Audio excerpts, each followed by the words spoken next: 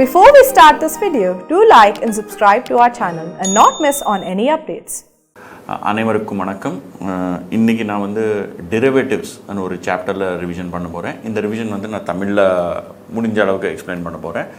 இது வந்து என்னாச்சுன்னா நிறைய பேர் ஸ்டூடெண்ட்ஸ் எனக்கு ரிக்வெஸ்ட் பண்ணியிருந்தாங்க, சார் உங்களுக்கு தமிழ் தெரியுமில்ல, நீங்கள் வந்து ஏதாவது ஒரு chapter derivatives, especially derivatives forex chapter வந்து இந்த 2 சாப்டர் நீங்கள் வந்து தமிழ் ப்ளஸ் இங்கிலீஷில் நீங்கள் ரிவிஷன் பண்ணி கொடுங்கன்னு 4 பேர் மெயில் அனுப்பிச்சிருந்தாங்க. நான் சொன்னேன், சரிப்பா ஓகே ட்ரை பண்ணிடலாம், ஒரு வாட்டி பண்ணி கொடுக்கலாம், பசங்களுக்கு பிடிச்சிருந்துன்னா அப்புறம் யூஸ் பண்ணிக்கலாம், நம்ம இன்னும் எக்ஸாமுக்கு அவங்க எல்லாம் ப்ரிப்பேர் பண்ணிடுவாங்கன்னு சொல்லிட்டு நான் வந்து இது ஒரு ஆஸ் அ ட்ரையல் பண்ணிகிட்ருக்கேன். சரியா? இன்னொரு விஷயம் என்னென்னா, என்னோடய தமிழ் வந்து நான் வந்து 94லேருந்து 97 வரைக்கும் நான் வந்து கோயம்புத்தூரில் வளர்ந்தேன். அங்கே வந்து நான் 10th கிளாஸ் அங்கே தான் படித்தேன். அங்கே தான் நான் தமிழ் கற்றுக்கிட்டேன். நான் பிறந்ததெல்லாம் ஹைதராபாத் தான், ஆனால் நான் வந்து தமிழ் கற்றுக்கினது வந்து கோயம்புத்தூரில். ஸோ எனக்கு எங்கள் அப்பா வந்து அங்கே ட்ரான்ஸ்ஃபர் ஆகிட்டார், அதனால தான் நான் வந்து அங்கே போயிருந்தேன்.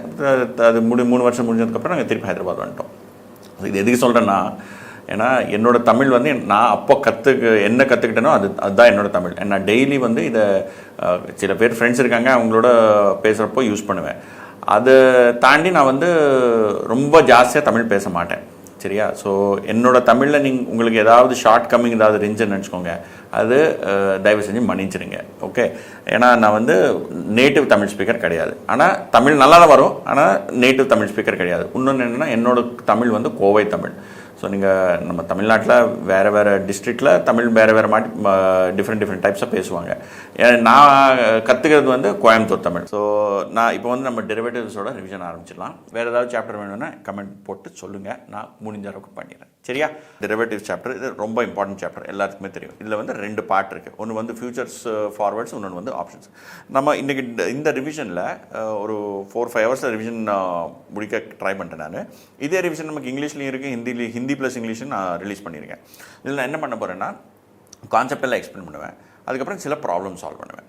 அப்போது சேம் வெரைட்டி ப்ராப்ளம் நிறையெல்லாம் சால்வ் பண்ண மாட்டேன். ஓகே? நான் ஒரு வெரைட்டியில் ஒரு ப்ராப்ளம் சால்வ் பண்ணிடுவேன். ஓகேவா? ஸோ இது நம்மளோட பிளான் இன்னைக்கு. ஃபஸ்ட்டு வந்து நம்ம வந்து இந்த டெரிவேட்டிவ்ஸில் ஃபியூச்சர்ஸ் அண்ட் ஃபார்வர்ட்ஸ் ரிவிஷன் எடுத்துக்கலாம், அதுக்கப்புறம் வந்து நம்ம ஆப்ஷன்ஸ்க்கு வந்துடலாம். சரியா? So first futures and forwards. சரியா? ஃபஸ்ட்டு வந்து ஃபியூச்சர்ஸ் அண்ட் ஃபார்வர்ட்ஸ். அதுக்கு போகிறதுக்கு முன்னால் first what you mean by derivative? டெரிவேட்டிவ்னா என்ன? டெரிவேட்டிவ்னா அது ஒரு பேப்பர், பீஸ் ஆஃப் பேப்பர்ப்பா. ஒரு 100 ரூபா ஸ்டாம்ப் பேப்பர் இருக்கும்ல, அந்த 100 ரூபா ஸ்டாம்ப் பேப்பர் மேலே நீங்கள் என்ன ஒரு கான்ட்ராக்ட் எழுதிக்கிறீங்க. என்னென்னு எழுத போகிறீங்க நீங்கள்? அந்த கான்ட்ராக்டில் நீங்கள் எழுத போகிறீங்க, it's a contract between 2 parties, 2 party இருக்குது, that drives its value from underlying asset. அது அந்த கான்ட்ராக்டில் நீங்கள் வந்து இன்னொரு அசெட் பற்றி நீங்கள் அதில் டிஸ்கஸ் பண்ணுவீங்க. என்ன டிஸ்கஸ் பண்ணுவீங்க? And it is subject to risk தனியாக வச்சுருங்க. எல்லா கான்ட்ராக்டும் ரிஸ்க் இருக்கும். இதில் என்ன பண்ணுறீங்க நீங்கள் வந்து, ஒரு டெரிவேட்டிவ்னு என்னென்னா ஒரு பீஸ் ஆஃப் பேப்பர், ஸ்டாம்ப் பேப்பரில் நீங்கள் ஒரு அசெட் பற்றி எழுத போகிறீங்க. அசெட்னா உங்களுக்கு கோல்டு இருக்கலாம், நம்ம ஷேர் இருக்கலாம், ஸ்டாக் இருக்கலாம், பாண்ட் இருக்கலாம், கரன்சி இருக்கலாம், என்ன வேணா இருக்கலாம். அது மேலே நீங்கள் வந்து ஒரு கான்ட்ராக்ட் என்டர் பண்ணுறீங்க. என்ன பண்ண போகிறீங்க? அதில் நீங்கள் சொல்லுவீங்க, நான் இந்த பர்டிகுலர் ஷேரு இன்றைக்கி யோசிங்க, இன்றைக்கி ஃபஸ்ட்டு நான் 10ஆம் தேதிக்கு ஒரு கான்ட்ராக்ட் எழுத போகிறேன். 10ஆம் தேதி அந்த நாளைக்கு நான் வந்து போய் ஒரு ஷேரோ பாண்டோ ஏதோ ஒன்று வாங்க போகிறேன். இந்த ரேட்டுக்கு வாங்குவேன், அதுக்கு நான் உங்களுக்கு இவ்வளோ காசு தருவேன். இந்த மாதிரியெல்லாம் நீங்கள் ஒரு எக்ரிமெண்ட் என்ன எக்ரிமெண்ட் என்டர் பண்ணுறீங்களோ அதுதான் ஒரு டெரிவேட்டிவ் கான்ட்ராக்ட். டெரிவேட்டிவில் நிறைய டைப் இருக்குது. ஃபஸ்ட்டு டைப் என்னடா, நம்ம வந்து ஃபியூச்சர்ஸ் ஃபார்வர்ட்ஸ். ஃபியூச்சர் ஃபார்வர்டு ரொம்ப வெரி க்ளோஸ், பெரிய சில வித்தியாசங்கள்லாம் இருக்குது, ஆனால் ரெண்டுமே நம்ம ப்ரைஸ் பண்ணுற போது ஒரே வாட்டி தான் ப்ரைஸ் பண்ணுவோம். ப்ரைஸ் என்ன, வேல்யூ என்ன, அதெல்லாம் டிஸ்கஸ் பண்ணிடலாம். ஓகே, ஃபஸ்ட்டு இது மைண்டில் வச்சுக்கோங்க. ஃபியூச்சர் ஃபார்வர்டு 2 ஒரே மாதிரி தான் ப்ரைஸ் பண்ணுவோம். அண்ட் இந்த 2 கான்ட்ராக்ட்டுமே ஆப்ஷனோட ரொம்ப வித்தியாசமாக இருக்கும். ஆப்ஷன் வேறு, ஃபியூச்சர் ஃபார்வர்டு வேறு. அது 2க்கு ரிலேஷன் இருக்கானா? இருக்குது, கொஞ்சம் ரிலேஷன் இருக்குது. ஆனால் இது வந்து ஒரு டைரெக்ஷனு, அது வந்து இன்னொரு டைரெக்ஷன். அது ஞாபகம் வச்சுக்கோங்க. ஓகே, இப்போ ஃபார்வர்ட் கான்ட்ராக்ட் என்ன? இது வந்து சிம்பிளஸ்ட் ஃபார்ம் ஆஃப் டெரிவேட்டிவ்ப்பா. சிம்பிளஸ்ட் டெரிவேட்டிவ் இருக்கிற எல்லா டெரிவேட்டிவ்லையும் இதுதான் சிம்பிளஸ்ட் ஃபார்ம். இதில் என்ன? இதில் வந்து ஒரு ஆப்ளிகேஷன் இருக்குது. ஆப்ளிகேஷன் என்ன? There is an application to buy or sell. இப்போ நீங்கள் 2 பேர் கான்ட்ராக்ட் 2 பேர் இருப்பாங்க, ஒருத்தர் பையு ஒருத்தர் செல்லு, இல்லையா? So it is an application. Application என்ன? கண்டிப்பாக பண்ணி தான் ஆகணும். அது இப்போ யூ கேனாட் எஸ்கேப். நீங்கள் உங்களால் எஸ்கேப் பண்ண முடியாது. என்ன ஆனாலும் நீங்கள் அந்த கான்ட்ராக்டை மட்டும் எக்ஸிக்யூட் பண்ணி தான் ஆகணும். ஓகே, எது மேலே கான்ட்ராக்ட்? ஒரு அசெட், டிஃபைன்டு அசெட். என்ன அசெட்னா என்ன நம்ம இப்போ டிஸ்கஸ் பண்ணியிருந்தோம், பாண்டு, ஸ்டாக்கு, ஷேர், கரன்சி, அந்த மாதிரி financial asset. It can be real asset also, நம்ம கமாடிட்டி, காப்பர், அதெல்லாம் இருக்கலாம். Okay, it talks of quantity. அதில் ஒரு குவான்டிட்டி கிளியராக டிஸ்கிரைப் பண்ணிடுவாங்க. குவாலிட்டி, எந்த குவாலிட்டி? கோல்டுனா 916 கேடிஎம்மா இல்லையா, ஹால்மார்க்கா இல்லையா, ஓகே, அந்த மாதிரி. ப்ரைஸு எவ்வளோ, what is the price at which you're going to buy, எவ்வளோ ப்ரைஸ்க்கு, எந்த ப்ரைஸ்க்கு நீங்கள் வாங்க போகிறீங்க அது. அப்புறம் டைம், என்னைக்கு வாங்க போகிறீங்க. ஸோ இது வந்து contract between two parties to either buy or sell. இப்போ நான் பையராக இருந்தால் நான் இதெல்லாம் எப்போ வாங்க போகிறேன், என்னைக்கு வாங்க போகிறேன், அதெல்லாம் நான் சொன்னால் கான்ட்ராக்டில் ஸ்பெசிஃபை பண்ணால், நீங்கள் செல்லர்னு நினச்சிக்கோங்க, செல்லருக்கு அது சேம் ஆப்ளிகேஷன் இருக்குல்ல. நான் வாங்க போகிறேன்னா அவன் விற்க போகிறான் இல்லையா. So it is all the every thing is specified in the contract. அப்புறம் வந்து இது டெலிவரி பேஸ். டெலிவரி பேஸ் என்னென்னா, நான் வாங்கினா நீங்கள் வந்து எனக்கு சப்போஸ் நான் ஒரு ஷேர் வாங்கினேன், ஷேருக்கு மேலே ஒரு டெரிவேட்டிவ் கான்ட்ராக்ட் என்டர் பண்ணியிருக்கேன்னு வச்சுக்கோங்க. என்ன ஆகும், நான் ஷேர் வாங்கி தான் ஆகணும். அப்போ நீங்கள், நான் உங்களுக்கு 10 ரூபா கொடுத்துட்டு அந்த ஷேர் கையில் எடுத்துகிட்டு தான் ஆகணும், வேறு வழி இல்லை. நான் 10 ரூபா உங்களுக்கு கொடுத்து அந்த கோல்டு காயின் எடுத்து தான் ஆகணும். நான் ஒரு சில காசு உங்களுக்கு கொடுத்து கையில் எனக்கு அந்த கமாடிட்டி அசெட்டு ஏதாவது என் கையில் வந்து தான் ஆகணும். இப்போ நான் பையர், நீங்கள் செல்லர்னா, நீங்கள் பையர் நான் செல்லர்னா உல்ட்டா தான். நீங்கள் பையர் நான் செல்லர்னா எக்ஸாக்ட்லி உல்ட்டா ஆகும். சரியா. ஸோ இது டெலிவரி பேஸ்டு. ஓடிசி, ஓடிசின்னு என்ன, ஓவர் தி கவுண்டர். கவுண்டர்னா என்ன, ஒரு டேபிள், அவ்வளோதான். ஓவர் தி கவுண்டர், நீங்கள் அந்த பக்கம், நான் இந்த பக்கம். இந்த மாதிரி நம்ம வந்து கான்ட்ராக்டை டூ பார்ட்டிஸ் இருக்காங்கல்ல, இந்த 2 பார்ட்டிஸு இங்கே வேறு ஏதோ இடத்துல போய் பண்ண மாட்டாங்க. ஒரு over the counter. Over the கவுண்டர்னால் யார் 2 பேர் வேணால் பண்ணிக்கலாம். இப்போ இதுக்கு வந்து ஒரு மார்க்கெட்டு, ஒரு ஸ்டாக் மார்க்கெட்டு, அதில் போய் தான் பண்ணணும் அப்படியெல்லாம் ஒன்றும் கிடையாது. நான் ஃபோன் பண்ணிவிட்டு உங்களுக்கு கேட்குறேன், சரிப்பா பண்ணலாமான்னு, நீ பண்ணிருப்பாங்க, ஓகே சரி பண்ணிடலாம். அப்படியெல்லாம் தான் நடக்கும். ஃபார்வர்ட் கான்ட்ராக்ட் அப்படியெல்லாம் தான் நடக்கும். உங்களுக்கு என் மேலே நமக்கும் எனக்கு உண்மையில நம்பிக்கை இருந்தால் நம்ம 2 பேரும் இந்த கான்ட்ராக்ட் என்டர் பண்ணிடலாம். ஓகே, இது கஸ்டமைசபிள். கஸ்டமைசபிள் என்ன, நீங்கள் ஒரு ஷேர் வாங்கலாம், 2 ஷேர் வாங்கலாம், 10 கிராம் வாங்கலாம் கோல்டு, இல்லை 1 கிராம் வாங்கலாம், எவ்வளோ வேணாலும் அவ்வளோ வாங்கலாம். ஓகே, உங்களுக்கு கஸ்டமைஸ்டு எந்த அளவுக்கு கஸ்டமைசேஷன் நம்ம 2 பேருக்கு தேவையோ அந்த அளவுக்கு நம்ம கஸ்டமைஸ் பண்ணிக்கலாம். நீங்கள் எக்ரி பண்ணணும், நானும் எக்ரி பண்ணணும். 2 பேர் எக்ரி பண்ணிட்டோம்னா எந்த அளவுக்கு வேணாலும் அந்த அளவுக்கு நம்ம கஸ்டமைஸ் பண்ணிக்கலாம். அப்புறம் வந்து கிரெடிட் ரிஸ்க். இந்த பர்டிகுலர் கான்ட்ராக்டில் கிரெடிட் ரிஸ்க் இருக்குது. கிரெடிட் ரிஸ்க்னு என்ன, கிரெடிட் ரிஸ்க் என்ன, நான் ஓடி போயிடுவேன். நான் வாங்குறேன்னு சொல்கிறேன், ஆனால் அந்த நாளைக்கு நான் ஓடி போயிடுறேன். இல்லை நீங்கள் விற்கிறேன்னு சொல்கிறீங்க, ஆனால் அந்த நாளைக்கு நீங்கள் ஓடி போயிடலாம். ஸோ அந்த மாதிரி யாராவது ஒரு ஆள் கான்ட்ராக்ட் டேர்ம்ஸை நெகேட் பண்ணிவிட்டு கான்ட்ராக்ட் டேர்ம்ஸை ஃபுல்ஃபில் பண்ணாமல் ஓடி போயிடலாம். அது வந்து கிரெடிட் ரிஸ்க். அதில் கிரெடிட் ரிஸ்க்னு சொல்லுவாங்க. ஏன்னா இப்போ நீங்கள் பாருங்கள், நான் வந்து உங்ககிட்ட ஒரு கான்ட்ராக்ட் என்டர் பண்ணுறேன், கோல்டை 10 ரூபாய்க்கு வாங்குறேன்னு சொல்லி, கோல்டு 10 ரூபாயில் 1 லட்சத்து 1 லேக்கு கோல்டு வாங்குறேன்னு சொல்கிறேன். எவ்வளோ கிராமு, 1 லேக்குனா ஒரு நம்ம வந்து ஒரு 10 கிராம்னு சொல்லிக்கலாம். நான் எனக்கு எக்ஸாக்ட் இன்றைக்கி என்ன ரேட்டுன்னு தெரியாது, அப்படியே சொல்கிறேன். ஓகே, 10 கிராம் ஒரு 1 லேக்கு வாங்குறேன்னு சொல்கிறேன். இப்போ என்னாச்சு, எப்போ வாங்குவேன், ஒரு மாதத்துக்கு அப்புறம் வாங்குறேன். Okay, after 1 month I will buy 24 carat gold, ஒரு லட்சம் ரூபாய்க்கு 10 கிராம் வாங்க போகிறேன். அப்புறம் ஒரு மாதம் கழித்து அந்த 1 லேக் இது என்ன ஆக போகுது, சடன்லி அந்த 1 லேக் வந்து 10 கிராம் கோல்டு 50,000 ஆயிடுச்சு ஒரு மாதம் கழிச்சு.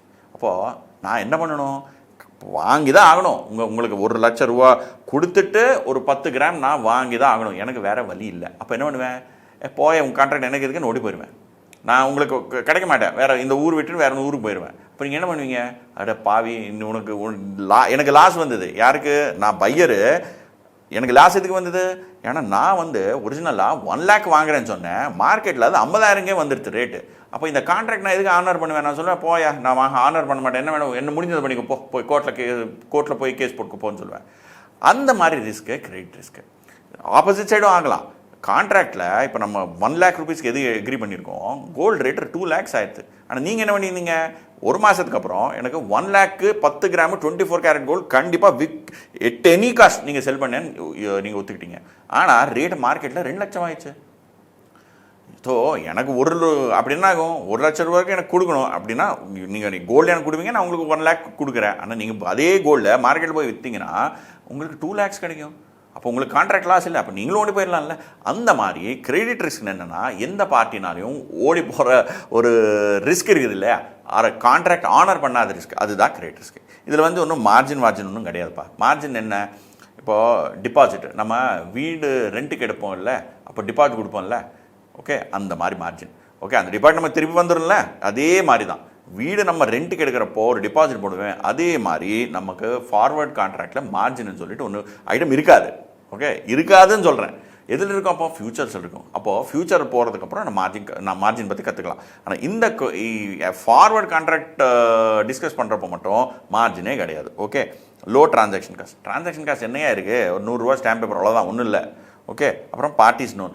ஆமாம், இந்த மாதிரி கிரெடிட் ரிஸ்கெல்லாம் இருந்தால் நான் வழியிற போல் யாரோடையும் நான் இந்த கான்ட்ராக்ட் என்டர் பண்ணிடுவேனா? இல்லையே, எனக்கு தெரிஞ்சாலோட என்டர் பண்ணுவேன். நானும் நீங்கள் 2 பேரும் பிஸ்னஸ் பார்ட்னரு, இல்லை நானும் நீ கண்டினியூஸாக இப்படியே கான்ட்ராக்ட் என்டர் பண்ணுறேன். இல்லை நீங்கள் ஒரு பேங்க்கு, நான் வந்து உங்களோட கஸ்டமரு, நான் வந்து ஃபாரின் கரன்சிக்கு இந்த மாதிரி கான்ட்ராக்ட் என்டர் பண்ணுறேன். ஓகே, ஸோ அந்த மாதிரி தெரிஞ்ச பார்ட்டிங்க தான் இந்த மாதிரி ஃபார்வர்ட் கான்ட்ராக்ட் என்டர் பண்ணுவாங்க. தெரியாத பார்ட்டி ஃபார்வர்ட் கான்ட்ராக்ட் என்டரே பண்ண மாட்டாங்க. எதுக்கு? இதெல்லாம் பிரச்சனை இருக்கே, நம்ம கிரெடிட் ரிஸ்க்கு அந்த மாதிரிலாம் இஷ்யூஸ் இருக்குமே, அதனால தெரியாத பார்ட்டி என்டர் பண்ண மாட்டாங்க. சரியா? இது வந்து ஒரு ஃபார்வர்ட் கான்ட்ராக்ட் ஆச்சு. அப்புறம் வந்து ஃபார்வர்ட் கான்ட்ராக்ட் அதர் சைடு வந்து ஃபியூச்சர் கான்ட்ராக்ட். இது எக்ஸாக்ட்லி ஃபார்வர்ட் மாதிரி தான். இதில் லாட் ஆஃப் சிமிலாரிட்டிஸ், ரெண்டுக்குமே ரொம்ப ரொம்ப சிமிலர் ஆஸ்பெக்ட்ஸ் நிறைய இருக்குது. ஆனால் சில ஆஸ்பெக்ட்ஸு ரொம்ப டிஃப்ரெண்ட்டு. அது என்னன்னு பார்க்கலாம். It is like forward. சரி, யூஸ்வலி கேஷ் செட்டில். என்னடா இந்த கேஷ் செட்டில் என்னென்னா, நான் ஒரு 2 நிமிஷத்துக்கு முன்னாடி அந்த கோல்டு எக்ஸாம்பிள் சொன்னேன். ஏன்னா நான் வந்து ஒரு 10 கிராம் கோல்டு உங்கள்கிட்ட 1 lakh rupeesக்கு வாங்க போகிறேன்னு சொன்னேன்ல. இப்போது ஃபார்வர்ட் கான்ட்ராக்டில் என்ன ஆகும்னா, நான் வந்து உங்களுக்கு 1 lakh கொடுப்பேன், 10 grams கோல்டு எடுத்துக்கிறேன். அது வந்து ஃபார்வர்டு. ஃபியூச்சரில் என்ன ஆகும்னா, நீங்கள் சொல்லுவீங்க, ஏன் எதுக்கியா இதெல்லாம் தேவையில்லாத பிரச்சனை, மார்க்கெட்டில் கோல்டு 2 lakhs. ஓகே, நீ வந்து எங்கிட்ட 1 lakh வாங்கிடுவேன். நீங்கள் அதே கோல்டு போய் நீ மார்க்கெட்டில் அதே கோல்டு வந்து நீ போய் மார்க்கெட்டில் விற்றுட்டேன்னு வச்சுக்கோ, என்ன வரும்? உங்களுக்கு 2 lakhs வரும். அப்படின்னு என்ன? உங்களுக்கு டைரெக்டாக 1 லட்சம் ப்ராஃபிட் வருது இல்லை? நீங்கள் சொல்லுவீங்க, உனக்கு 1 லட்சம் ப்ராஃபிட் வருது, அந்த ப்ராஃபிட்டே நான் கொடுத்துட்றேன், அந்த கான்ட்ராக்ட் கேன்சல் பண்ணிடலாம். கான்ட்ராக்ட் மெச்சூரிட்டி டேட் என்ன? Last date. கான்ட்ராக்ட் எந்த நாளைக்கு நீங்கள் வந்து எனக்கு கோல்டு 10 கிராம் கொடுக்க போகிறீங்களோ, அதே நாளுக்கு நான் வந்து உங்களுக்கு 1 lakh ரூபி கொடுக்க போகிறேனோ, அந்த டேட்டை மெச்சூரிட்டி டேட்னு சொல்லுவாங்க. ஃபார்வர்டுக்கும் மெச்சூரிட்டி டேட் இருக்கும், ஃபியூச்சருக்கும் மெச்சூரிட்டி டேட் இருக்கும். ஆனால் இந்த ஃபியூச்சரில் என்ன ஆகும்னா, அதை வந்து நம்ம கேஷ் செட்டில் பண்ணிடுவோம். கேஷ் செட்டில்னா, நான் எனக்கு ப்ராஃபிட் வந்துச்சுன்னு நினச்சிக்கோங்க, நீங்கள் எனக்கு ப்ராஃபிட் கொடுத்துட்டு நீங்கள் போயிடுவீங்க. உங்களுக்கு ப்ராஃபிட் வந்துச்சுன்னு நினச்சிக்கோங்க, உங்களுக்கு ப்ராஃபிட் எப்படி வரும்பா? நீங்கள் 1 lakh எனக்கு விற்கிறேன்னு சொல்கிறீங்க, ஆனால் மார்க்கெட்டில் ரேட் 50,000 தானே. அப்போ வந்து நீங்கள் மார்க்கெட்டில் 50,000க்கு வாங்கிட்டு எனக்கு 1 லட்சத்துக்கு விற்றுடலாம்ல.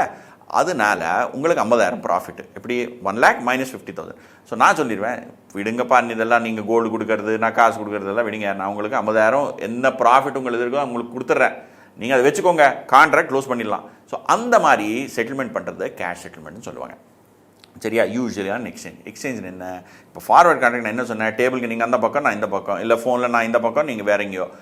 ஃப்யூச்சரில் அதெல்லாம் ஒர்க் அவுட் ஆகாதுப்பா. ஃப்யூச்சரில் என்ன பண்ணணும்னா, எல்லாரும் வந்து எக்ஸ்சேஞ்சில் தான் ட்ரேட் பண்ணி தான் ஆகணும். எல்லாருமே எக்ஸ்சேஞ்சில் தான் ட்ரேட் பண்ணணும். ஏன்னா exchange is the place where everybody comes. அங்கே நீங்கள் வந்து உங்கள் இஷ்டத்துக்கு யார் வேணும், யார் உங்களுக்கு அந்த ஆள் பிடிச்சா இந்த ஆள் பிடிக்கல, அந்த மாதிரிலாம் பண்ண முடியாது. எக்ஸ்சேஞ்சில் போய் நீங்கள் ஆர்டர் போடுவீங்க, அது யாருக்கு கிடச்சதோ, அந்த அதர் சைடு எந்த பார்ட்டி இருப்பானோ, யார் இருப்பானோ ஒன்றும் தெரியாது நமக்கு. எல்லோரும் எனானிமஸ், ஒருத்தனுக்கு இன்னொருத்தன் தெரியாது.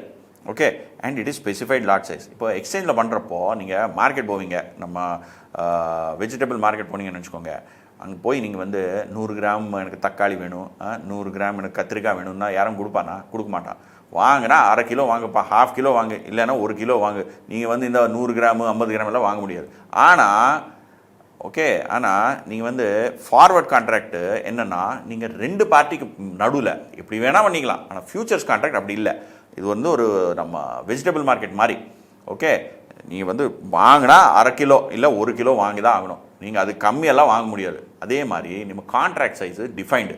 நீங்கள் 10 கிராமுக்கு தான் கான்ட்ராக்ட் இருக்கும் கோல்டு, உங்களுக்கு 1 கிராமு 2 கிராமு அதெல்லாம் முடியாது. ஓகே, அது வந்து ஸ்பெசிஃபைட் லாட் சைஸ். கோல்டுக்கு அது ஸ்பெசிஃபைட் லாட். அதே மாதிரி நம்ம ஷேர்ஸ்னுக்கோங்க, ஒரு ஷேர்ஸ் எல்லாம் வாங்க முடியாது, ஒரு 100 ஷேர் வாங்கணும். ஓகே, அப்படி இருக்கும் லாட் சைஸ்.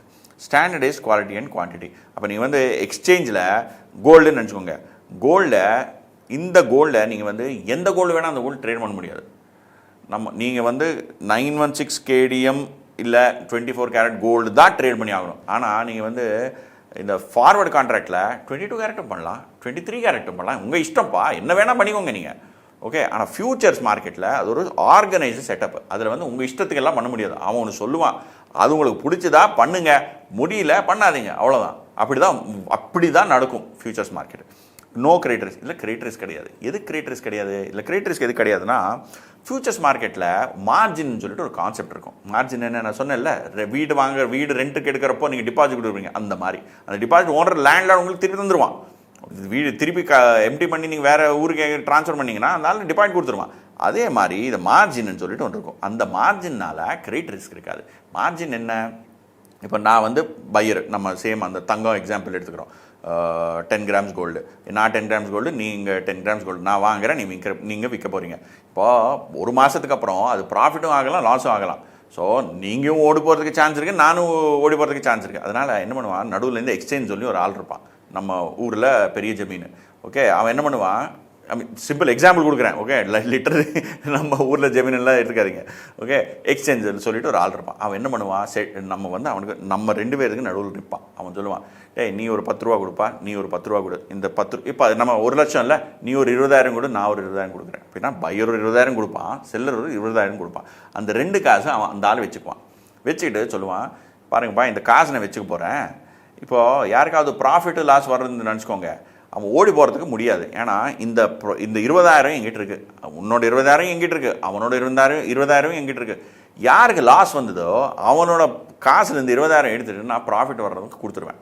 ஓகே, இப்போ நீங்கள் கேட்கலாம், சார் லாஸ் 50,000 வரலாம் இல்லை சார், 20,000 தான் வச்சுட்ருக்கான் இந்த ஆள் செட்டில்மெண்ட் பண்ணுறதுக்குன்னா. கரெக்டு, இவன் 20,000 ஸ்டார்டிங்கில் வச்சுருக்கான். ஆனால் நடுவில் ஒரு 5 நாள் கழிச்சு யோசிக்கோங்க, லாஸ் ஆல்ரெடி 10,000 ஆயிடுச்சு. இப்போ என்ன சொல்லுவான், டே நீ கொடுத்தது 20,000 ஆல்ரெடி 10,000 போச்சு, இன்னொரு 20,000 கொடுப்பான்பா.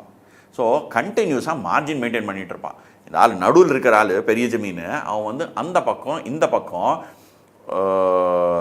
2 பேர்கிட்டேருந்து மார்ஜின் வாங்கிட்டு அதுலேருந்து எவ்ரி ஃபியூ இன்ஸ்டன்சஸ், சில எவ்ரி 3 days 4 days இல்லை ரேட்டு கீழே எப்படி ரேட்டு கீழே வருதோ, எப்படி ரேட்டு மேலே போகுதோ அந்த டைமில் அந்த நேரத்தில் யாருக்கு லாஸ் வந்ததோ அவங்ககிட்ட இந்த லாஸ்ன்னு என்ன, நமக்கு பணம் போச்சுன்னா அந்த பணம் யாருக்கு போச்சு, ப்ராஃபிட் வர்றதுக்கு போகுது. ஓகே, ஸோ அவனோட டிபாசிட்லேருந்து எடுத்துகிட்டு இவனோட டிபாசிட்டில் ஆட் பண்ணிடுவான்.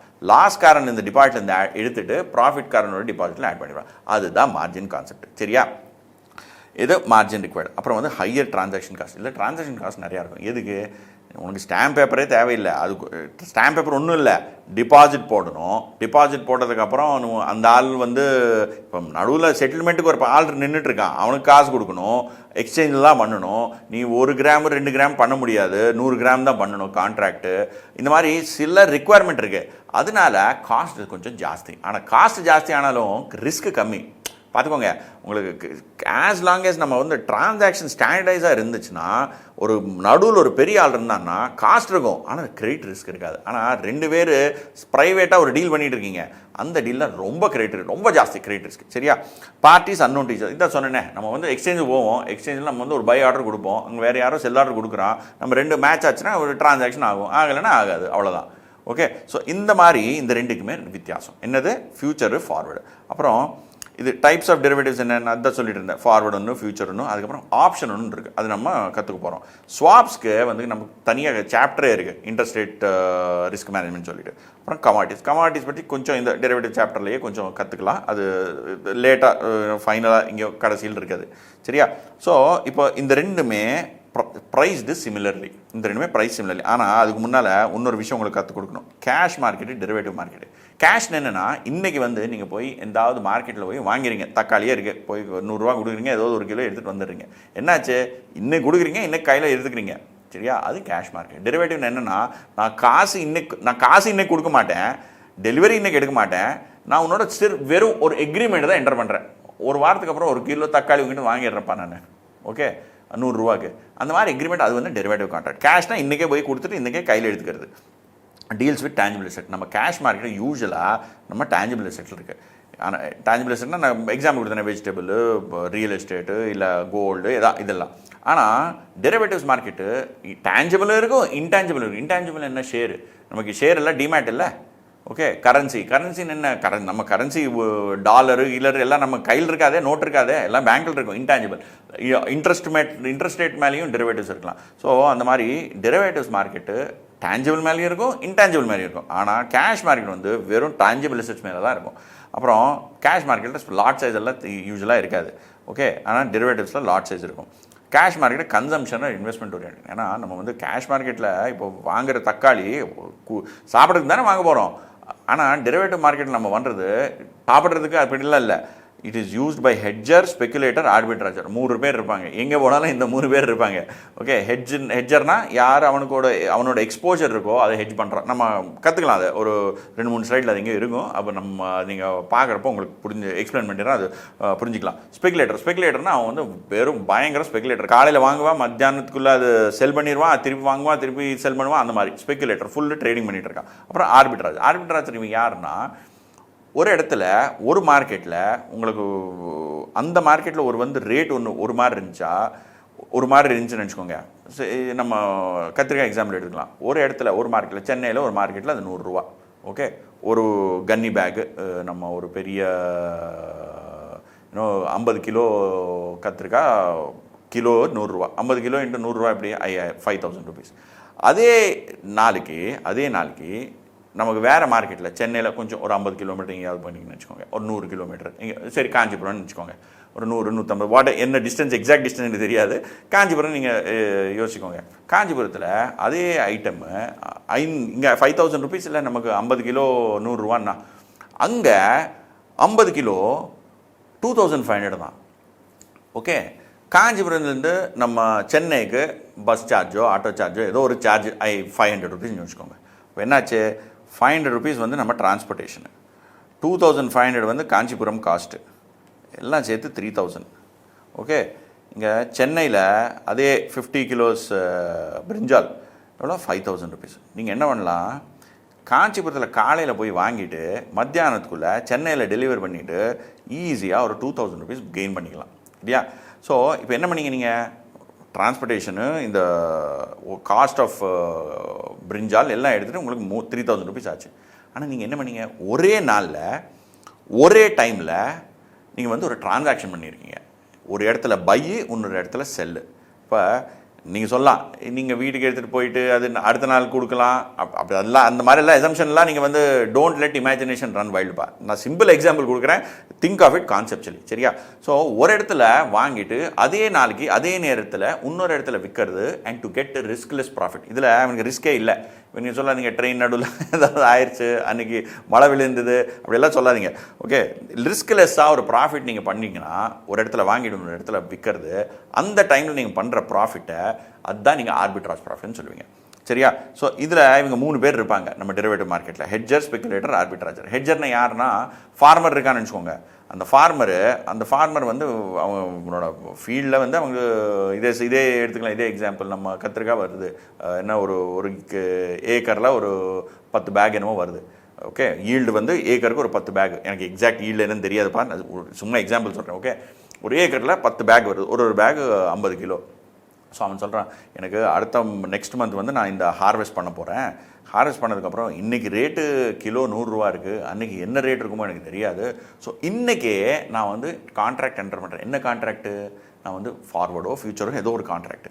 ஸோ அந்த மாதிரி நான் என்னோடய ஃப்யூச்சரில் இருக்கிற எக்ஸ்போஜருக்காக, அவனுக்கு ஃப்யூச்சரில் ரேட் என்னன்னு தெரியாது இல்லை, அந்த ரேட்டை அவனை வந்து இன்றைக்கே ஃப்ரீஸ் பண்ணிடுறான்.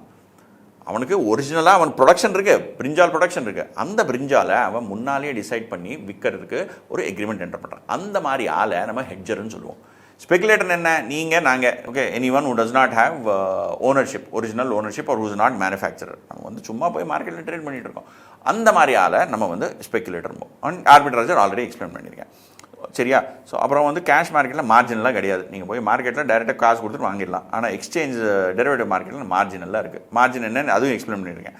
அப்புறம் ஓனர்ஷிப் ட்ரான்ஸ்ஃபர் இமீடியட்லி. நீங்கள் காசு இப்போ கையில் வந்து காசு இப்படி நம்ம கையிலேருந்து போச்சு, அங்கே வந்து தக்காளி வந்தது இல்லை கத்திரிக்காய் வந்தது. ஆனால் டெரிவேட்டிவ் மார்க்கெட் என்ன, ஒரு மாதத்துக்கு அப்புறம், ஒரு வருஷத்துக்கு அப்புறம், 3 மாதத்துக்கு அப்புறம் எப்படி வேணால் பண்ணிக்கலாம். Upfront cash commitment. கேஷ் மார்க்கெட்டில் உடனே காசு கொடுக்கணும். ஆனால் டெரிவேட்டிவ் மார்க்கெட்டில் நீங்கள் மார்ஜின் தான் கொடுக்கணும். லாஸ்ட் டே என்றைக்கு செட்டில்மெண்ட் பண்ணுறோமோ அன்னைக்கு கேஷ் செட்டில்மெண்ட்டாக இருந்தால், ஃபியூச்சர்ஸ்னால் கேஷ் செட்டில்மெண்ட் ஆகும், அன்றைக்கி ப்ராஃபிட் லாஸ் வந்துடும். ஃபார்வர்ட்னால் நமக்கு வந்து delivery based. So last day contract which date maturity, எந்த டேட்டு மெச்சூரிட்டி ஆகுதோ அந்த டேட்டு தான் நமக்கு கையிலேருந்து காசு போகுது. டிபாசிட் முன்னாலே போகுது. இப்போ நீங்கள் வீட்டுக்கு ரெண்ட்டுக்கு டிபாசிட்டு ஃபஸ்ட்டு கொடுத்துருவீங்க, ஆனால் ரெண்ட் எப்போ கொடுப்பீங்க? ஒரு மாதத்துக்கு முடிச்சதுக்கப்புறம் தானே கொடுப்பீங்க. அதே மாதிரி லாஜிக்கு. சரியா? இது வந்து ரெண்டுமே டிஃப்ரென்ஸ், கேஷ் மார்க்கெட்டுக்கு டிஃப்ரெண்ட் டெரிவேட்டிவ்ஸ் மார்க்கெட். இப்போது நம்ம வந்துடலாம் pricing of forwards and futures. ரெண்டுமே ப்ரைஸிங்கு சேம் ஃபார்மேட் தான் யூஸ் பண்ணுவோம். அது ஃபியூச்சர் எப்படி ப்ரைஸ் பண்ணுவோமோ ஃபார்வர்டும் அப்படியே தான் ப்ரைஸ் பண்ணுவோம். ரெண்டில் வித்தியாசம் இருக்குது. எதில் இருக்குது? குவான்டிட்டி, குவாலிட்டி, மார்ஜின், அதெல்லாம் பக்கத்தில் வச்சுருங்க தள்ளிட்டு. ஓகே, ப்ரைஸிங் எங்கே வருதோ அங்கே ரெண்டுமே சேம் மெத்தட் யூஸ் பண்ணி ப்ரைஸ் பண்ணுவோம். சரியா? ஸோ இந்த ப்ரைஸிங் எப்படி பண்ணுவோம்? நம்ம ப்ரைஸிங் வந்து ஒரு சிம்பிள் எக்ஸ்பிரஷன் கொடுக்குறேன் உங்களுக்கு. என்னென்னா இங்கே ஒரு ஹைலைட் பண்ணி பாருங்க. நெட் காஸ்ட் ஆஃப் கேரி அது என்ன? Forward or future price is equal to spot plus cost of carry minus dividend. இந்த இடத்துல net cost of carry is cost of carry minus dividend. இந்த காஸ்ட் ஆஃப் கேரி என்ன, dividend என்ன you'll understand, உங்களுக்கு புரியும். So forward or future price equal to spot plus cost of carry minus dividend. And cost of carries minus dividend நம்ம வந்து net cost of கேரின்னு சொல்லுவோம். சரியா? So இப்போ ஸ்பாட் என்ன? இங்கே நம்ம இன்றைக்கி ஸ்பாட்னா இன்றைக்கி விலை என்ன? இப்போ நீங்கள் ஒரு சிம்பிள் எக்ஸாம்பிள் எடுக்கிறேன். Gold 10 grams of gold and we'll take round figure 1 lakh. சரியா? ஸோ இப்போ 1 lakh நீங்கள் கோல்டு இன்றைக்கி இருக்கிற ரேட்டு நம்ம ஸ்பாட்டுமோ. This is today. சரியா? இப்போது நான் உங்ககிட்டேருந்து நம்ம அந்த பை செல்லு கான்ட்ராக்ட் இருக்குல்ல, நான் ஃபார்வர்டு ஃபியூச்சர் அதெல்லாம் டிஃப்ரென்ஸ் எல்லாம் ஒன்றும் இல்லை. நான் உங்ககிட்டேருந்து வாங்க போகிறேன் 1 lakh rupee worth gold 10 gram ஒரு மாதத்துக்கு அப்புறம். நீங்கள் ஒரு மாதத்துக்கு அப்புறம் எனக்கு விற்க போகிறீங்க. சரியா?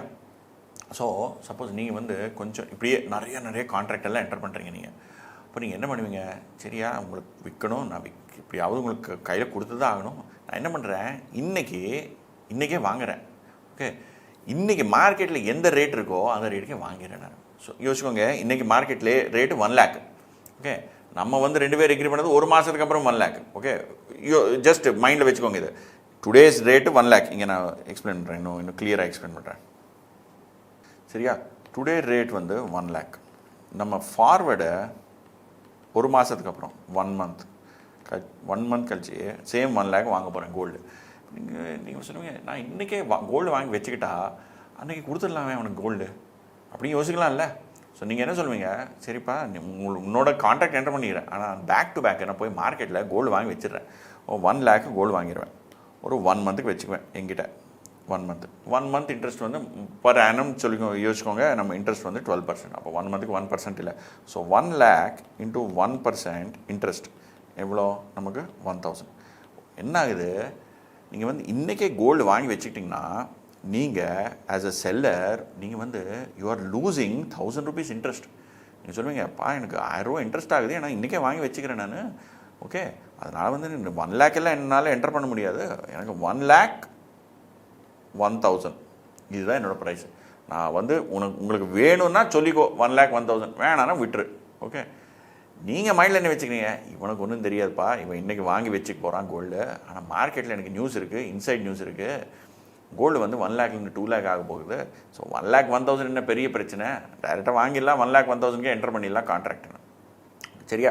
ஸோ நீங்கள் என்டர் பண்ணிடுங்க 1 lakh 1000. ஸோ இந்த 1000 என்ன இருக்கோ அது இன்ட்ரெஸ்ட் காஸ்ட்டில். ஏன்னா நீங்கள் வாங்குற ஆள். ஸோ வாங்குற ஆள் நம்ம செல் பண்ண போகிறேன், அவன் தான் கோல்டு வாங்கி வச்சுக்கிட்டு இருக்கான் அவங்ககிட்ட வீட்டில். ஏன்னா ஒரு மாதத்துக்கு அப்புறம் டெலிவரி பண்ணணும் அதை. ஸோ அந்த 1000 என்ன இன்ட்ரெஸ்ட் காஸ்ட் இருக்கோ அதுதான் காஸ்ட் ஆஃப் கேரி. ஏன்னா நீங்கள் யோசிச்சு பாருங்க, 2 பேருமே காற்றுல பேசிகிட்டு இருந்தீங்கன்னா அது ஸ்பெக்குலேஷன். ஆனால் ஒரு ஆள் ஸ்பெக்குலேட் பண்ண மாட்டான். போய் நான் எல்லாம் ஸ்பெக்குலேட் பண்ண மாட்டேன், இன்றைக்கே வாங்கி வச்சுக்கிறேன், அது இன்ட்ரெஸ்ட் என்ன ஆகுதோ ஆகுது, அவ்வளோதான், அந்த இன்ட்ரெஸ்ட்டு நான் காஸ்ட்லேயே ஆட் பண்ணிடுவேன். அந்த மாதிரி யோசிப்பேங்க. யார் யோசிப்பா? அந்த மாதிரி செல்லர் யோசிப்பான். ஸோ அந்த 1000 rupees என்ன இருக்கோ அது is cost, that is cost of carry. சரியா? ஸோ அந்த காஸ்ட் ஆஃப் கேரி நீங்கள் ஆட் பண்ணுவீங்க. That is how future contract is priced. Future contract நம்ம ப்ரைஸ் இப்படி தான் ஆட் பண்ணுவோம். ஸ்பாட் எடுத்துகிட்டு அதோட இன்ட்ரெஸ்ட் காஸ்ட் ஆட் பண்ணுவோம். ஆனால் இங்கே டிவிடெண்ட் சப்ராக்ட்னு சொல்லியிருக்காங்க. என்ன டிவிடெண்ட்? இப்போ நான் உங்களுக்கு கோல்டு தங்கம் எக்ஸாம்பிள் கொடுத்துருக்கேன். கோல்டை விட்டுட்டு நம்ம ஷேர் பற்றி யோசிக்கலாம். இப்போது சேம் திங், நம்ம 1 லட்ச ரூபா கோல்டில் வைக்காமல் நம்ம 1 லட்ச ரூபாய்க்கு ஒரு ஸ்டாக் வாங்கலான்னு பிளான் பண்ணிட்டு இருக்கோம். நீங்கள் ஒரு 1 lakh rupees worth stock ITC எனக்கு விற்க போகிறீங்க, நான் 1 lakh ஒர்த்து ஸ்டாக்கு உங்கள்கிட்ட வாங்க போகிறேன். ஸ்டாக்கு ஷேர் இன்னொன்று தான். ஓகே, சரியா? ஸோ அந்த 1 lakh rupees ஷேருக்கு நீங்கள் சொல்லுவீங்க, நான் உனக்கு அன்றைக்கி டெலிவரி கொடுத்து இன்றைக்கே வாங்கி வச்சுக்கிறேனே. சரி, ஓகே, வெரி குட். நீங்கள் வாங்கி வச்சுக்க போகிறீங்க. நீங்கள் வாங்குறது 1 lakh வாங்குறீங்க. ஆனால் 1 lakh நீங்கள் ஐடிசி ஷேர் வாங்கணுன்னா நீங்கள் இந்த காசு இன்ட்ரெஸ்ட் லாஸ் இருக்கும்ல ஆப்பர்ச்சுனிட்டி காஸ்ட், அதுக்கு மேலே 1000 rupees interest loss, 1000 rupees opportunity cost. நீங்கள் சொல்லுவீங்கப்பா என்னால் 1 lakh விற்க முடியாது, 1,01,000 தான் விற்க முடியும்னு சொல்லி.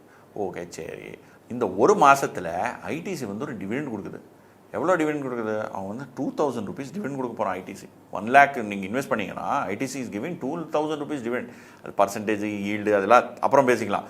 டிவிடெண்ட் வருது அவ்வளோதான். ஓ செல்லருக்கு இந்த டிவிடெண்ட் வரப்போதா, அவனுக்கு காஸ்ட் ஆச்சுன்னா அவன் சார்ஜ் பண்ணுறான் 1000 ரூபா ஜாஸ்தி, அவனுக்கு பெனிஃபிட் வந்து சப்ராக்ட் பண்ணுவோம்ல. கரெக்டு, அதனால தான் நம்ம டிவிடெண்ட் சப்ராக்ட் பண்ணுவோம்.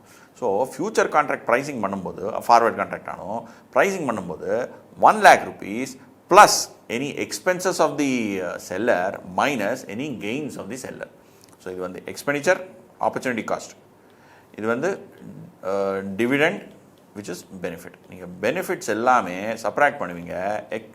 ஆப்பர்ச்சுனிட்டி காஸ்ட் அந்த மாதிரி வேறு ஏதாவது எக்ஸ்பென்சஸ் வச்சுக்கோங்க. இப்போ நீங்கள் வந்து கோல்டே வாங்கினீங்க, இந்த கோல்டு நம்ம கோல்டு திருப்பி கோல்டு எக்ஸாம்பிள் போகிறேன். நான் 1 லட்சத்து ரூபா கோல்டு வாங்கினா நான் அப்படியே டேபிள் லாக்கில் வைப்பேனா, நான் போய் பேங்க் லாக்கரில் வைப்பேன். பேங்க் லாக்கரில் சேஃபாக ஒரு சேஃப் இதில் இடத்துல நான் அது வந்து ஸ்டோர் பண்ணிவேன். அதுக்கு ஒரு 500 ரூபா சார்ஜ் ஆச்சே. ஸோ அப்போ இது அந்த 500 ரூபாயும் ஆட் பண்ணுவீங்க. So all cost are added. Gold இருந்தால் காஸ்ட் இருக்கும். இப்போ நீங்கள் வந்து ஒரு 1000 கிலோ கிரெயின் ஓகே ரைஸ்ன்னு நினச்சிக்கோங்க. அப்போ அதுக்கு ஸ்டோரேஜ் காஸ்ட் இருக்குமே, அதுக்கு ஒரு வேர் ஹவுசிங் காஸ்ட் இருக்குமே, அதுக்கு பெஸ்ட் கண்ட்ரோல் காஸ்ட் இருக்குமே. அந்த நீங்கள் எக்ஸ்பென்சஸ் எல்லாம் ஆட் பண்ணுவீங்க, இன்ட்ரெஸ்ட்டும் ஆட் பண்ணுவீங்க. இருக்கிற தனியாக அதுக்கு மேலே ஏதாவது எக்ஸ்பென்ஸ் இருந்துச்சா அதுவும் ஆட் பண்ணுவீங்க. அண்ட் பெனிஃபிட் அதுலேருந்து கெயின் ஏதாவது வருதுன்னு நினச்சிக்கோங்க, அந்த கெயினை சப்ராக்ட் பண்ணுவீங்க. ஸோ இப்படி தான் நீங்கள் வந்து ஒரு ஃப்யூச்சரில் ஃபார்வர்ட் கான்ட்ராக்டை நம்ம வந்து ப்ரைஸ் பண்ணுவோம். இதில் நமக்கு ஞாபகம் வச்சுக்கிற விஷயம் என்னென்னா, இது டைரெக்டாக டிவிடெண்ட் அப்படியே சப்ராக்ட் பண்ண மாட்டோம். ஓகே, நான் டிவிடெண்ட்னு சொன்னேன், சும்மா ஒரு 2000 என்றைக்குன்னு சொல்லலை உங்களுக்கு. ஓகே, விச் டேட்டுன்னு சொல்லலை இல்லை இங்கே நம்ம டிவிடெண்ட் பற்றி. ஸோ இது ப்ரைஸ் எப்படி பண்ணுவோம்னா ஃப்யூச்சர் வேல்யூ. ஓகே, எல்லாமே ஃப்யூச்சர் வேல்யூ. ஃப்யூச்சர் வேல்யூன்னு என்ன? இப்போ நம்ம இங்கே காஸ்ட் ஆஃப் கேரி ஆட் பண்ணுறோன்னு என்ன, அது இன்ட்ரெஸ்ட் ஆட் பண்ணுறோம். நம்ம இன்ட்ரெஸ்ட் ஆட் பண்ணணுன்னு என்ன, அது இன்றைக்கி என்ன ரேட்டோ ஒரு மாதத்துக்கு அப்புறம் அதை விட கொஞ்சம் ஜாஸ்தியாக இருக்கும். அப்படி எவ்வளோ எந்த அளவுக்கு ஜாஸ்தியாக இருக்கும்? At the rate of interest. So இன்றைக்கி 100னா ஒரு வருஷத்துக்கு அப்புறம் 110 எப்படி ஆச்சு? அது 110 இஸ் ஃபியூச்சர் வேல்யூ ஆஃப் 100 இல்லை. ஸோ நம்ம இன்ட்ரெஸ்ட் தானே ஆட் பண்ணுறோங்க. ஸோ இது என்னென்னா future value of spot. Interest காஸ்ட்டை அப்படியும் ரிப்ரசென்ட் பண்ணலாம். Future value of spot minus future value of present value of dividend. அப்படின்னு என்னென்னா, நடுவில் எங்கேயாவது டிவிடெண்ட் வருதுன்னு வச்சுக்கோங்க, அந்த டிவிடெண்டை ஃபஸ்ட்டு ப்ரெசென்ட் வேல்யூ எடுத்துகிட்டு வந்துடுவோம் டே 0, அப்புறம் எல்லா அமௌண்ட் எடுத்துகிட்டு ஃபியூச்சர் வேல்யூ பண்ணுவோம். இங்கே பாருங்கள், டே 0க்கு ஃபஸ்ட்டு டிவிடெண்டு 10ஆம் தேதி வருதுன்னு வச்சுக்கோங்க, அந்த 10ஆம் தேதியிலேருந்து 0 டேக்கு வந்து நீங்கள் டிவிடெண்டோட ப்ரெசென்ட் வேல்யூ எடுத்துகிட்டு வருவீங்க. அது வந்து ஸ்பாட்லேருந்து சப்ராக்ட் பண்ணுவீங்க. அதுக்கப்புறம் திருப்பி எல்லா நெட் அமௌண்ட்டை நீங்கள் வந்து ஃபியூச்சர் வேல்யூ பண்ணுவீங்க. இதுதான் ஒரு ரூலு லாஜிக். இப்போ இது நான் டீட்டெயிலாக எக்ஸ்பிளைன் பண்ண மாட்டேன், இது ஃபுல் கிளாஸ் இல்லை, ரிவிஷன் கிளாஸ், சரியா? ஸோ ப்ராட்லி இது நீங்கள் ஞாபகம் வச்சுக்கணும். Future value of spot minus present value of dividend, இதுதான் formula. And future value spot minus present value of dividend, இந்த செகண்ட் டேர்ம் இருக்குது இல்லையா, இந்த செகண்ட் டேர்ம், இந்த எல்லா ஃபுல் டேர்முக்கு தான் ஃபியூச்சர் வேல்யூ பண்ணுவீங்க நீங்கள். ஓகே, இதுதான் டிவிடெண்ட் கம்ப்யூட்டர். இது இப்படி தான் டிவிடெண்ட் அட்ஜஸ்ட் ஆகும். நம்ம எக்ஸாமில் வந்து நமக்கு வந்து யூஸ்வலாக கண்டினியூஸ் காம்பவுண்டிங்னு சொல்லிட்டு ஒரு கான்செப்ட் இருக்குது. அதில் தான் யூஸ்வலாக 99.99% கொஷின்ஸ் அப்படி தான் வரும். ஆனால் இது நமக்கு புரியறதுக்கு நம்ம வந்து இன்னும் 2 ரிலேட்டட் கான்செப்ட் கற்றுக்கலாம். என்ன ரிலேட்டட் கான்செப்ட்? இப்போ நான் இங்கே ப்ரெசென்ட் வேல்யூ ஃபியூச்சர் வேல்யூ சொல்லிட்டு இருக்கேன்ல, அந்த ப்ரெசென்ட் வேல்யூ ஃபியூச்சர் வேல்யூ எந்த மெத்தடில் பண்ணுவீங்க நீங்கள்? ஒரு மெத்தட் இருக்குது நம்மளுக்கு வந்து simple interest. Okay, second periodic or discrete compounding, third வந்து கண்டினியூஸ் காம்பவுண்டிங். திருப்பி சொல்கிறேன், மோஸ்ட் ஆஃப் தி கொஸ்டின்ஸ் எக்ஸாமில் வர்ற நிறைய 99.99 எக்ஸாமில் வர்ற 99.99% கொஸ்டின்ஸ் கண்டினியூஸ் காம்பவுண்டிங் தான். அதுதான் நீங்கள் கற்றுக்கணும். ஆனால் இந்த ரெண்டுமே உங்களுக்கு அட்லீஸ்ட் யூ ஷுட் நோ. இப்போ சிம்பிள் இன்ட்ரெஸ்ட் ஃபார்முலா என்ன? PNR/100, principal into number of periods into rate by 100. Okay, number of பீரியட்ஸ்னா time, principal into time into rate by 100. Okay, so அதே ஃபார்முலா நீங்கள் சிம்பிள். ஓகே, இது மேலே ஒரு problem பார்த்துக்கலாம், புரிஞ்சிடும்.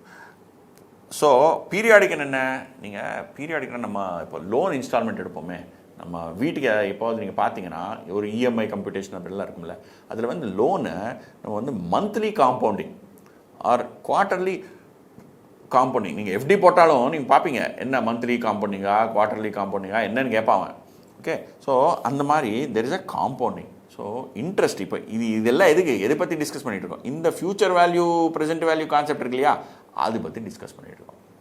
இந்த ஃபியூச்சர் வேல்யூ ப்ரெசென்ட் வேல்யூ நம்ம என்ன இது ஸ்பாட்டோட ஃபியூச்சர் வேல்யூ என்ன கம்ப்யூட் பண்ணுறோமோ அது எந்த வழியில் நீங்கள் வந்து ஃபியூச்சர் வேல்யூ கம்ப்யூட் பண்ண போகிறீங்க? இன்ட்ரெஸ்ட்டை சிம்பிளாக PNR/100 பண்ண போகிறீங்களா, இல்லை காம்பவுண்டிங் மெத்தட் யூஸ் பண்ணி பண்ண போகிறீங்களா, இல்லை கண்டினியூஸ் காம்பவுண்டிங் யூஸ் பண்ண போகிறீங்களா? ஓகே, சிம்பிள் இன்ட்ரெஸ்ட் என்ன? இப்போ சிம்பிள் இன்ட்ரெஸ்ட் ரொம்ப ரொம்ப ரொம்ப சிம்பிள். நம்ம இங்கே பார்த்தோமே 1000 rupees டைரெக்டாக 1000 rupees ஆட் பண்ணிட்டோம். 1 lakh rupees into 1% ஃபார் 1 monthனா நமக்கு 1000 rupees, 1 lakh plus 1000. இதுதான் சிம்பிள் இன்ட்ரெஸ்ட், வேற ஒன்றும் இல்லை. அப்போது காம்பவுண்டிங் பீரியாடிக் காம்பவுண்டிங் இல்லை டிஸ்கிரீட் காம்பவுண்டிங் என்ன? நம்ம வந்து 2 month ஃபார்வேர்டு, இங்கே எக்ஸாம்பிள் இருக்குமா, அதை யூஸ் பண்ணிக்கலாம்.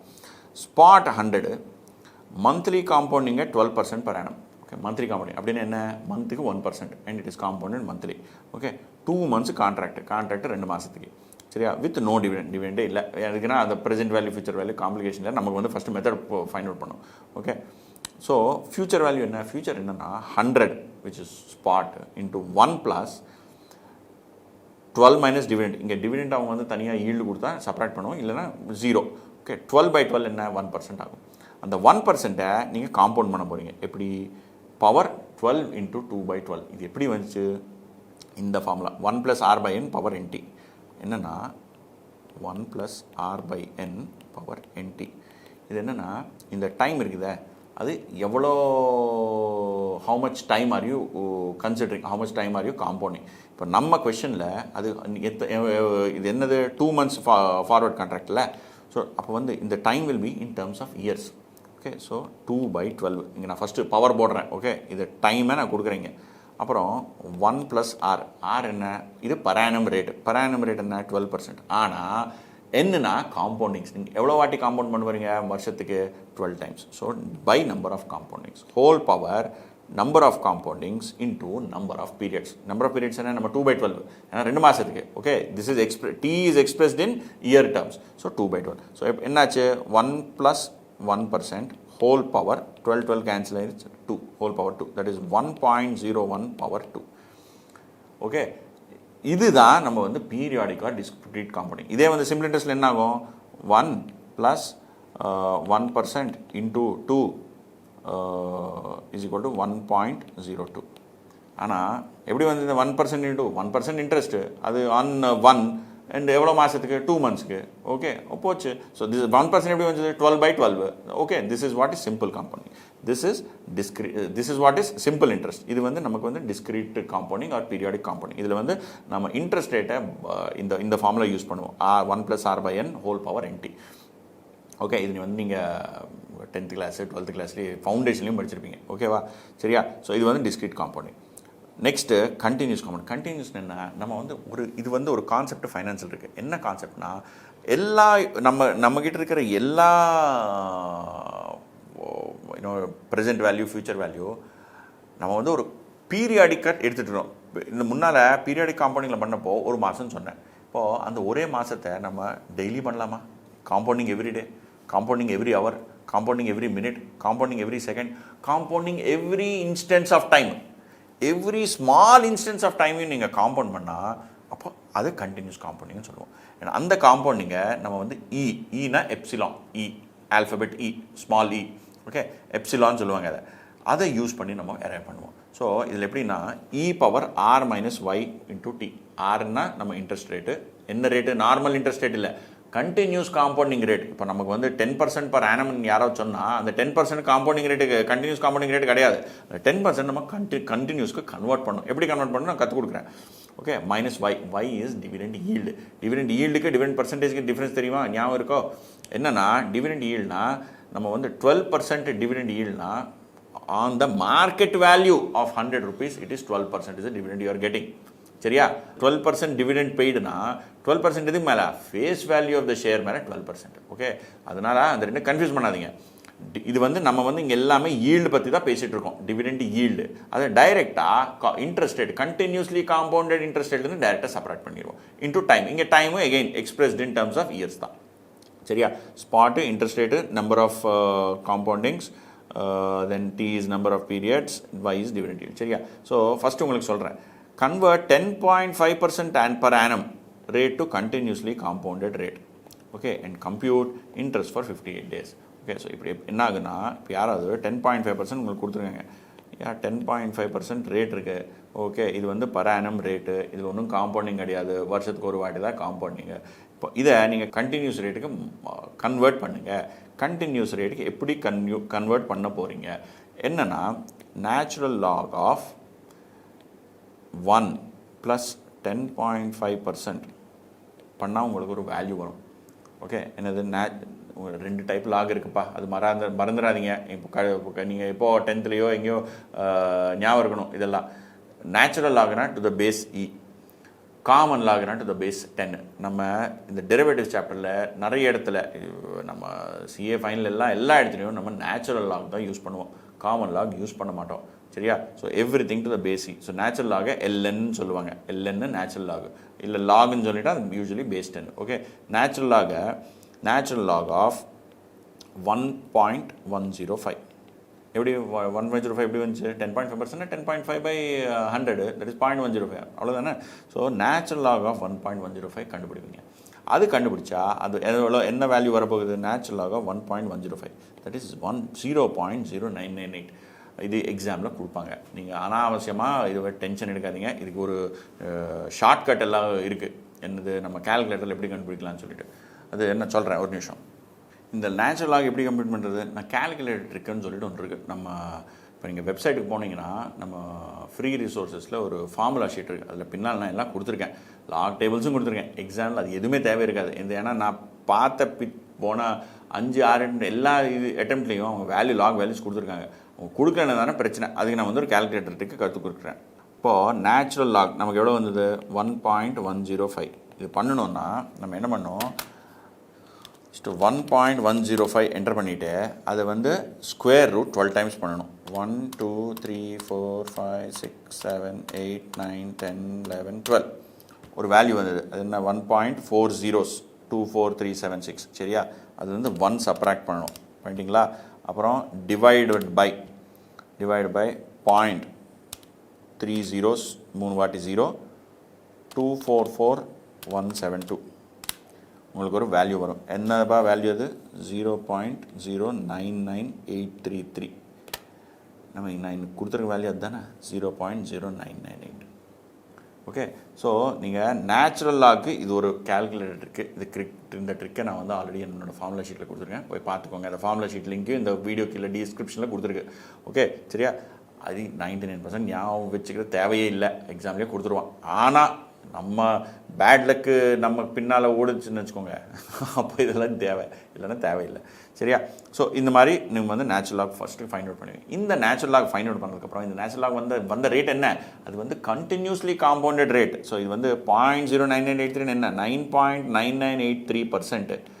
This is continuously compounded rate is equal to your 10.5% rate per annum. இந்த ரெண்டு சேமு. கண்டினியூஸ் நம்ம இந்த ரேட்டை அந்த ரேட்டில் கன்வெர்ட் பண்ணணும். நம்ம இன்றைக்கி வர்றது 10.5% ரேட் நமக்கு பர் ஆனம் ரேட் இருந்தால் that is equal to your continuous compounded rate of 9.99%. 99 இல்லை 983 கொஞ்சம் க்ளீன் பண்ணிடுறேன். 9.9833%. சரியா? ஸோ இப்போ நம்ம ஃபார்முலா என்ன? e⁻r−y × t continuous compounding. இது எவ்வளோ நாளுக்கு கேட்டிருக்கான்? இவன் வந்து 58 நாளுக்கு கேட்டிருக்கான். என்ன அதுதானே கேட்டிருக்கான்? Compute interest for 58 days. Okay நம்ம வந்து ஃபஸ்ட்டு இந்த ரேட் ஃபைண்ட் அவுட் பண்ணிட்டோம். இந்த ரேட்டு இந்த போடுற ஆரை ரேட் ஃபைண்ட் அவுட் பண்ணி e⁻r என்ன? 9.9833%. ஓகே மைனஸ் y டிவிடெண்ட் ஒன்றும் கிடையாது, 0. டிவிடெண்ட் ஈல்டு ஞாபகம் வச்சுக்கோங்க. இன்டூ டைம் என்ன 58 போட்டால் போதுமா? இல்லை, 58ம் இயர் இதில் போடணும். 58/365. ஸோ இப்படி கம்ப்ளீட் பண்ணணும். எவ்வளோ வரும்? 0.09983 இன்டூ 58/365 எவ்வளோ வரும்? Is equal to e⁻0.015863 power value. இப்போ இந்த ஈக்கு என்ன? இந்த பவர் வேல்யூ என்ன பண்ணணும்? இதை வச்சுட்டு இதை சேம் வேல்யூ இதே மாதிரி கால்குலேட்டருக்கு இருக்கும். அவன் ஆனால் அது தேவையில்லை, யூஸ்வலாக எக்ஸாமில் கொடுப்பான். இவன் ஆல்ரெடி கொஸ்டின்லேயே கொடுத்துருப்பானே. e⁻0.15858 15858 தானே, 15863 என்னமோ வந்தது நமக்கு. இது வந்து நான் இப்போ வந்து டைரெக்டாக எக்ஸாக்ட் நம்பர் எடுத்தால் கொஞ்சம் வித்தியாசம் அவ்வளோதான். 15858 which is equal to 1.01598. இப்போ சரி 15863 என்னமோ நான் ரேட் போட்டிருக்கேங்க. இப்போ இது அவன் வந்து எக்ஸாமில் கொடுக்கலன்னா எப்படி என்ன பண்ணுவோம் ஒன்றும் பண்ண மாட்டோம். இதுக்கும் ஒரு ஷார்ட்கட் இருக்குது. என்ன ஷார்ட்கட்டு? ஃபஸ்ட்டு என்டர் 0.015863 நமக்கு வந்த வேல்யூ இது 9.983 தானே. ஸோ என்டர் 0.015863 இந்த வேல்யூ என்டர் பண்ணிக்கோங்க. இந்த வேல்யூ என்டர் பண்ணதுக்கப்புறம் இந்த வேல்யூவை டிவைடட் பை 4096 பண்ணுங்கள். ஸோ டிவைட் பை 4096 ஒரு வேல்யூ வரும். அந்த வேல்யூவை நீங்கள் வந்து +1 பண்ணுங்கள். Okay, and into is equal to 12 times. 1 2 3 4 5 6 7 8 9 10 11 12 எவ்வளோ வந்தது நமக்கு? 1.015989. இதுதான் answer. e⁻ this much is this much. என்ன வேல்யூ கொடுத்துருக்கான்? 1.01598. கரெக்ட். நம்மளுக்கு அதுதானே வந்தது 0.15989. Rounded of. நமக்கு ரவுண்டிங் ஆஃபில் ஏதாவது எரர் இருக்கலாம். ஆனால் வந்து எக்ஸாமில் இவங்க கொடுப்பாங்க. நீங்கள் அனாவசியமாக டென்ஷன் எடுத்துக்காதீங்க. இந்த மாதிரி e⁻ வேல்யூ லாக் வேல்யூ எல்லாம் எக்ஸாமில் கொடுப்பான். Okay, don't worry unnecessary. அவன் கொடுக்கல, நம்ம பேட் லக் இருந்தால் அதுக்காக தான் நான் இந்த மாதிரி ஃபார்முலா ஷார்ட்கட் கால்குலேட்டர் ட்ரிக்ஸை கொடுத்துருக்கேன். சரியா? இங்கே வரைக்கும் இது முடிச்சிட்டோம். அப்புறம் நெக்ஸ்ட்டு ஸ்பாட்டு ஃபார்வர்ட். இந்த ரெண்டில் யூஸ்வலாக டிஃப்ரென்ஸ் இருக்கும். நம்ம சொன்னோமே, இங்கே கம்ப்யூட் பண்ணோமே, ஸ்பாட் 1 lakh, ஃபார்வர்ட் இஸ் 1,10,000. அது ரெண்டும் எப்போவுமே spot is lower than forward. அது நார்மல் மார்க்கெட். அதை வந்து நம்ம வந்து we call it as contango. Market is in கான்டாங்கோன்னு என்னென்ன அர்த்தம்னா spot is lower than forward. Okay, அப்போது there is a term called basis. Basis is spot minus forward. அது ஒரு நம்பர், அது ஒரு டேர்ம். பேசிஸ்னா spot value minus forward value. Okay, basis is negative. ஏன்னா forward is greater than spot இல்லை. So when basis is negative, market is normal. And basis is negative, நம்ம வந்து market is in கான்டாங்கோன்னு சொல்லுவோம். Okay, இந்த terms எல்லாம் ஞாபகம் வச்சுக்கோங்க. நம்ம MCQல கேட்க போகிறோம். ஓகே, அப்புறம் spot is greater than forward. உல்டா, ஸ்பாட் இஸ் கிரேட்டர் தென் எப்படி ஆகலாம்? ஏன்னா நம்ம வந்து டிவிடெண்டு ஜாஸ்தி டிவிடெண்ட் இருக்கலாமே. ஓகே, வேறு ஏதாவது மார்க்கெட் கண்டிஷனால் forward rate is lower than spot. அது வந்து not normal. It is not normal. அதில் அந்த நேரத்தில் பேசிஸ் இஸ் பாசிட்டிவ். ஏன்? பேசிஸ் டெஃபினிஷனு spot minus forward. So at that time market is said to be in backwardation. இது வந்து ஞாபகம் வச்சுக்கணும். நம்ம பேசிஸ் பாசிட்டிவாக இருந்தால் market is in backwardation. And அப்போ வந்து நம்ம market condition not normal. And basis is நெகட்டிவ்னா market condition is normal and market is said to be in contango. சரியா?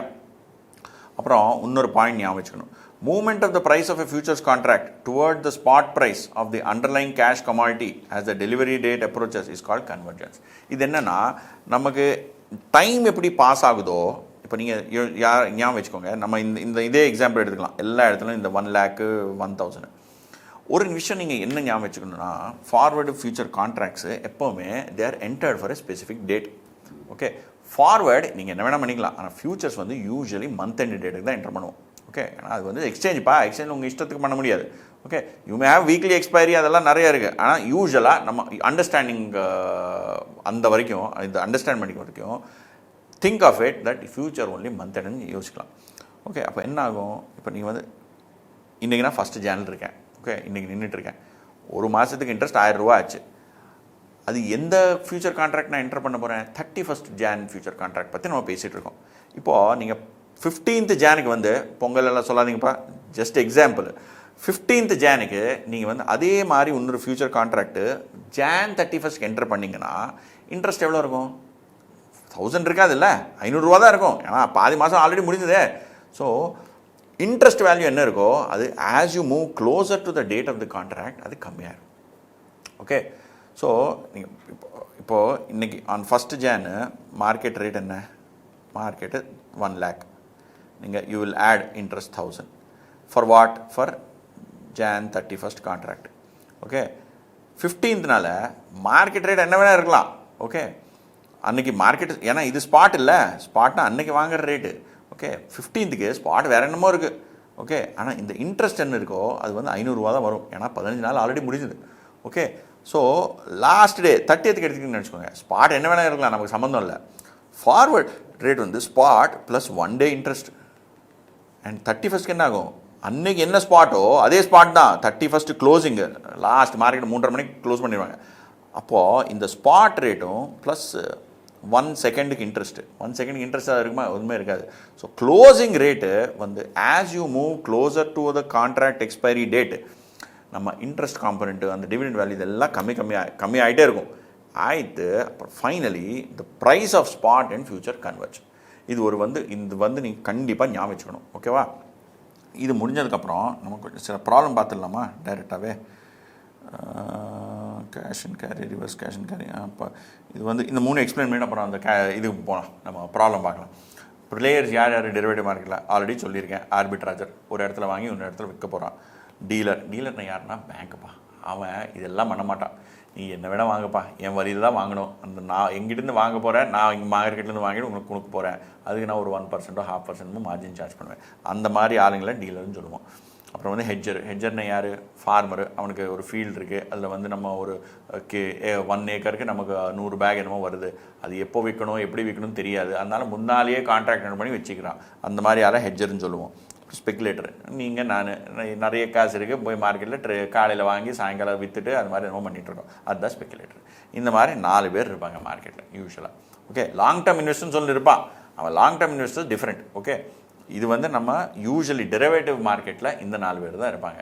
ஓகே, டெரிவேட்டிவ் மார்க்கெட்டில் வேறு யாரும். லாங் டேர்ம் இன்வெஸ்டர் டெரிவேட்டிவ் மார்க்கெட்டில் எதுக்கு இருக்க போகிறான், அவன் வந்து கேஷ் மார்க்கெட்டில் இருக்க போகிறான். சரியா? இது ஒரு.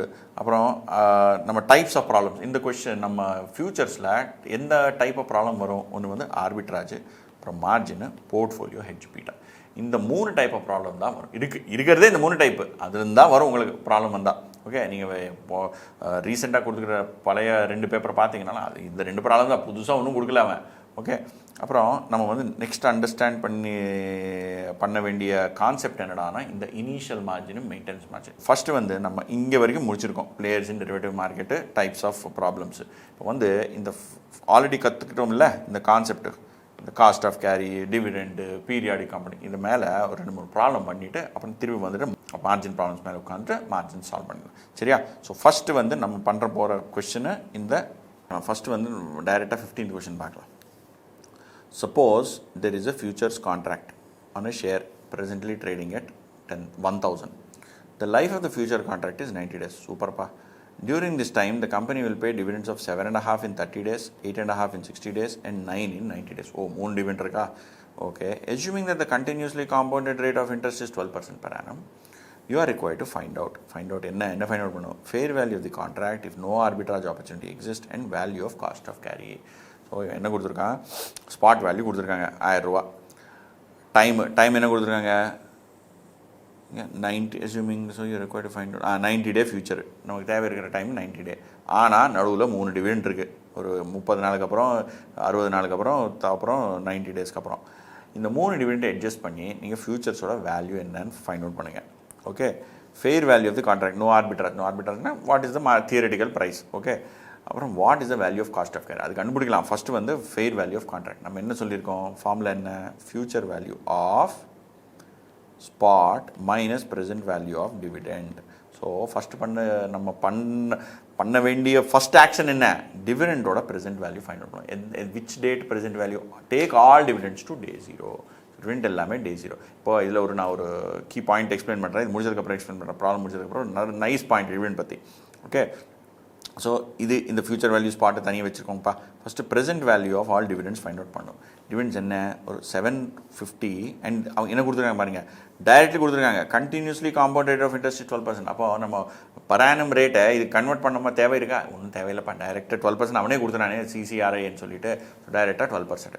ஸோ 12% பரானம் ஃபார் இயர், ஒரு வருஷத்துக்கு 12%. சரியா? ஸோ இப்போ நமது டிவிடெண்ட்டை ப்ரெசென்ட் வேல்யூ எடுக்கணும். இந்த டிவிடெண்ட்டை ப்ரெசென்ட் வேல்யூ, அந்த ப்ரெசென்ட் வேல்யூக்கு அரைவ் பண்ணுறதுக்கு நம்ம என்ன யூஸ் பண்ணணும், சேம் இந்த கண்டினியூஸ் ரேட்டில் தான் ப்ரெசென்ட் வேல்யூ எடுத்துகிட்டு வரணும். ஸோ நம்ம என்ன பண்ணுவோம், ஃபஸ்ட்டு பவர் என்ன, 6Tன்னு என்ன, ரேட்டு, டைமு. நமது டிவிடெண்ட் வேல்யூ என்ன, 70 இல்லை 7.50.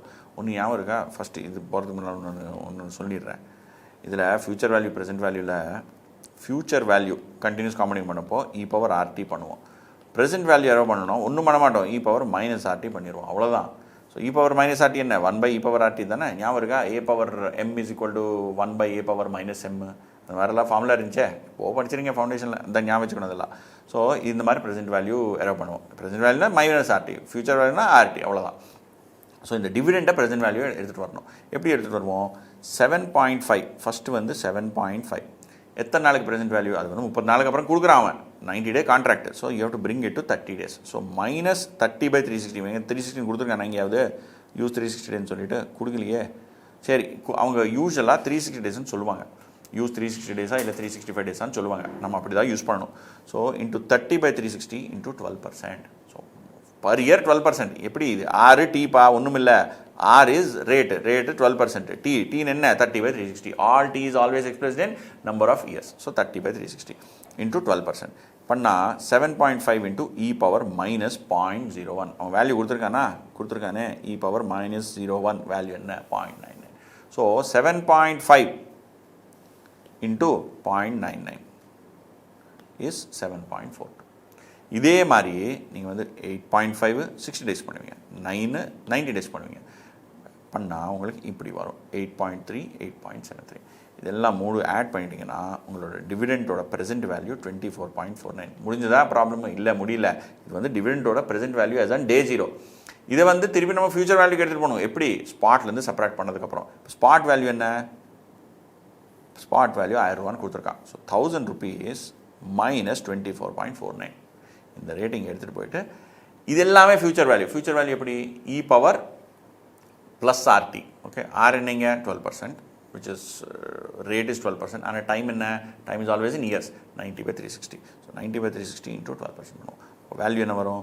E power 0.03. இப்போ ஒரு 0.03 வேல்யூ கொடுத்துருப்பானே, -03 இவ்வளோ கொடுத்துருக்கான், +03 இவ்வளோ கொடுத்துருக்கான். அண்ட் ஞாபகம் வச்சுக்கோங்க, 1/e power 0.03 is equal to e power -0.03. So 1/1.03 உங்களுக்கு இப்படி வரும் 0.97.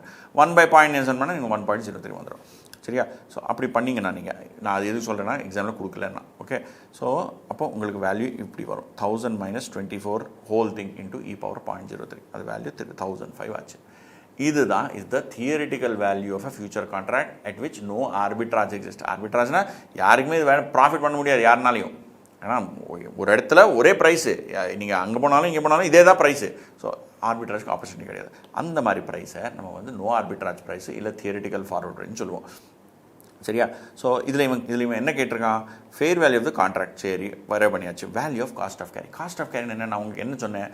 என்டையர் இன்ட்ரெஸ்ட் காஸ்ட்டை நம்ம வந்து காஸ்ட் ஆஃப் கேரின்னு சொல்லுவோம். ஆனால் இங்கே இன்ட்ரெஸ்ட் காஸ்ட் இல்லையே, ஸ்ட்ரெயிட்டாக தெரிய மாட்டேங்குதே. இந்த 5 ரூபாயா இன்ட்ரெஸ்ட் காஸ்ட்டு? ஸோ இந்த 5 ரூபாய் வந்து நம்ம நெட் காஸ்ட் ஆஃப் கேரின்னு சொல்லுவோம். ஏன்னா நான் உங்களுக்கு ஸ்டார்டிங்கில் என்ன சொல்லியிருந்தேன்? Cost of carry minus dividend is net cost of carry and cost of carry is gross of dividend. So இப்போ வந்து நம்ம காஸ்ட் ஆஃப் கேரி வந்து 29, அதுலேருந்து நீங்கள் வந்து 24 ரூபா எடுத்தீங்கன்னா அப்போ தான் உங்களுக்கு இந்த 5.2 வந்தது. ஸோ 5.2 இந்த 5.2 இஸ் நெட்டு, இந்த 29.7 is gross. So cost of carry, net cost of carry. இவங்க வந்து இன்ஸ்டியூட்டில் அவன் மைண்டில் என்ன இருக்குன்னு நமக்கு தெரியாது. நெட்டு கேட்டிருக்கானா கிராஸ் கேட்டிருக்காங்க, அதனால் ரெண்டுமே எழுதிட்டு வாங்க. எக்ஸாமில் கேட்டுருந்தா அவன் வந்து இந்த மாதிரி கொஸ்டின் வந்தால் ரெண்டுமே எழுதிட்டு வாங்க, கிராஸ் நெட்டுன்னு சொல்லிட்டு. ஓகே, அதுக்கு மார்க் கட் பண்ண மாட்டான். இது ஃபஸ்ட் ஆஸ்பெக்ட். செகண்ட் ஆஸ்பெக்ட் என்னென்னா, நான் ஒன்று சொல்லிட்டு இருந்தேன். இப்போ இங்கே இந்த 9 இருக்கு இல்லையா, 9 வந்து நம்ம வந்து ஆல்ரெடி ஒரு வாட்டி மைனஸ் பண்ணியிருக்கோம். Minus into e power minus RT, திருப்பி into e power plus RT பண்ணுறோம் அதே 90. ஏன்? அந்த 9 ரூபீஸை. ஏன்னா இதில் ஆட் ஆகிருக்குல்ல. ஸோ இதில் என்னென்னா என்ன எசம்ஷன்னா, இந்த dividend is paid on the last day. இங்கே 90th டேக்கு டிவிடெண்ட் பே பண்ணியிருந்தாங்கன்னா அந்த 90th டே இதுக்கு எதுவுமே பண்ண தேவையில்லை நம்ம. ஏன்னா ஃபஸ்ட்டு வந்து ஃப்யூச்சர் வேல்யூ பண்ணுறோம், அப்புறம் ப்ரெசென்ட் வேல்யூ பண்ணுறோம். ப்ரெசென்ட் வேல்யூ ஆஃப் அந்த 9 ரூபீஸ். இது வந்து 90 டேஸ்க்கு ப்ரெசென்ட் வேல்யூ பண்ணுறீங்க, திருப்பி அதே இதை 90 டேஸ்க்கு ஃபியூச்சர் வேல்யூ பண்ணுறீங்க. ஸோ லாஸ்ட் டே பே பண்ணுற டிவிடெண்டு இந்த ஃபியூச்சர் வேல்யூ ப்ரெசென்ட் வேல்யூ பண்ண தேவையில்லை, டைரெக்டாக ஸ்பாட்லேருந்து செப்பரேட் பண்ணிடலாம். So future value of spot minus dividend value. ஏன்னா நீங்கள் ஒரு வாட்டி ப்ரெசென்ட்டு திருப்பி ஃபியூச்சர், எதுக்கு அதெல்லாம்? ஏதாவது கேள்வியில் இப்படி கொடுத்துருந்தாங்கன்னா டிவிடெண்ட் இஸ் பெய்ட் அந்த லாஸ்ட் டேட்னு சொல்லிட்டு, இல்லை அவங்க எதுவுமே சொல்லலை டிவிடெண்ட் எப்போ பே பண்ணியிருக்கான்னு, நீங்கள் you can directly take an assumption dividend is paid அந்த லாஸ்ட் டே. லாஸ்ட் டேயில் பண்ணுறதுக்கு எதுவுமே அட்ஜஸ்ட்மெண்ட் தேவையில்லை, direct future value of spot minus dividend பண்ணிடலாம். இதுதான் ஒரு ஸ்மால் இஷ்யூ இருக்குது, அது உங்களுக்கு எக்ஸ்பிளைன் பண்ணணும்னு சொன்னேன்ல, அதுதான் இது. சரியா? நம்ம வந்து ஒரு ப்ராப்ளம் முடிச்சிருக்கோம், நம்ம படிச்சுக்கிற இப்போ வரைக்கும் எந்த கான்செப்ட் கற்றுக்கிட்டோமோ அது மேலே ஒரு ப்ராப்ளம் முடிச்சிருக்கோம். அப்போ வந்து மிச்ச கான்செப்ட் கற்றுக்கிட்டு அப்புறம் வந்து திருப்பி கொஷின் சால்வ் பண்ணலாம். சரியா? நெக்ஸ்ட் கான்செப்ட் என்னன்னு சொன்னேன்னா வந்து இது வந்து இந்த மார்ஜின் பற்றி, அதுக்கப்புறம் வந்து இந்த இது நம்ம cash and carry, arbitrage, beta, இதே ப்ராப்ளம் தான், வேறு ஒன்றுமே இல்லைப்பா. இந்த ஃபியூச்சர்ஸ் அண்ட் ஃபார்வர்டு ரொம்ப பயங்கரமான சிம்பிள் சாப்டர். அனாவசியமாக ஸ்டூடெண்ட்ஸ் எல்லாம் ரொம்ப ரொம்ப பெரிய விஷயம் இருக்குதுன்னு கன்ஃபியூஸ் ஆயிடுவாங்க. அதெல்லாம் ஒன்றும் இல்லை இந்த சாப்டரில். இது எஸ்பெஷலி ஃபியூச்சர்ஸ் அண்ட் ஃபார்வர்ட்ஸ். ஆப்ஷன்ஸ்லேயும் ரொம்ப சிம்பிள். உங்களுக்கு புதுசாக தியரி ஆட் பண்ணியிருக்கேன், அதுதான் கொஞ்சம் பிரச்சனை. இன்னொரு விஷயம், இந்த வீடியோவை லைக்கு ஷேரு பண்ணுங்கள், நம்மளோட சேனலை சப்ஸ்கிரைப் பண்ணுங்கள், ஃப்ரெண்ட்ஸுக்குன்னு சொல்லுங்கள். சரியா? நான் நடுவில் உங்களுக்கு சொல்லணும் இது. சரியா? ஸோ இப்போ வந்து நெக்ஸ்ட் நம்ம என்ன பண்ண போகிறோம், இந்த மார்ஜின் பற்றி கற்றுக்கலாம். சரியா? ஓகே. இப்போது இந்த இனிஷியல் மார்ஜின் என்ன, மெயின்டெனன்ஸ் மார்ஜின் என்ன? இப்போ 2 டைப் ஆஃப் மார்ஜின் இருக்குப்பா. நம்ம என்ன டிஸ்கஸ் பண்ணுவோம், ஒரு ஆள் நடுவில் ஒரு ஆள் வச்சுக்குவோம், பெரிய பார்ட்டி, அவங்க வந்து நம்ம டிபாசிட் கொடுப்போம். அந்த டிபாசிட்டை மார்ஜின்னு பேர் அதுக்கு. ஓகே, அதில் 2 டைப் மார்ஜின் இருக்குது. நான் இதை பற்றி உங்களுக்கு ப்ரீஃபாக ஒரு எக்ஸ்ப்ளனேஷன் கொடுத்துருந்தேன், ஆனால் ஃபுல் டீட்டெயிலாக கொடுக்கல. என்னென்னா, இனிஷியல் மார்ஜின் என்னென்னா, margin deposit beginning of the contract. Contract start பண்ணுறப்போ 2 பார்ட்டி, அந்த பார்ட்டி இந்த பார்ட்டி, பையர் செல்லர் 2 பேர்லேருந்தே நம்ம கொஞ்சம் காசு எடுத்துக்குவோம். ஒரு 10%, 15%, 20%. கான்ட்ராக்ட் இப்போ டிபெண்ட்டாக இருக்கும் அது. ஏன்னா நீங்கள் நிஃப்டி மேலே எடுத்துக்கிங்கன்னு நினச்சிக்கோங்க, அது நிஃப்டியோட வாலட்டாலிட்டி கம்மி. இப்போ இந்த மார்ஜின் எப்படி அறிவு பண்ணுவாங்க, வாலட்டாலிட்டி யூஸ் பண்ணி தானே. இப்போ நிஃப்டி வந்து ரொம்ப வாலட்டாயில் இல்லை, ஒரு 5%, 4%, 3%. டெய்லி மூவ்மெண்ட் மேக்ஸிமம் 10% நினச்சிக்கோங்க. அப்போ உங்கள் மேக்ஸிமம் வாலட்டாலிட்டி 10%. அப்போ அவன் 10% தான் மார்ஜின் கலெக்ட் பண்ணுவான். ஓகே, ஹிஸ்டாரிக்கல் லாஸ்ட் 3 இயர்ஸாக மார்ஜின், லாஸ்ட் 3 இயர்ஸாக நிஃப்டியோட வாலட்டாலிட்டி ஒரு 5%, 6% வச்சுக்கோங்க. ஸோ அப்போ நீங்கள் என்ன பண்ணுவீங்க, அந்த 5-6% தான் கலெக்ட் பண்ணுவீங்க. ஸோ அப்படி அந்த விஆர் கான்செப்ட் இருக்குது, நம்ம ஃபஸ்ட்டு செகண்ட் சாப்டர் ரிஸ்க் மேனேஜ்மெண்ட்டில் யூஸ் பண்ணோம், கற்றுக்கிட்டோம். அந்த கான்செப்டை யூஸ் பண்ணி நம்ம மார்ஜின் டிசைட் பண்ணுவாங்க எக்ஸ்சேஞ்சஸ். இண்டிவிஜுவல் ஸ்டாக்கு மார்ஜின் ஜாஸ்தியாக இருக்கும், சின்ன stock, super volatile stock margin ஜாஸ்தியாக இருக்கும். ஓகே, இது வந்து ஹையர் பர்சன்டேஜ். இது வந்து ஸ்டார்டிங் மார்ஜின் என்ன இருக்குமோ அது ஹை பர்சன்டேஜ் இருக்கும். அப்புறம் இன்னொன்று இருக்கும் மெயின்டெனன்ஸ் மார்ஜின். இது என்னென்னா, நீ மினிமமாக இவ்வளோ அமௌண்ட் மெயின்டைன் பண்ணி தான் ஆகணும். நான் உங்களுக்கு என்ன சொன்னேன், அந்த 20,000 டிபாசிட்டில் நம்ம ரெண்ட்டுக்கு 20,000 வந்து நம்ம வந்து 2 பார்ட்டி பையரு செல்லரு கோல்டுக்கு தங்கத்துக்கு அந்த டிபாசிட் போடுவாங்க. அந்த டிபாசிட்டில் ஏதாவது லாஸ் வந்துருச்சுன்னா அந்த லாஸ் வந்து நம்ம திருப்பி ரீஇம்பர்ஸ் பண்ணுவோம். அது வந்து ஓரளவுக்கு லாஸ் தான் ரீஇம்பர்ஸ் பண்ணோம். அப்படின்னா இப்போ 20,000 நம்ம வந்து டிபாசிட் போட்டிருக்கோம் நினச்சிக்கோங்க. 20,000 ஒரு 1000 ரூபா கம்மியாச்சுன்னு நினச்சிக்கோங்க, அவன் கண்டுக்க மாட்டான். 2,000 ரூபா லாஸ் வந்துச்சுன்னு நினச்சிக்கோங்க, கண்டுக்க மாட்டான். ஆனால் சடனாக 10,000 லாஸ் வந்துச்சுன்னு நினச்சிக்கோங்க, அப்போ தான் அவன் கேட்பான், இல்லைப்பா நீ 10,000 லாஸ் ஆகிடுத்து, bring it back to your original initial margin சொல்லுவான். So it is the margin to be maintained throughout the contract. that 10,000 நம்ம என்ன நம்பர் இப்போ எரோ பண்ணமோ இது அது தாண்டி அவன் லாஸ் ஒத்துக்க மாட்டான். டிபாசிட் திருப்பி 20,000 எடுத்துகிட்டு வந்துடுன்னு சொல்லுவான். அந்த 10,000 is called maintenance margin. It is lower than initial margin, but you have to always maintain. அது கீழே போச்சுன்னா you have to bring it back to the initial margin level. Okay, இது வந்து செகண்ட். அப்புறம் தேர்டு நம்ம stock index future, stock future. இப்போ இது வந்து செகண்ட். இது பற்றி நம்ம ப்ராப்ளம் சால்வ் பண்ணால் இன்னும் கிளியராக புரிஞ்சிடும். ஃபஸ்ட்டு இது மிச்சதெல்லாம் முடிச்சிடலாம். Stock index future, stock future. Index future என்ன, நம்ம நிஃப்டி, சென்செக்ஸ் இதெல்லாம் இண்டிசஸ். அதில் வந்து திருப்பி பெஞ்ச்மார்க் இண்டெக்ஸ் வந்து நம்ம நிஃப்டி 50, பெஞ்ச்மார்க் சென்செக்ஸ் வந்து சென்செக்ஸ் 30. ஓகே, அது இல்லாமல் நிறைய இண்டெக்ஸ் இருக்குது. Nifty 50, next 50, Nifty 100, 200, small cap, mid cap, அந்த மாதிரி. Those are all indices. ஸ்டாக்னா வெறும் ஐடிசி, ஐசிஐசிஐ, ஹெச்டிஎஃப்சி, டாடா, பிர்லா, அம்பானி, ரிலையன்ஸ், அந்த மாதிரி. ஓகே, ஸோ இது ரெண்டுக்கு வித்தியாசம் இருக்குது. என்னென்னா, ஸ்டாக் இண்டெக்ஸ் ஃபியூச்சர்ஸ் கொஞ்சம் ஃப்ளெக்சிபிள். எதுக்கு ஃப்ளெக்சிபிள்னா, ஸ்டாக் இண்டெக்ஸ் ஃபியூச்சர்ஸ் வந்து ரெப்ரசன்ட் த ஃபுல் மார்க்கெட். நீங்கள் போர்ட்ஃபோலியோ மேனேஜ்மெண்ட் சாப்டரில் படிச்சிருக்கீங்க. ஒரு அளவுக்கு ஒரு 30 ஸ்டாக்ஸ் வந்து, if your portfolio has more then 30 stocks, diversification benefits, உங்களுக்கு நீங்கள் ஃபுல்லாக டைவர்சிஃபை பண்ணியிருப்பீங்க அந்த அளவுக்கு. After 30 there is very little diversification benefit. So index has a representation of variety of stocks. So index use பண்ணிவிட்டு நீங்கள் வந்து உங்கள் ஸ்டாக் போர்ட்ஃபோலியோ ஹெட்ஜ் பண்ணலாம். It is use to hedge portfolio, leverage magnifies gain.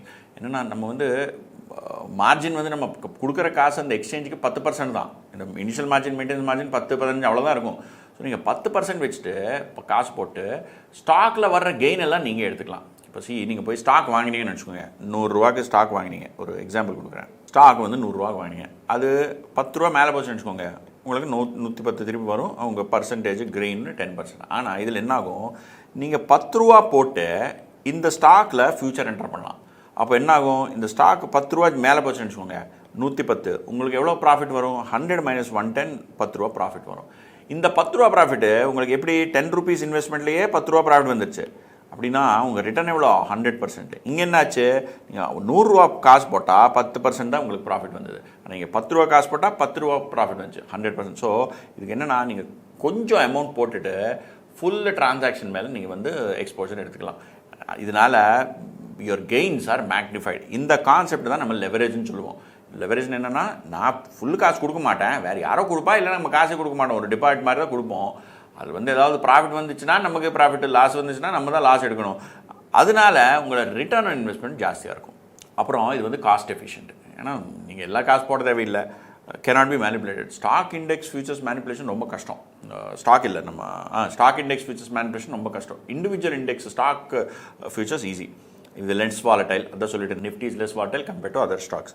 அப்புறம் these are cash settled, all these are cash settled. அப்புறம் நமக்கு வந்து இப்போ ஃப்யூச்சரில் ஏதாவது ஒரு ஸ்டாக்கோட ப்ரைஸ் மேலே போகுதுன்னு சொல்லிட்டு நமக்கு ஏதாவது ஒரு அனாலிசிஸ் பண்ணதுக்கப்புறம் நமக்கு தெரிஞ்சுன்னு வச்சுக்கோங்க, என்ன பண்ணுவோம், அந்த ஸ்டாக் வாங்கிடலாம். இல்லை, நம்ம அந்த ஸ்டாக் மேலே ஃப்யூச்சர் வாங்கலாம். ஏன், ஃப்யூச்சர்னால் 10% தான் டிபார்ட் பண்ணணுமே, ஸ்டாக் வாங்கணும்னா 100 ரூபா செலவழிக்கணும்.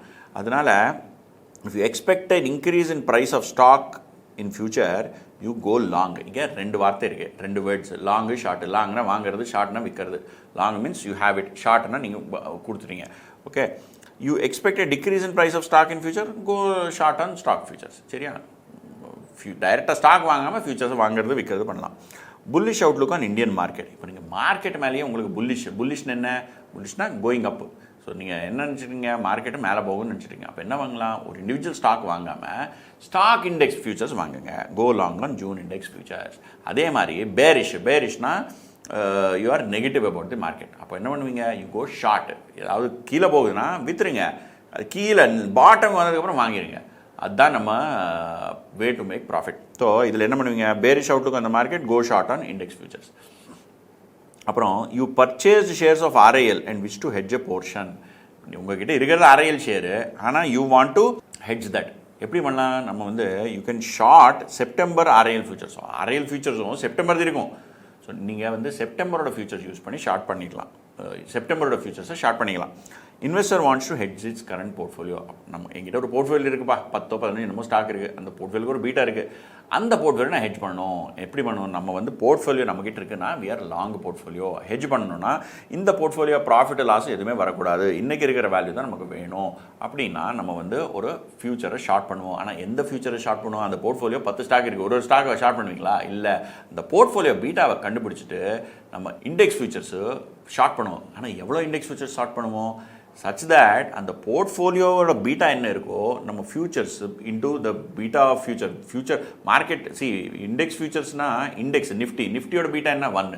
So you will short so many index futures such that the short future beta is equal to value of your portfolio beta. So இது ஒரு ப்ராப்ளம் பண்ணோன்னா புரிஞ்சிடும். ஆனால் ஃபார் நவ் ரிமெம்பர், இப்போ அது போர்ட்ஃபோலியோ ஹெட்ஜ் பண்ணணும்னா you short index features such that the beta become 0. C இப்போ நமக்கு தேவை என்ன, ஒரு போர்ட்ஃபோலியோ வேல்யூ மேலே போகக்கூடாது கீழே வரக்கூடாது. அப்படின்னா பீட்டா இஸ் 0. பீட்டா என்ன, change in return of the security for change in the return of the market. சரி, அப்படி இல்லை, கரெக்ட் தானே, சிஸ்டமேட்டிக் ரிஸ்க். ஸோ அது எதுவுமே ஆகக்கூடாது. ஸோ அப்படின்னா பீட்டா 0 ஆயிடணும். அப்படின்னா நம்ம வந்து நம்ம பீட்டாவை 0 பண்ணணும். அப்படின்னா எக்ஸிஸ்டிங் போர்ட்ஃபோலியோக்கு பீட்டா பாசிட்டிவாக இருக்கும், அதை வந்து நம்ம நெகட்டிவ் அமௌண்ட் அதுக்கு ஆட் பண்ணணும். அப்படின்னா நம்ம ஃபியூச்சர் ஷார்ட் பண்ணணும். ஒரு சில குவான்டிட்டி ஃபியூச்சர், எவ்வளோ குவான்டிட்டினா நம்ம ஒரு ப்ராப்ளம்னா கண்டுபிடிச்சிடலாம். ஸோ அந்த ஃபியூச்சர் நீங்கள் ஷார்ட் பண்ணிங்கன்னா ஹோல் போர்ட்ஃபோலியோ பீட்டா 0 ஆயிரும். சரியா, ஸோ அப்புறம் இது வந்து ரெண்டு விஷயம் இங்கே. ஒன்று வந்து நமக்கு ஆர்பிட்ராஜ்னு சொன்னேன் இல்லை, நான் 2 டைப் ஆஃப் ஆர்பிட்ராஜ் இருக்குது. ஒன்று வந்து ரிவர்ஸ் கேஷ் அண்ட் கேரி, இன்னொன்று வந்து கேஷ் அண்ட் கேரி. இது வந்து நம்ம ரொம்ப நாளாச்சு இந்த மாதிரி கொஷின் எக்ஸாம்லாம் கேட்டு, ஆனால் உங்களுக்கு சொல்கிறேன். ரிவர்ஸ் கேஷ் அண்ட் கேரி எப்போ யூஸ் பண்ணுவோம்னா, when actual future price is less than theoretical price. அப்படின்னா தியரிட்டிக்கல் 100 ரூபா இருக்கணும் ப்ரைஸு, ஆனால் மார்க்கெட்டில் விற்கிறது 90க்கு தான்.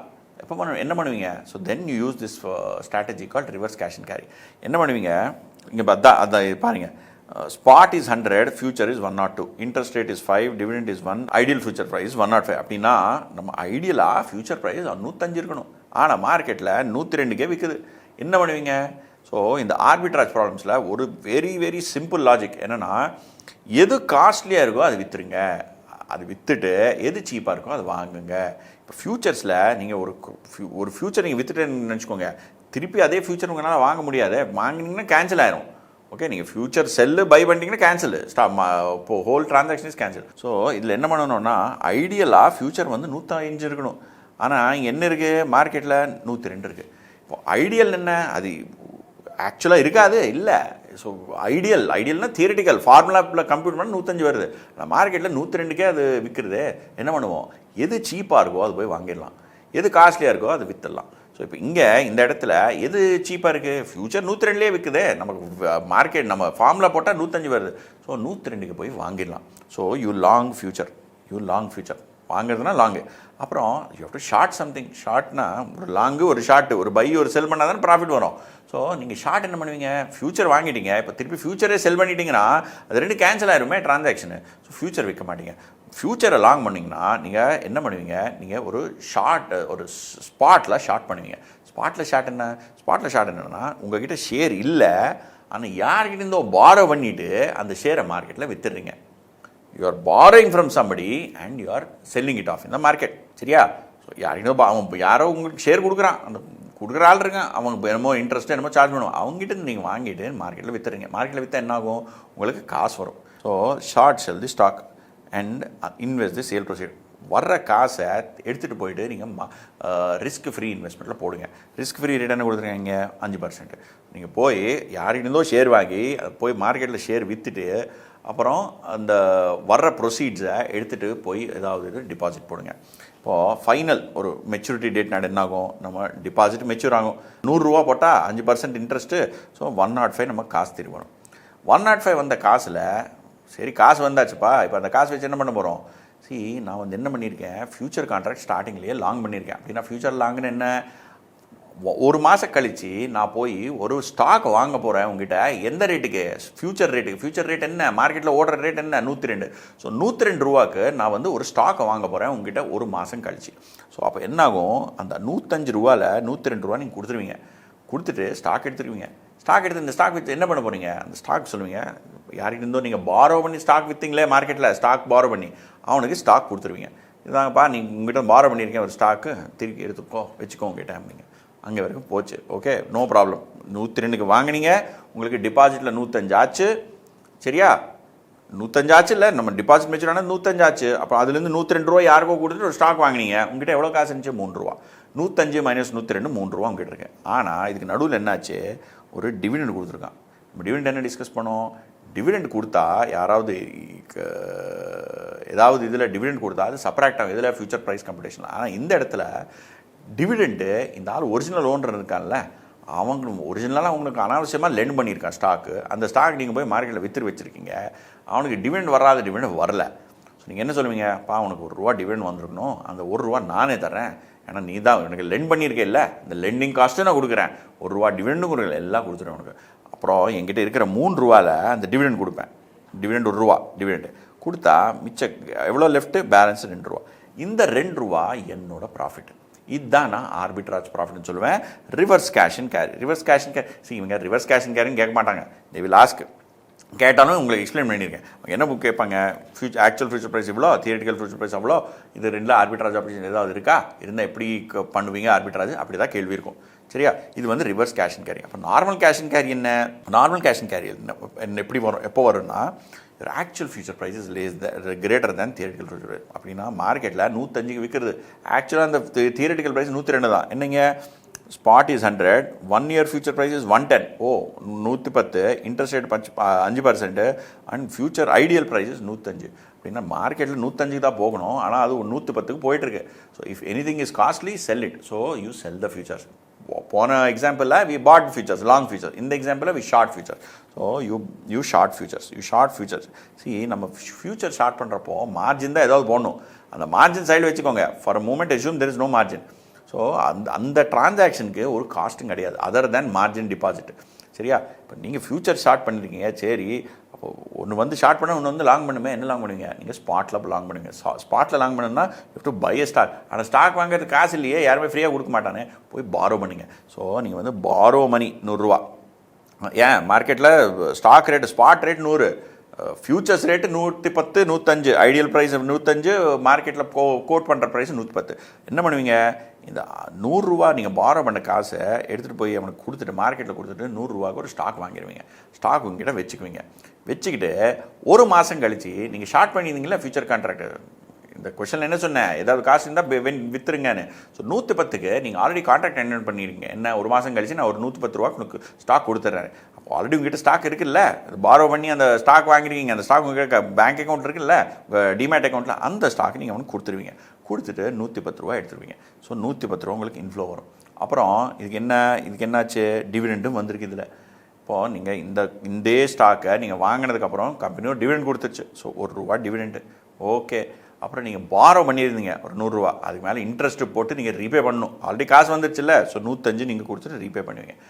ஃபைனலாக எவ்வளோ அமௌண்ட் இருக்குங்க கேட்டால் ₹6. So you're left with balance profit of ₹6. இது வந்து நான் எக்ஸாம்பிளாக எழுதுறேன். அப்போ உங்களுக்கு எக்ஸாமில் இந்த மாதிரி டிஃப்ரெண்ட் ஐட்டம்ஸ் கொடுத்துட்டு அவங்க கேட்கலாம், please compute please arrive at how cash and carry arbitrage can be done, or please figure out how reverse cash and carry arbitrage can be done. அப்போ இந்த மாதிரி சால்வ் பண்ணணும். சரியா? இது முடிஞ்சிருக்குது. அப்புறம் நான் வேறு என்ன சொன்னேன்? Dividend. If no dividend is assume, dividend is received on last day, subtracted directly from future value of spot. இது ஆல்ரெடி சொல்லியாச்சு உங்களுக்கு. அப்புறம் இது வந்து பீட்டா, நம்ம portfolio beta and using hedging a portfolio using the derivative contract. இது எப்படி பண்ணுறது? இதுதான் மூணாவது variety of question. Mr. A has a portfolio of 5 crores. Okay, very good. Consisting of equity shares of X and Y. Okay, ரெண்டு company share with beta 1.15. அப்படின்னு என்னன்னா எல்லாம் portfolio beta வந்து 1.15. போர்ட்ஃபோலியோ பீட்டா என்ன? It is weighted average of betas of the individual stocks. Spot value of index is 21,000. Multiplier is 150. Reduce beta of portfolio to 0.85 by change in the composition through risk-free securities and by using index futures. என்ன கேட்குறான் இவன்? என்கிட்ட ஒரு portfolio இருக்குப்பா, அதோட beta 1.15, எனக்கு அதை reduce பண்ணி தான் ஆகணும். நீங்கள் 0.85 ரெடியூஸ் பண்ணுங்க. பீட்டா ஒன்று இருக்குது, அது கம்மி பண்ணணும். கம்மி பண்ணால் என்ன சொல்லியிருக்கான்? எப்படி கம்மி பண்ணணும்? சேஞ்ச் இந்த காம்படிஷன் த்ரூ ரிஸ்க் ஃப்ரீ. அப்படின்னா இருக்கிற போர்ட்ஃபோலியோ அதே வேல்யூ வச்சுக்கோ, அதுக்குள்ளே நீ ரிஸ்க் ஃப்ரீ எசெட்னு சொல்லி ஒன்று இன்ட்ரடியூஸ் பண்ணு. எக்ஸு ஒய் 50-50 நினச்சிக்கோங்க. அதில் 50-50வை 40-40 பண்ணிவிட்டு 20 வந்து ரிஸ்க் ஃப்ரீ வாங்குங்க. அப்படி தான் சொல்கிறான். அவன் கேட்குறான் எவ்வளோ ரிஸ்க் ஃப்ரீ வாங்கணும். எனக்கு தெரியாது எக்ஸு ஒய் ரேஷியோ என்னென்னு. ஆனால் எக்ஸு ஒய் ரேஷியோ தெரிய அவசியம் இல்லை நம்மளுக்கு. அந்த பேலன்ஸ் 20 நம்ம ரிஸ்க் ஃப்ரீ எவ்வளோ அதுதான் கேட்டுட்ருக்கான். ஸோ நம்ம என்ன பண்ணுவோம்? இது ரெண்டு வழி. இது வந்து ஃபஸ்ட் மெத்தட். செகண்ட் மெத்தடில் என்ன சொல்கிறான்? நீ இண்டெக்ஸ் ஃபியூச்சர் யூஸ் பண்ணிவிட்டு போர்ட்ஃபோலியோ பீட்டா ரெடியூஸ் பண்ணேன்னு. ஸோ ஃபஸ்ட்டு பார்க்கலாம். இது நம்ம ஈக்விட்டி கேஷு அப்படின்னு என்ன? நம்மக்கிட்ட ஈக்விட்டி கரண்ட்டு போர்ட்ஃபோலியோவில் எல்லா போர்ட்ஃபோலியோ வேல்யூ ஏதாவது கொடுத்துருக்காங்கன்னா 5 crore 5 crores. இந்த 5 crores ஏதாவது கேஷ் இருக்கா? இல்லையே. எக்ஸு ஒய் ரெண்டு தான் இருக்குது. அந்த எக்ஸு ஒயில் இந்த ரெண்டுலேயுமே அந்த ரெண்டு ஸ்டாக்லேருந்தையும் நீங்கள் வந்து கொஞ்சம் ஸ்டாக் விற்றுட்டு கேஷ் எடுத்துகிட்டு வாங்க. அப்படின்னு என்னன்னா 5 கோடி அப்படி தான் இருக்கும். அதுக்குள்ளே தான் நீங்கள் காம்படிஷன் சேஞ்ச் பண்ணிட்டீங்க. எப்படி சேஞ்ச் பண்ணீங்க?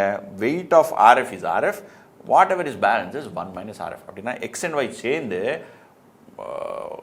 Total weight is 1 minus RF. அதுக்கு முன்னால் அவங்க ரேஷியோ என்ன இருக்குதோ இந்த 1 minus ஆர்எஃப்லையும் அவங்களோட ரேஷியோ அப்படி தான் இருக்கும். ஓகே. ஸோ இந்த 1 minus ஆர்எஃபோட பீட்டா 1.15 ஆகும். 1.15 into 1 minus ஆர்எஃப் போட்டிங்கன்னா என்ன வரும்? 1.15 minus 1.15 RF. Okay. Cash introduce பண்ணிங்கல்ல, நம்ம இதே போர்ட்ஃபோலியோ 5 கோடியில் சில அமௌண்ட்டு கேஷில் போட்டுருங்க. கேஷோட பீட்டா என்ன? 0. கேஷ்க்கு பீட்டா இருக்காது. மார்க்கெட் என்னாலும் கேஷ் ரிட்டர்ன் மாறாது. So cash beta 0. ஆனால் உங்கள் போர்ட்ஃபோலியோ டோட்டல் வேல்யூ எவ்வளோ? 1 minus RF plus RF. RF கேன்சலும் போர்ட்ஃபோலியோ பீட்டா 1. அந்த 5 கோடிக்கு நான் 1ன்னு சொல்கிறேன் 100%ன்னு சொல்லிட்டு. ஓகேவா? இப்போ பீட்டா நமக்கு என்ன வேணும்? பீட்டா நமக்கு 0.85 பீட்டா வரணும். ஸோ போர்ட்ஃபோலியோ வெயிட்டில் 5 crores entire portfolio beta is 1.15. ஆனால் கொஞ்சம் அமௌண்ட் நம்ம எக்ஸ் ஒயில் விற்றுட்டு ஆர்எஃப்ல போடுறோம். எவ்வளோ அமௌண்ட்டு அதுதான் கண்டுபிடிக்கணும். ஸோ 0.15 சொல்லி இங்கே போட்டிங்கன்னா what is overall portfolio beta? Overall portfolio beta is 1 into 0.85. 1 இங்கே 100%பா, 100%. ஸோ 5 கோடி மறந்துட்டு ஒரு நிமிஷத்துக்கு பர்சன்டேஜில் பேசிகிட்டு இருக்கோம். 100% into 0.85, that is the beta of the portfolio. ஆனால் the equity portion of the போர்ட்ஃபோலியோட பீட்டா என்னன்னா 1.15 minus 1.15 ஆர்எஃப். எப்படி வந்தது? This minus this. ஓகேவா? இப்போ இந்த ரெண்டும் சேர்த்து நம்ம ஆட் பண்ணிட்டோம்னா தட் இஸ் இந்த ஈக்குவேட் பண்ணணும். இது இந்த 0.85 1 into 0.85 இருக்குல்ல 1 into 0.85 0.85 is equal to 1.15 into 1 minus RF 1.15 into 1 minus RF plus RF plus into 0 நமக்கு இது வந்து 0 தானே இந்த ரெண்டும் ஆட் பண்ணி திருப்பி எக்ஸ்பிளைன் பண்ணுறீங்க இது ஆட் பண்ணால் இது வரணும் அதுதான் பண்ணிகிட்டு இருக்கோம் நம்ம so 0.85 is equal to 1 minus RF into 1.15 plus RF into 0 so 1.15 RF is equal to 0.3 RF is 26.909 இப்போ என்னன்னா 26.9% of the portfolio 5 கோடியில் 26.09 அப்படின்னா 1.3 crores should be taken out of X and Y in the same proportion in the respective weights and invested in risk-free securities to reduce portfolio beta to 0.85 அதுலேருந்து எடுத்துட்டு கொஞ்சம் அமௌண்ட்டை நம்ம risk ஃப்ரீயில் போட்டிங்கன்னா நம்ம போர்ட்ஃபோலியோட beta 0.85 வந்துடும் 1.15லேருந்து இது வந்து என்ன மெத்தடு இது யூஸிங் ரிஸ்க் ஃப்ரீ செக்யூரிட்டிஸ் இதே இந்த கொஷனை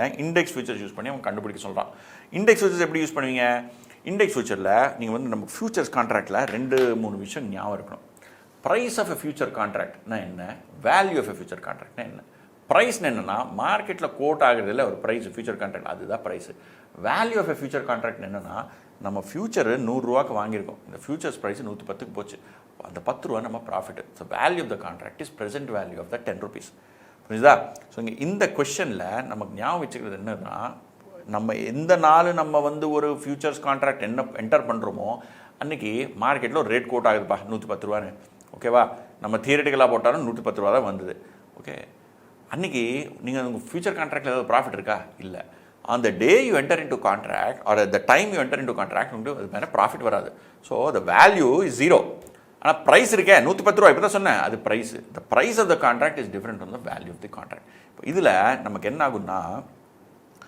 பீட்டா ஆஃப் போர்ட்ஃபோலியோ பண்ணுறப்போ நம்ம வந்து ஈக்விட்டி ஃபியூச்சர்னு 2 இருக்கும் நம்ம ஈக்விட்டி ஆல்ரெடி 5 கோடி ஃபியூச்சர் கான்ட்ராக்டுக்கு வந்து நம்ம கான்ட்ராக்ட் என்டர் பண்ணுவோம் notional value of the contract இருக்கும் நோஷனல் வேல்யூன்னு என்ன எவ்வளோ ரூபாய்க்கு நீ ஃபியூச்சர் கான்ட்ராக்ட் என்டர் பண்ணுற இந்த 110 சொன்னல அது இருக்கும் ஆனால் கான்ட்ராக்ட் மட்டும் வேல்யூ இல்லை நோஷனல் வேல்யூ இருக்குது வேல்யூ ஒன்றும் கிடையாது ப்ரைஸ் இருக்குது ப்ரைஸ் என்ன ப்ரைஸ் இஸ் 110 ரூபா இன்டூ நம்ம lot size will gives you notional value of contract lot size என்ன சொன்னேன் இல்லை ஒரு 10 கிராம் பண்ண முடியாது 10 ஒரு 50 தான் பண்ணணும் இல்லை 100 கிராம் தான் பண்ணணும் அந்த மாதிரி நம்ம lot size multiplied by the price of the future will gives you the notional value சரியா value of the contract is 0 so இப்போ என்ன ஆகும் நம்ம வெயிட் ஆஃப் ஈக்விட்டி 5 கோடி ஏன்னா 5 கோடி ஈக்விட்டி எக்ஸ் அண்ட் ஒய் இருக்குது இந்த ஃபியூச்சருக்கு எவ்வளோ கான்ட்ராக்ட் என்டர் பண்ணணும் நமக்கு தெரியாது ஓகேவா அது எஃப்னு சொல்லிடலாம் ஓகே ஸோ நம்ம டோட்டல் வேல்யூ என்ன 5 + F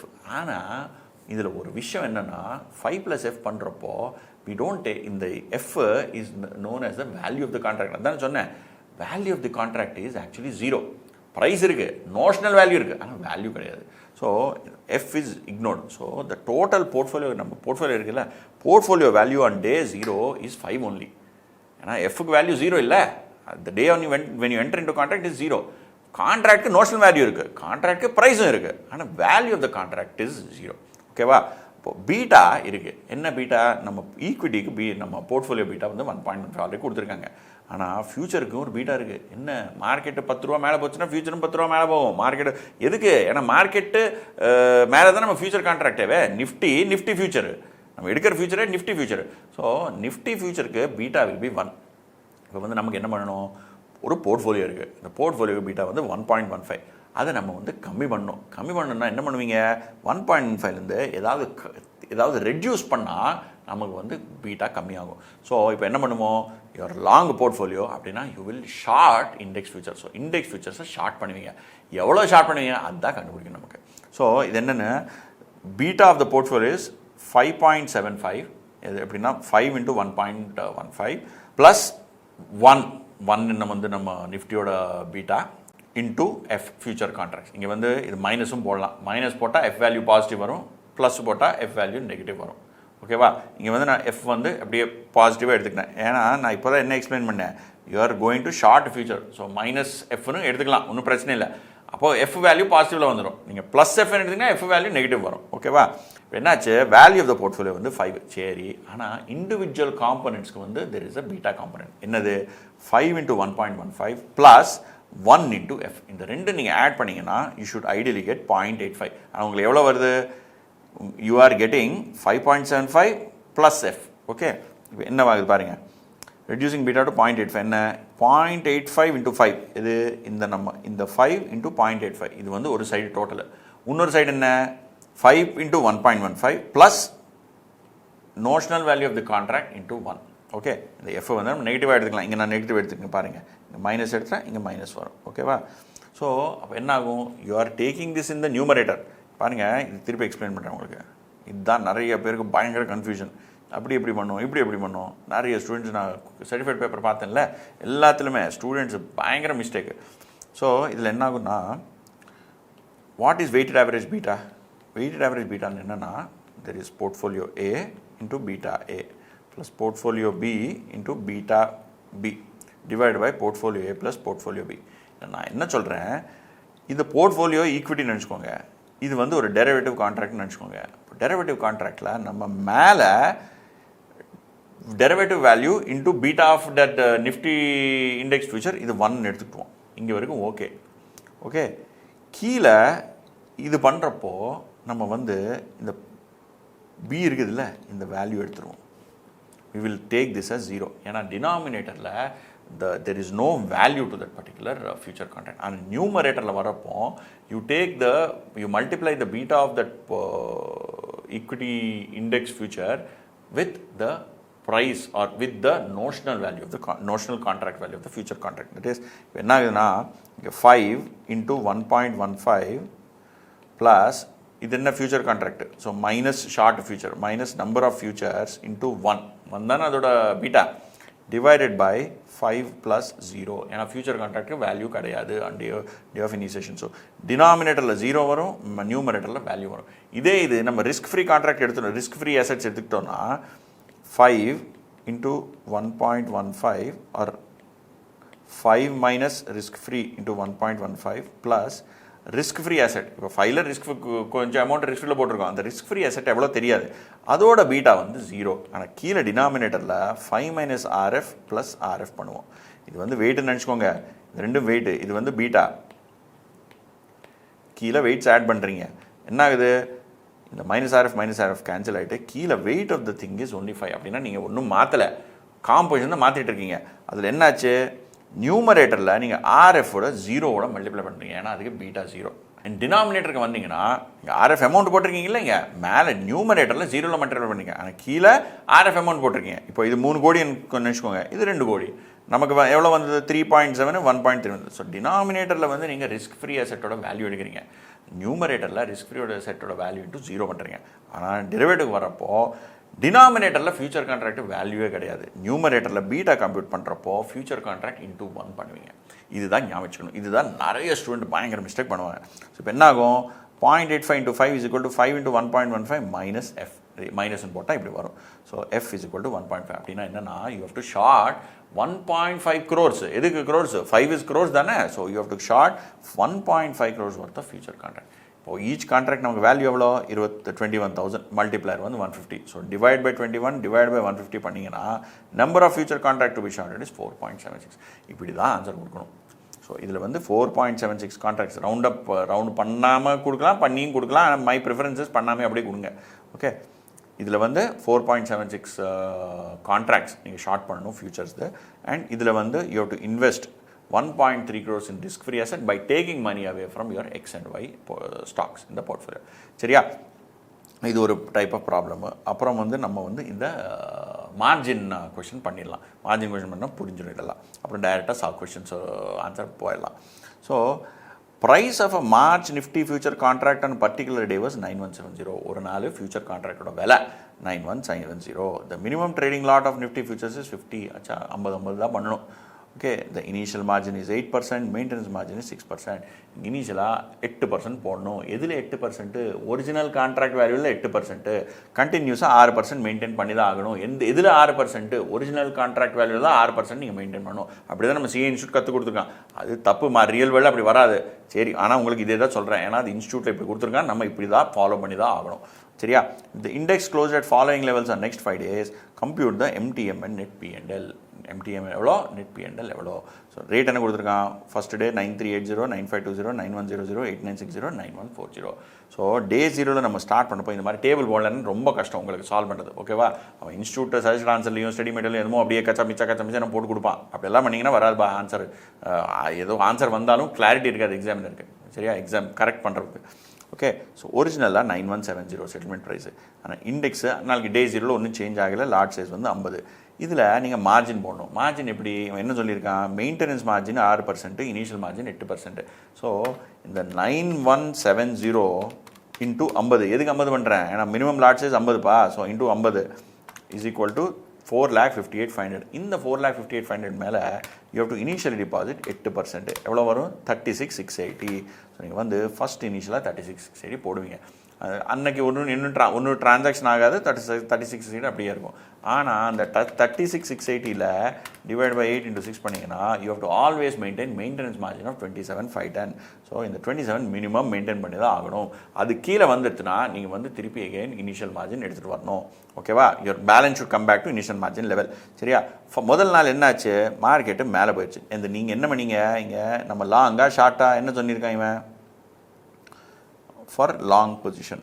ஓகே, இது லாங்குக்கு என்ன ஆக போகுது, இண்டெக்ஸ் மேலே போகுதுன்னா நம்ம ப்ராஃபிட்டு இல்லையா. எதுக்கு நான் சொன்னேன் 9170 வாங்குறேன்னு சொன்னேன். ஆல்ரெடி மார்க்கெட்டில் 9380 ஆயிடுத்து. எனக்கு profit 210 rupees per contract profit. So 210 rupees and எவ்வளோ கான்ட்ராக்ட் நமக்கு 50. So into 50 10,500. இந்த 10,500 என்ன எனக்கு ப்ராஃபிட்னா அந்த ஆள் அதர் பார்ட்டிக்கு லாஸ். அந்த ஆள் அவன் மார்ஜின்லேருந்து கட் ஆகி என் மார்ஜின் அக்கௌண்ட்டில் ஆட் ஆயிரும். இப்போ மார்ஜின் எவ்வளோ, 36,680 ஓப்பனிங் ப்ளஸ் 10,500, 47,180. ஸோ என் மார்ஜின் இப்போ வந்து 47,180. இது வந்து டோட்டல் மார்ஜின். ஆனால் மினிமம் மெயின்டெனன்ஸ் மார்ஜின் ரிக்வயர்ட் இன்னும் 27,000 தான், அது ஒன்றும் மாறல. சரியா, செகண்ட் டே இன்னும் மேலே போச்சு, 9520 மைனஸ் 9380 எவ்வளோ, 140. ஸோ இந்த 140 × 50 7,000 rupees, 7,000 ரூபா. ஸோ 7,000 rupees நம்ம 47,000 ஆட் ஆயிடுச்சுன்னா 54,000 ஆகும். So 54,000 is your current margin account. அப்புறம் உங்கள் மெயின்டெனன்ஸ் மார்ஜின் இப்போது அதே தான் 27,510. அதுக்கப்புறம் மூணாவது நாள் கீழே ஒரே ஒரு நாள் மேலேருந்து போச்சு, தூக்கி விட்டான்ப்பா. 9520 9100. ஓகே, 9100னா 420 பாயிண்ட்ஸ். 420 × 50 இஸ் 21,000. ஸோ 21,000 rupees லாஸ்ப்பா உங்களுக்கு. ஏன்னா நீங்கள் வாங்கன்னு சொன்னீங்க 9170, ஆல்ரெடி மார்க்கெட் இஸ் 9,100. ஆனால் இங்கே பாருங்கள், ஒரு விஷயம் ஞாபகம் வச்சுக்கணும். நீங்கள் நம்ம இங்கே எல்லாம் பேசுகிறது எதுவுமே, all that we are discussing is not with respect to original 9170. இதுக்கு நான் என்ன சொல்கிறேன், திருப்பி சொல்கிறேன் பாருங்கள். இங்கே 9100, ஒரிஜினல் கான்ட்ராக்ட் வந்து 9170, ரெண்டுக்குமே லாஸ் 70. ஏன் லாஸ் 70 தானே? இல்லைப்பா, நேற்றுக்கு ஆல்ரெடி நான் உனக்கு 9520 வரைக்கும் ப்ராஃபிட் கொடுத்துருக்கேன். அந்த செல்லர் யார் இருக்கானோ அவன் டெய்லி இன்கர் பண்ணுற லாஸ் உனக்கு ப்ராஃபிட்டாக நான் கொடுத்துட்ருக்கேன். So you are now market to market. இதுதான் concept call mark to market. அப்படின்னு என்னென்னா, உன்னோட ப்ராஃபிட் லாஸ் என்னெல்லாம் இருக்கோ நேற்று நைட் வரைக்கும் என்ன ஆச்சு, உங்களுக்கு ஆல்ரெடி காசு வந்துடுது. ஸோ இன்றைக்கு காலையில் நம்ம பார்க்கும்போது நேற்று நைட்டோட பொசிஷன்லேருந்து இன்றைக்கி காலையில் என்ன ஆச்சுன்னு தான் நம்ம கம்பேர் பண்ணிகிட்டு இருப்போம். ஸோ ஆல்ரெடி பழைய லாஸு ப்ராஃபிட் எல்லாம் வந்துடுது. ஸோ நம்ம புது லாஸு நேற்று நைட்டோட பொசிஷன்லேருந்து தான் ஸ்டார்ட் ஆகும். ஸோ நம்ம லாஸு வந்து 9520 91,100 அப்படின்னா 420 ரூபா. 420 ரூபா × 50 போட்டுன்னா 21,000. இந்த 21,000 தான் நம்ம லாஸு. இங்கே வந்து இது புது டிஸ்கவர் பண்ணாதீங்க. 9170 மைனஸ் 9,100 70 தான் லாஸ். இல்லைப்பா, they've been giving you profits historically. அப்படின்னா என்னாகும், இந்த யுவர் ஹிஸ்டாரிக்கல் ப்ராஃபிட்ஸ் வந்துச்சுன்னா எஸ்டர்டே ப்ரைஸ்லேருந்து தான் நம்ம கம்பேர் பண்ணணும் ப்ராஃபிட் லாஸ்க்கு. ஸோ 21,000 தடையல் 54,000 21,000 போச்சுன்னா எவ்வளோ மிச்சம் இருக்குது, காசு எவ்வளோ இருக்குது, 33,180. 33,180 ஒரே அடிப்பா, செமாடி. ஸோ ஆனால் மெயின்டெனன்ஸ் மார்ஜின் எவ்வளோ, 27,510. ஸோ மெயின்டெனன்ஸ் மார்ஜின் இன்னும் இது கீழே தான் இருக்குது. Okay, maintenance margin is lower than closing margin. Your closing margin எந்த நாள் மெயின்டெனன்ஸ் மார்ஜின் கீழே போச்சுனோ அந்த நாள் நீங்கள் வந்து திருப்பி காசு எடுத்துகிட்டு வரணும். எந்த லெவல் வரைக்கும் எடுத்துகிட்டு வரணும், அது you have to again come back to original initial margin. சரி, இப்போ அந்த பிரச்சனை இல்லை, அடுத்த லெவலில் பார்க்கலாம் என்ன ஆகுதுன்னு. ஸோ 33,180 உங்கள் மார்ஜின் அக்கௌண்ட் பேலன்ஸு, 27,510 உங்கள் மினிமம் மெயின்டெனன்ஸ் மார்ஜின். சரியா, அடுத்த நாள் என்னாச்சு, 9,100 8,950 இன்னும் கீழே போச்சு. ஸோ எவ்வளோ லாஸு, 8,960. ஸோ 8,960 9100 140 திருப்பி லாஸ் அடி இன்டூ 50 7,000 கம்மி பண்ணுவீங்கன்னா 27,510 இருக்குல்ல இங்கே நம்ம மெயின்டெனன்ஸ் மார்ஜின். நம்ம க்ளோசிங் மார்ஜின் எவ்வளோ, 33,180. 33,180லேருந்து இன்னும் 7,000 போச்சு. அப்படின்னா 26,180 வந்துச்சு. ஸோ 26,180 க்ளோசிங் வேல்யூ எப்படி 33,180 மைனஸ் 7,000. ஸோ இந்த 26,180 இஸ் லோவர் தேன் 27,510. நம்ம இனி மெயின்டெனன்ஸ் மார்ஜினோட கம்மி. அப்போ என்ன பண்ணணும், to bring back to the initial margin. என்ன பிரிங் பேக், நம்ம க்ளோசிங் வேல்யூ 26,180, நம்ம மார்ஜின் எவ்வளோ 36,680. அந்த ரெண்டுக்கு டிஃபரன்ஸ் என்ன, 36,680 மைனஸ் 26,180, 10,000 வேணும். எடுத்துகிட்டு வா, போய் காசு எடுத்துகிட்டு வா. ஸோ நீங்கள் வந்து காசு எடுத்துகிட்டு வந்து தான் அதில் போடணும். போடலைங்கன்னா கான்ட்ராக்ட் கேன்சல் பண்ணிடுவான். பண்ணிவிட்டு ப்ராஃபிட் ஏதாவது இருந்துச்சு அவங்களுக்கு கொடுப்பான், இல்லை லாஸ் ஏதாவது இருந்துச்சு ப்ராஃபிட் ஏதாவது இருந்துச்சு உங்களுக்கு கொடுப்பான், இல்லைனா கொடுக்கவே மாட்டான். அவன் வந்து தட் இஸ் அந்த பாயிண்ட் தான் மார்ஜின் கால்னு சொல்லுவாங்க. உங்களுக்கு எந்த நாள் உங்ககிட்ட காசு இல்லையோ, நீங்கள் மார்ஜின் புது மார்ஜின் எடுத்துகிட்டு வரல, இந்த இடத்துல இப்போ புது மார்ஜின் எடுத்துகிட்டு வந்தீங்களா 10,500 ரூபா, அது வந்து நீங்கள் எடுத்துகிட்டு வரலன்னா அவன் போய் மார்க்கெட்டில் விற்றுட்டு கான்ட்ராக்ட் க்ளோஸ் பண்ணிடுவான். So you have to honour the margin காலை ஆனர் பண்ணணும். ஓகே, 10,500 கொடுத்துட்டு வந்திருக்கான். ஸோ 33,180 ப்ளஸ் 10,000, 33,180 மைனஸ் 7,000 ப்ளஸ் 10,000 போட்டிங்கன்னா 36,680 வரும். 36,680 is it more than 27,510? Yes, ஒன்றும் பிரச்சனை இல்லை. லாஸ்ட் டேக்கு என்னாச்சு 9140. ஸோ நீங்கள் வந்து திருப்பி கம்ப்யூட்டேஷன் இங்கிருந்து தான் வரும். ஸோ 8960 மைனஸ் 9140 ரெண்டுக்கு 180. ஸோ 180 into 50 9,000 தான் உங்கள் ப்ராஃபிட். ஸோ 36,680 உங்கள் ஓப்பனிங் பேலன்ஸு. ஏன்னா நேற்றுக்கு நடந்த விஷயம் எல்லாம் முடிஞ்சதில்லை. மார்ஜின் எடுத்துகிட்டு வந்தீங்க, புது டிபாசிட் பண்ணிங்க, லாஸ் ஆகிடுச்சு, எல்லாம் முடிஞ்சது. Again your margin was 36,680. அதுக்கு 10,500 10,000 இல்லை 9,000 ஆட் ஆகுது. So your closing margin 45,680. So இப்போ என்ன ஆச்சு பாருங்கள், க்ளோசிங் டேயில் it is greater than maintenance margin. சரி, அங்கே வரைக்கும் ஓகே, பிரச்சனை இல்லை. ஆனால் இவன் என்ன கேட்குறான், compute MTM net PNL. MTM என்ன, மார்க் டு மார்க்கெட். எவ்ரிடே நீங்கள் போடுற கெயின் லாஸ் இருக்குது இல்லை, அதை தான் எம்டிஎம்னு சொல்லுவோம். That is called MTM gain and loss. அப்புறம் என்ன சொல்லிட்டு இருக்கான், நெட் பிஎன்எல். நெட் பிஎன்எல் என்ன, நெட் ப்ராஃபிட் நம்மளோட. நெட் ப்ராஃபிட் நான் இனிஷியலாக 36,680 போட்டிருந்தேன் மார்ஜினில், க்ளோசிங் மார்ஜின் 45,680 வந்துச்சு இல்லை, 9,000 ப்ராஃபிட்டு இல்லைப்பா. நடுவில் யூ ஹேட் ஆல்சோ டிபாசிட் 10,500. அதனால் யுவர் லாஸ், யுவர் ப்ராஃபிட் இங்கே வந்து 9,000 மேலே போச்சு, ஆனால் இங்கே 10,500 கீழே போச்சு. நெட்டு அந்த 10,500 போடுறதுக்கு அப்புறம் உங்கள் ப்ராஃபிட் 9,000. அப்படின்னா நெட் லாஸ் இஸ் 1,500. நீங்கள் பாருங்கள், change in margin account 45,680 minus 36,680 minus 10,500 is 1,500. அதே மாதிரி இன்னொரு வழியில் பார்க்கலாம். Originally agri to buy at எவ்வளோ 9170, ஆனால் மார்க்கெட் க்ளோஸ் அட் 9140. அப்படின்னா என்ன, நான் 917 வாங்கி தான் ஆகணும், மார்க்கெட் 9140 இருந்தாலும். அப்படின்னா எனக்கு 30 ரூபா லாஸ். 30 into 50 15 1,500. 30 into 50 1,500. சரியா? ஸோ இது ரெண்டு. This is one question. இந்த மாதிரி கொஷன் நம்ம இப்போது May 25 கேட்டிருந்தான். ஓகேவா? So be very careful, understand it தரோலி. Okay, இது வந்து நம்ம லாங் கொஷன் எடுத்துக்கணும், ஷார்ட்னா எல்லாமே உல்ட்டா இருக்கும். ஓகேவா?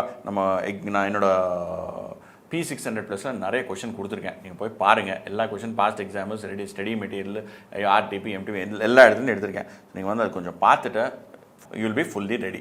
சரியா? இப்போது நம்ம வந்து ஃபியூச்சர்ஸ் போர்ஷன் முடிஞ்சுது. இப்போ நம்ம வர போகிறது ஃபியூச்சர்ஸோட கொஷின்ஸ் Q&A. சரியா? போய் Q&A பார்க்கலாம். நம்ம வந்து ஃபஸ்ட்டு பார்க்க போகிற கொஷின் வந்து கொஷின் நம்பர் 5. இது என்ன, BSC value is 5,000, value of portfolio is 10,10,000, risk free interest rate 9%, dividend yield 6%, beta of portfolio is 1.5. சரி, இந்த beta of question இது.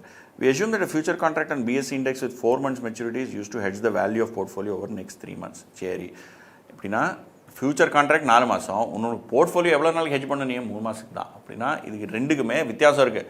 யூ ஷுட் ஐடியலி என்ன பண்ணணும், போர்ட்ஃபோலியோ உங்களுக்கு அடுத்த 3 மாதத்துக்கு போர்ட்ஃபோலியோ அடுத்த 3 மாதத்துக்கு உங்களுக்கு சேஞ்ச் தேவை இல்லைன்னு நினச்சிக்கிட்டிங்கன்னா should enter into a future contract for 3 months. இங்கே என்ன பண்ணால் 3 மாதம் ஃபியூச்சர் கிடையாது, அதனால தான் 4 மாதம் ஃபியூச்சர் யூஸ் பண்ணி ஹெட்ஜ் பண்ணுறதுக்கு ட்ரை பண்ணிட்டு இருக்கான். என்னாச்சுன்னு பார்க்கலாம். One future contract is for delivery of 50 times the index. இதுதான் லாட் சைஸ், பிரச்சனை இல்லை. Based on the above information calculate the price of the future contract. Future contract என்ன பெரிய பிரச்சனை இல்லை. The gain on short future if index turns out by 4,500 in 3 months. 3 மாதம் கழிச்சு ஃபியூச்சரோட value 4,500 இருந்துச்சுன்னா என்ன பண்ணுவீங்க, what is the gain or loss, என்ன ஆகும்? சரியா? அது பார்க்கலாம். ஃபஸ்ட்டு வந்து நம்ம will first arrive at price of the future. இது எவ்வளோ மாதம் ஃபியூச்சர், 4 மாதம் ஃபியூச்சர். இப்போது 4 மாதம் ஃபியூச்சர்னா இதில் எப்படி பண்ணலாம், did they say continuous compounding சொன்னானா, சிம்பிள் இன்ட்ரெஸ்ட் சொன்னானா, பீரியாடிக் காம்பவுண்டிங், எதுவுமே சொல்லலைன்னா என்ன பண்ணுவீங்க, பவர் வேல்யூ கொடுக்கல, சிம்பிள் இன்ட்ரெஸ்ட் யூஸ் பண்ணி போயிட்டே இருங்க. ஓகே, ஸோ நம்ம வந்து பிஎஸ்சி ஸ்பாட் வந்து 5,000, வேல்யூ ஆஃப் போர்ட்ஃபோலியோ 10,10,000. சரியா? Risk free 9%, yield dividend yield வந்து 6%, போர்ட்ஃபோலியோ பீட்டா 1.5. நமக்கு என்ன ஃபியூச்சர் கான்ட்ராக்ட் வேல்யூ எவ்வளோ மாதம் ஃபியூச்சர் இருக்குது? 4 மாதம் ஃபியூச்சர். அப்படின்னா என்ன? Spot plus cost of carry for 4 months, okay, minus dividend for 4 months. So spot வந்து 5,000 rupees ப்ளஸ் 9% into 4/12, ஏன்னா 4 மாதம் future into 9% which is cost of carry, minus 6% into 4/12 into 5,000. இங்கே ஒன்று விஷயம் ஞாபகம் வச்சுக்கோங்க, you're multiplying both with 5,000. ஏன்? these both are interest rates on, இது வந்து ஈல்டு, டிவிடெண்ட் ஈல்டு, இது வந்து interest rate that is applicable on your initial original value of the index. சரியா? ஸோ எவ்வளோ வரும்? 5,000 into 5,000 plus 5,000 into 4/12, ஏன்னா 4 மாதம் into 9 minus 6%, அப்படின்னா 5050 வரும். 5050 என்ன? It is your ideal future price after 4 months. எவ்வளோ கான்ட்ராக்ட் என்டர் பண்ணும்? மினிமமாக 50 கான்ட்ராக்ட். ஸோ நீங்கள் ஒரு லாட் எடுத்துட்டிங்கன்னா 50 ஒரு கான்ட்ராக்ட் என்டர் பண்ணிங்கன்னா you have to enter into 50 units. So 5050 into 50 is 2,52,500. இப்போ 2,52,500 சரிப்பா கான்ட்ராக்ட் என்டர் பண்ணிடுறோம், இது is the one lot size, எல்லாம் புரிஞ்சுது. இப்போ இது வச்சு என்ன பண்ணணும்? the gain on short future if index turns out to be, இப்போ நீங்கள் என்ன பண்ணீங்க? you wanted to hedge. நம்ம போர்ட்ஃபோலியோ வேல்யூ எவ்வளோ? போர்ட்ஃபோலியோ 10,10,000, அதோட பீட்டா எவ்வளோ? 1.5. ஸோ 10 lakhs into 1.5 இதோட பீட்டா. இது நீ ஹெட்ஜ் பண்ணணும். எப்படி ஹெட்ஜ் பண்ணுவீங்க? ஹெட்ஜ் பண்ணணும்னா what is a meaning? Hedge பண்ணணும்னா அர்த்தம் என்ன? அதோட ஹெட்ஜ் பண்ணணும்னா you have to make the beta 0. அப்படின்னா இதுலேருந்து சம் எக்ஸ் வேல்யூ அண்ட் அந்த எக்ஸ் வேல்யூட பீட்டா வந்து வந்தா, so you have to subtract this X value and total portfolio value எவ்வளோ ஆகும்? இந்த சேம் 10 lakhs தான் இருக்கும். ஏன்னா இதுக்கு நியூமரேட்டர் தான் இருக்கும். போர்ட்ஃபோலியோ ஷார்ட் ஃபியூச்சருக்கு நியூமரேட்டரில் ஷார்ட் ஃபியூச்சரோட பீட்டா வேல்யூ வரும். கீழே இந்த எக்ஸ் வந்து ஒன்றுமே இருக்காது, இல் பி 0 தான். ஏன்னா இப்போ தான் எக்ஸ்பிளைன் பண்ணணும் இல்லை? So this is the notional value, this is the value. இந்த நோஷனல் வேல்யூக்கு தான் பீட்டா கம்ப்யூட்டேஷன் இருக்கும். வேல்யூ ஆஃப் த கான்ட்ராக்ட் வந்து 0. ஸோ என்ன ஆகும்? 10 lakhs into 1.5 minus X divided by 10 lakhs. இதெல்லாம் சேர்த்தா என்ன ஆகும்? Your beta should be 0. Beta 0 தானே? This is the weighted average beta. அப்படின்னா 10 lakhs into 1.5 minus x by 10 is equal to 0. Weighted average beta should be 0, no? Because நீங்கள் வந்து பிரச்சனை என்ன? What is asked in the question is used to hedge. Hedge-na you make it fully 0. So இது அந்த பக்கம் போனாலும் 0 தான் ஆகும். So 10.1 lakhs into 1.5 is equal to x. So value of the future contract is equal to 10 lakhs into 1.15. 10 lakhs into 10.1 na 10 lakhs இல்லை 10.1 10 lakh 10,000 into 1.5, that is 15 lakh 15,000. So you have to enter into futures contract worth the 15 lakh 15,000 notional value. So 15 and ஒரு contract notional value எவ்வளோ நம்ம find out பண்ணுமே? 2,52,500. So 15 lakh 15,000 divided by 2,52,500 பண்ணிங்கன்னா 15 lakh 50,000 15 lakh 15,000 divided by 2,52,500 பண்ணிங்கன்னா உங்களுக்கு 6 contract வரும். So நீங்கள் வந்து you have to enter into 6 contracts. அதுதான் ஆன்சரிங்க. 6 நம்பர் ஆஃப் கான்ட்ராக்ட்ஸ் இஸ் 6. இது ஒரு பார்ட்டு. ஓகே, நெக்ஸ்ட் என்ன சொல்லியிருக்கான்? Gain on short futures if index futures turns out to be 4,500. First வந்து future contract price find out பண்ணியிருக்கீங்க. அப்புறம் you also found out how many futures have you shorted. அது எதுக்கு தேவை? அது இல்லாமல் இது எப்படி கண்டுபிடிப்போம்? So you have to short 6 features. 6 features short பண்ணிங்கன்னா if market turns out to be 4,500 in 3 months, 3 மாதத்துக்கு அப்புறம் மார்க்கெட் 4,500 இருந்துச்சுன்னா ஃபியூச்சர் கான்ட்ராக்ட் விலை எவ்வளோ இருக்கும்?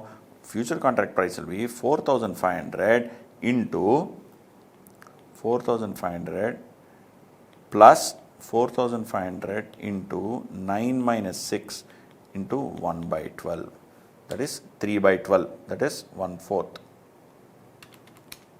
இது பர்சன்ட்டை நீங்கள் மறந்துடாதீங்க. 4,500 into 3% divided by 12, 11.25. So the future contract value after 3 months.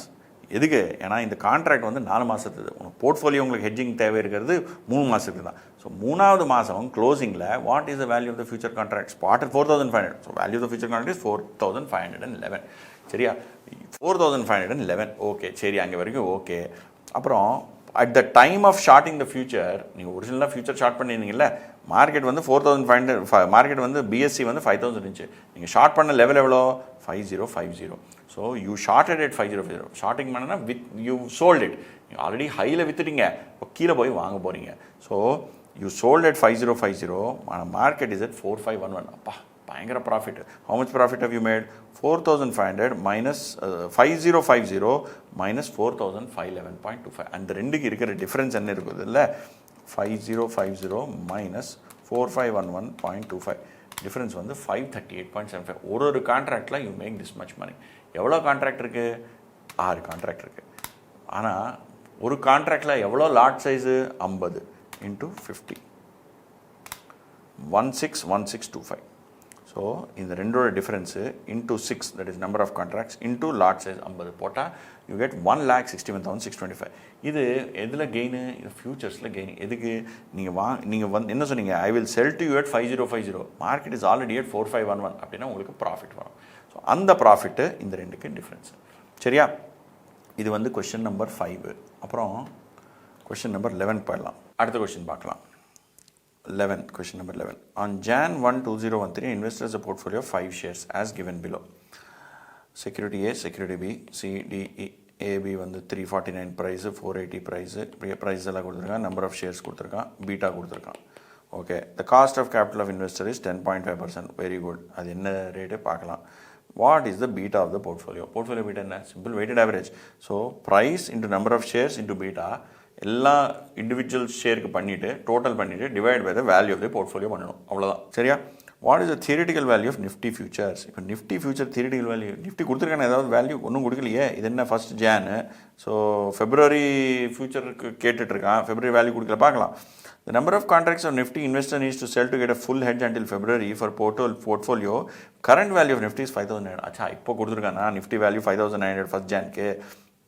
And they have minimum trade lot of 200 units. Assume that the futures are trading at fair value. Fair value trade ஆகுதுன்னா okay, very good. The number of future contracts the investor should trade if he desires to reduce the beta of his portfolio to 0.6. பாவி, இப்போ இன்னும் beta தெரியல, அது 0.6 தான் வாங்கணும். Okay, 0.6க்கு எடுத்துகிட்டு வரணும். So number of days in a year can be treated as 365 days. Given natural log of 1.105 is 0.0998 and e power point so and so is 1.01598. இது நம்ம இதே நம்பர் தான் நம்ம யூஸ் பண்ணியிருக்கோம். ஓகேவா? இதில் என்ன பண்ணுற சொல்கிறான்? ஃபஸ்ட்டு பீட்டா போர்ட்ஃபோலியோ கண்டுபிடிக்க சொல்கிறான். பீட்டா போர்ட்ஃபோலியோ என்ன? ரொம்ப simple. Price into share value வரும். எல்லா வேல்யூ ஆட் பண்ணுங்கள். 188.54 வந்துச்சு.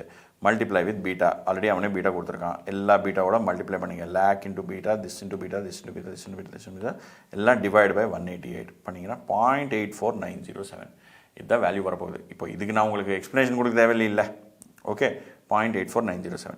இது வந்து போர்ட்ஃபோலியோ பீட்டா. நம்ம ஃபஸ்ட் கொஸ்டினுக்கு ஆன்சர் வந்துருச்சு. Theoretical value of Nifty. Nifty spot என்ன? 5,900.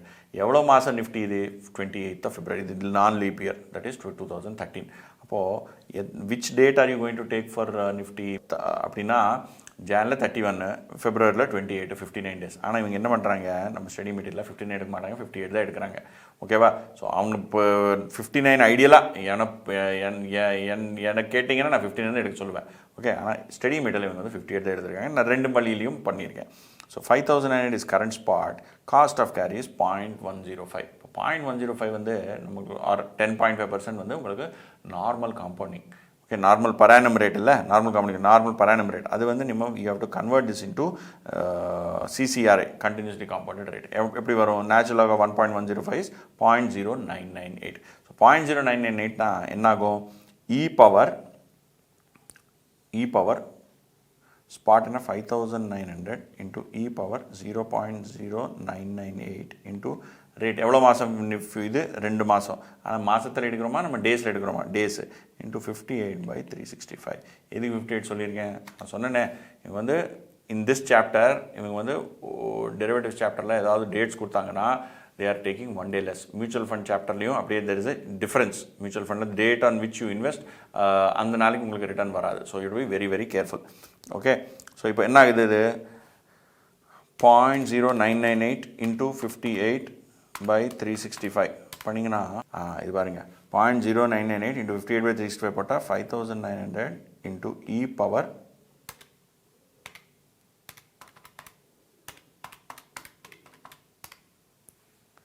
0.01585. இதுதான் வேல்யூ. இவன் ஆல்ரெடி கொடுத்துட்டானே 0.1585. Value is 1.01598. ஸோ 5,900 இன்ட்டு 1.01598 பண்ணிங்கன்னா யூல் கெட் திஸ் ஆன்சர் 5994.28.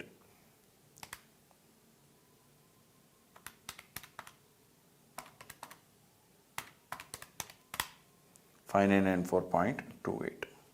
இதுதான் வேல்யூ. இது என்ன வேல்யூ? இது ஃபியூச்சர் கான்ட்ராக்டோட வேல்யூ, theoretical future. முடிஞ்சதா? செகண்ட் பார்ட் முடிஞ்சது, ஃபர்ஸ்ட் பார்ட் முடிஞ்சது. Number of contracts investor should sell to get full hedge. Full ஹெட்ஜ்னா beta should become 0.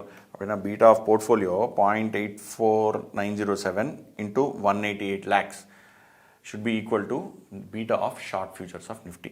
Okay, so உங்களுக்கு நம்மளுக்கு என்ன 5992.28 இதே எடுத்துக்கலாம் நம்ம 58 days.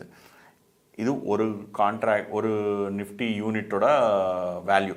Okay, number of lot size என்ன 200. ஸோ மல்டிப்ளை பண்ணுங்க, 200 வரும், 1198856 வரும். 1198856 என்ன வருதோ அது 1 நிஃப்டி கான்ட்ராக்டோட பீட்டா. எதுக்கு? நிஃப்டியோட பீட்டா 1 தானே. ஸோ யூ மல்டிப்ளை 11,98,856 into 1, உங்களுக்கு அவ்வளோதான் வேல்யூ வரப்போகுது. ஆனால் உங்களோட போர்ட்ஃபோலியோட பீட்டா என்ன?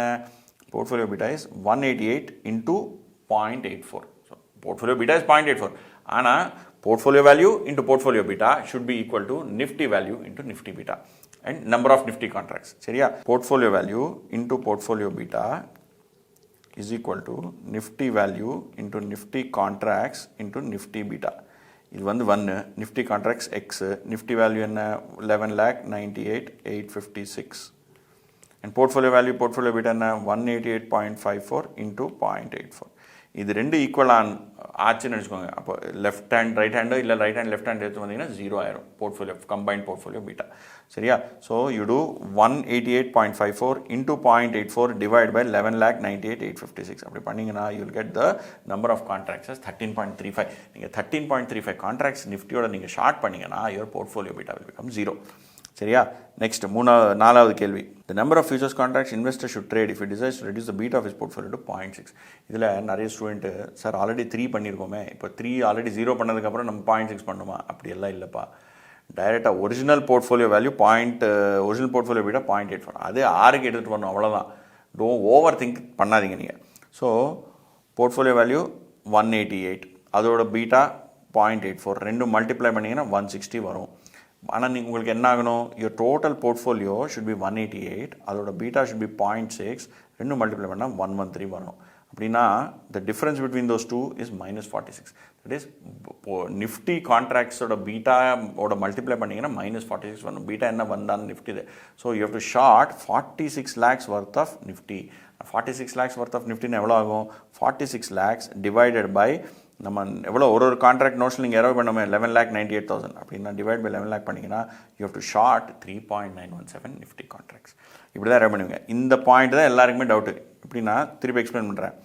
Portfolio value into portfolio beta minus Nifty value into Nifty notional value number of contracts into Nifty beta is equal to and divided by portfolio value plus Nifty value. இங்கே Nifty value வந்து 0 ஆயிரும்.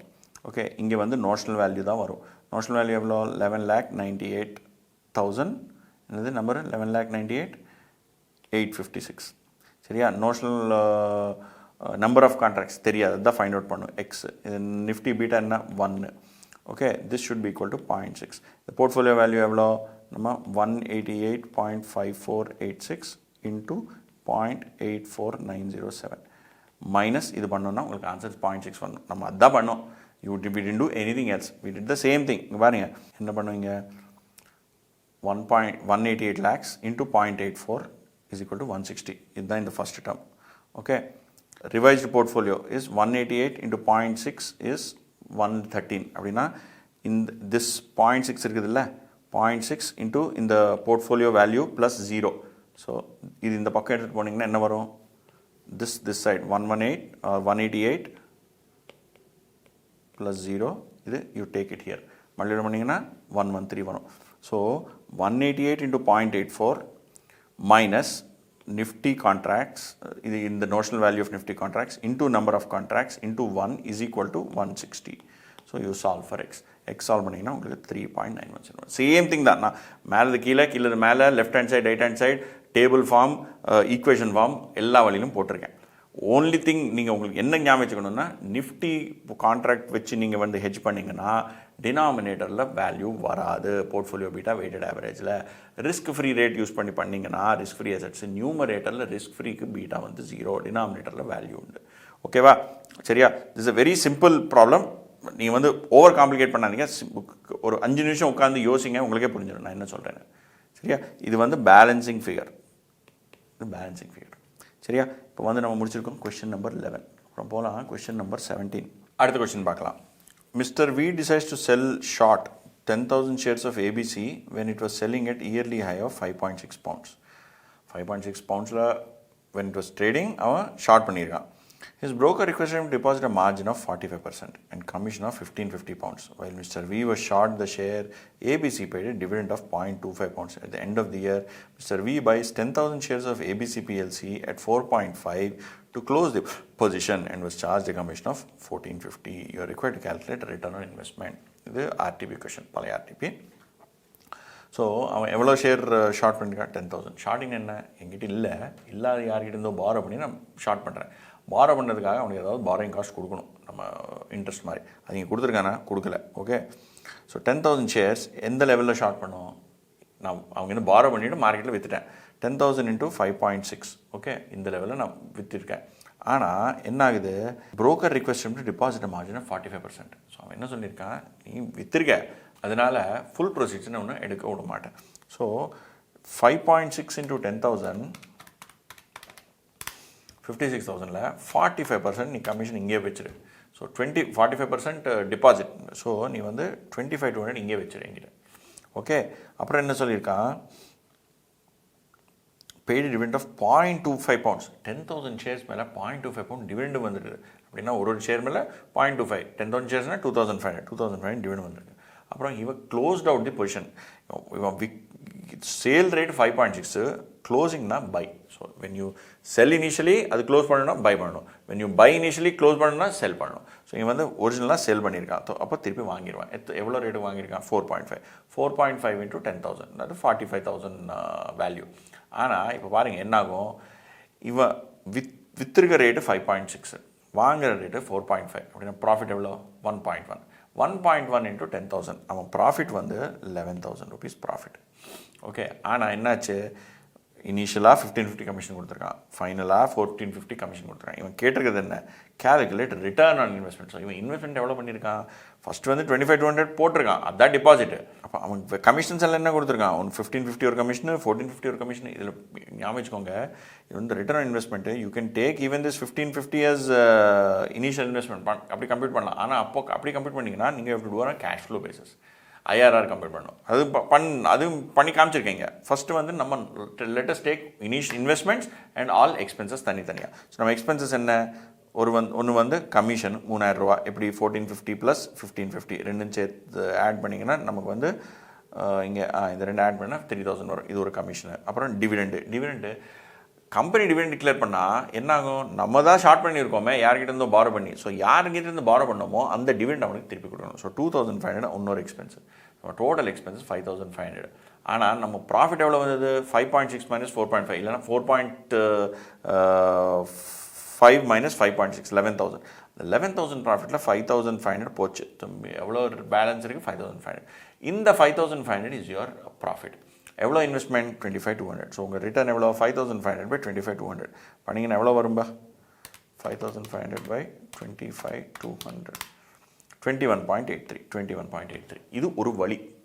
இன்னொரு வழி என்ன? நம்ம கேஷ் ஃப்ளோ ஐஆர்ஆர் பண்ணி. ஸோ இனிஷியல் இன்வெஸ்ட்மெண்ட் என்ன? நீங்கள் இனிஷியலாக 25,200 ஸ்பெண்ட் பண்ணிங்க. அப்புறம் நீங்கள் 1550 கமிஷனும் கொடுத்துருக்கீங்க. டிவிடெண்ட் எப்போ வந்தது? யாருக்கும் தெரியாது. ஃபஸ்ட்டில் வந்ததா, நடுவில் வந்ததா, எண்டில் வந்ததா தெரியாது. ஃபஸ்ட்லேயே வந்ததுன்னு எஸ்யூம் பண்ணிக்கலாம். ஸோ 25,200 + 1550 + 2,500 இதுதான் உங்களோட இனிஷியல் இன்வெஸ்ட்மெண்ட். 29,250. நீங்கள் ஒரிஜினலாக 29,250 இன்வெஸ்ட் பண்ணிங்க. ஃபைனலாக உங்களுக்கு எவ்வளோ காசு வந்தது? அந்த 25,250 இன்வெஸ்ட் பண்ணிங்கன்னா உங்கள் டிபாசிட் திருப்பி வந்தது, அதோட 11,000 rupees திருப்பி வந்தது ப்ராஃபிட்டு. அண்ட் யூ இன்கர்டு என்ன இன்கர் பண்ணீங்க? இந்த என்ன closing commission 1450. So final inflow 34,750 எப்படி வந்தது? 25,200 போட்ட டிபாசிட்டு ப்ளஸ் ப்ராஃபிட் 11,000. ஓகே, மைனஸ் நீங்கள் 1450 ஃபைனல் கமிஷன். இதில் ஒரு இனிஷியல் கமிஷனு அப்புறம் இது எதுக்கு எடுக்கல? டிவிடெண்ட். ஏன்னா அது வந்து இன்வெஸ்ட்மெண்ட்லேயே ஒரிஜினலி அவுட்ஃப்ளோலேயே எடுத்துக்கிட்டோம்.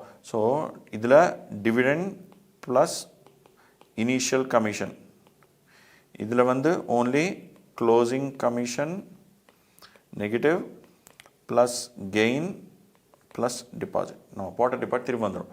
ஸோ இது மைனஸ் 295 29,250 ப்ளஸ் 34,750 இது ரெண்டு வந்து நம்ம இன்டர்போலேஷன் யூஸ் பண்ணி சால்வ் பண்ணோம்னா 18.8% வரும் ரிட்டர்ன். ஸோ இது this is one way of asking questions. இது ஞாபகம் வச்சுக்கோங்க. சரியா? இதாச்சு 17. அதுக்கப்புறம் நம்ம 24 இது ஆல்ரெடி பண்ணிட்டோமே. நம்ம எக்ஸாக்ட் இதே கொஷின் தான் பண்ணியிருக்கோம். ஸோ இது பண்ண தேவையில்லை. 24 27 இந்த கொஷின் சேம் கொஷின் தான் பண்ணியிருக்கோம். இது பண்ண தேவையில்லை. நான் என்ன சொல்கிறேன், இதில் ஒரே ஒரு வித்தியாசம் என்னென்னா இதில் கொஷினில் என்ன கேட்டிருக்கான், investor who is long, investor who is short. நம்ம லாங்கு, இப்போ நம்ம லாங்குன்னு நம்ம 2 பேர் கான்ட்ராக்ட் என்ன பண்ணுறோம்ப்பா, நான் லாங்குன்னு நீங்கள் ஷார்ட் தானே, நான் லாங்குன்னு நீங்கள் ஷார்ட்டு, நீங்கள் லாங்குன்னா நான் ஷார்ட்டு. இப்போ எனக்கு லாங்காக இருக்கிறப்போ என்னெல்லாம் ப்ராஃபிட்டோ அது உங்களுக்கு லாஸு, நான் லாங்காக இருக்கிறப்போ என்னெல்லாம் லாஸோ அது உங்களுக்கு ப்ராஃபிட்டு. ஸோ எக்ஸாக்ட்லி அதே மாதிரி தான். லாங்னா என்ன ஆகும், ஷார்ட்னா என்ன ஆகும். ஷார்ட்னா இவன் மார்ஜின் ஷார்ட் ஃபால் ஏதாவது வருமா, அவன் வரும். If you have shorted and நீ மார்க்கெட் மேலே போகுதுன்னா உங்களுக்கு லாஸ் வரும். நீங்கள் ஷார்ட் பண்ணதுக்கப்புறம் மார்க்கெட் கீழே போகுதுன்னா உங்களுக்கு ப்ராஃபிட் வரும். ஸோ இந்த இடத்துல இவனோட ப்ராஃபிட் வந்து 59 வரும். நீங்கள் இதை பார்த்துக்கோங்க. Question number 27. இது ஒன்றும் பெரிய இது இல்லை. It is very simple working. Okay, அனாவசியமாக டென்ஷன் பண்ணாதீங்க. ஓகே, 29 இது பாருங்கள். இதில் ஒரு புது கான்செப்ட் எக்ஸ்பிளைன் பண்ணியிருக்காங்க. அதனால இந்த கொஷின் எடுத்திருக்கேன். Company is long on 10 tons of copper at 474 spot and intends to remain so for ensuing quarter, அடுத்த 1 quarter. The standard deviation of changes in spot and future prices are 4% and 6% respectively, having correlation coefficient of 0.75. சரி, என்ன பண்ணோம்? What is the hedge ratio? What is the amount of copper future it should short to achieve a perfect hedge if its initial margin is 8%? என்ன சொல்கிறான், spot இருக்குது, standard deviation இருக்குது, கொரிலேஷன் இருக்குது, hedge ratio கேட்டிருக்கேன். Hedge ratio என்ன, இது இந்த எங்கேருந்து வந்து இந்த ஹெட்ஜ் ரேஷியோ, இவன் வந்து ஒரு புது ஃபார்முலா கொடுத்துருக்கா. Hedge ratio is your correlation into standard deviation spot by standard deviation forward. So இப்போ நம்ம standard deviation spot என்ன 4%, forward என்ன 6%. இங்கே தானே கொடுத்துருக்கான் 4/6 into 0.75. இந்த hedge ratio is 0.5. ஸோ இந்த hedge ratio வச்சு என்ன பண்ணுவோம், hedge ratio என்ன சொல்லுதுன்னா, இப்போ வந்து நம்மக்கிட்ட வந்து இது 10 tons ஸ்பாட் இருக்குது, அது ஹெட்ஜ் பண்ணணும்னா எவ்வளோ ஃபியூச்சர் கான்ட்ராக்ட் என்டர் பண்ணணும். ஸோ 10 tons ஸ்பாட் நீங்கள் இருக்குதுன்னா இங்கே then you should do 0.5 tons of future. So என்னாகும், 0.5 ton 5,000 kg. 5,000 kg into what is the amount of future copper you should short to achieve. So 5,000 tons of future தான் அவன் short பண்ணும். ஆனால் next கேள்வி என்ன கேட்டிருக்கான், should achieve perfect hedge if initial margin is 8%. ஓ, அப்போ margin எவ்வளோ? So 5,000 into 8% into 474. ஏன்னா 474 தான் ஸ்பாட் ரேட் கொடுத்துருக்கான். we don't know how much is the current futures price. So நம்ம வந்து டைரக்ட் ஸ்பாட் ரேட் எடுத்துக்குவோம். ஸோ மார்ஜின் நீங்கள் டிபாசிட் பண்ண தேவை 1,89,600. how much margin should deposit? whatever is the ideally future rate பா. future rate இவன் கொடுக்கல. ஸோ டைரெக்டாக நம்ம ஸ்பாட் ரேட் யூஸ் பண்ணிக்கிறோம். It's not a correct way, but அவன் கொடுக்கல, என்ன பண்ணுறது. அண்ட் எவ்வளோ ஃபியூச்சர் கான்ட்ராக்ட் ஷார்ட் பண்ணுவோம், hedge ratio 0.5. So half the contract short பண்ணணும்.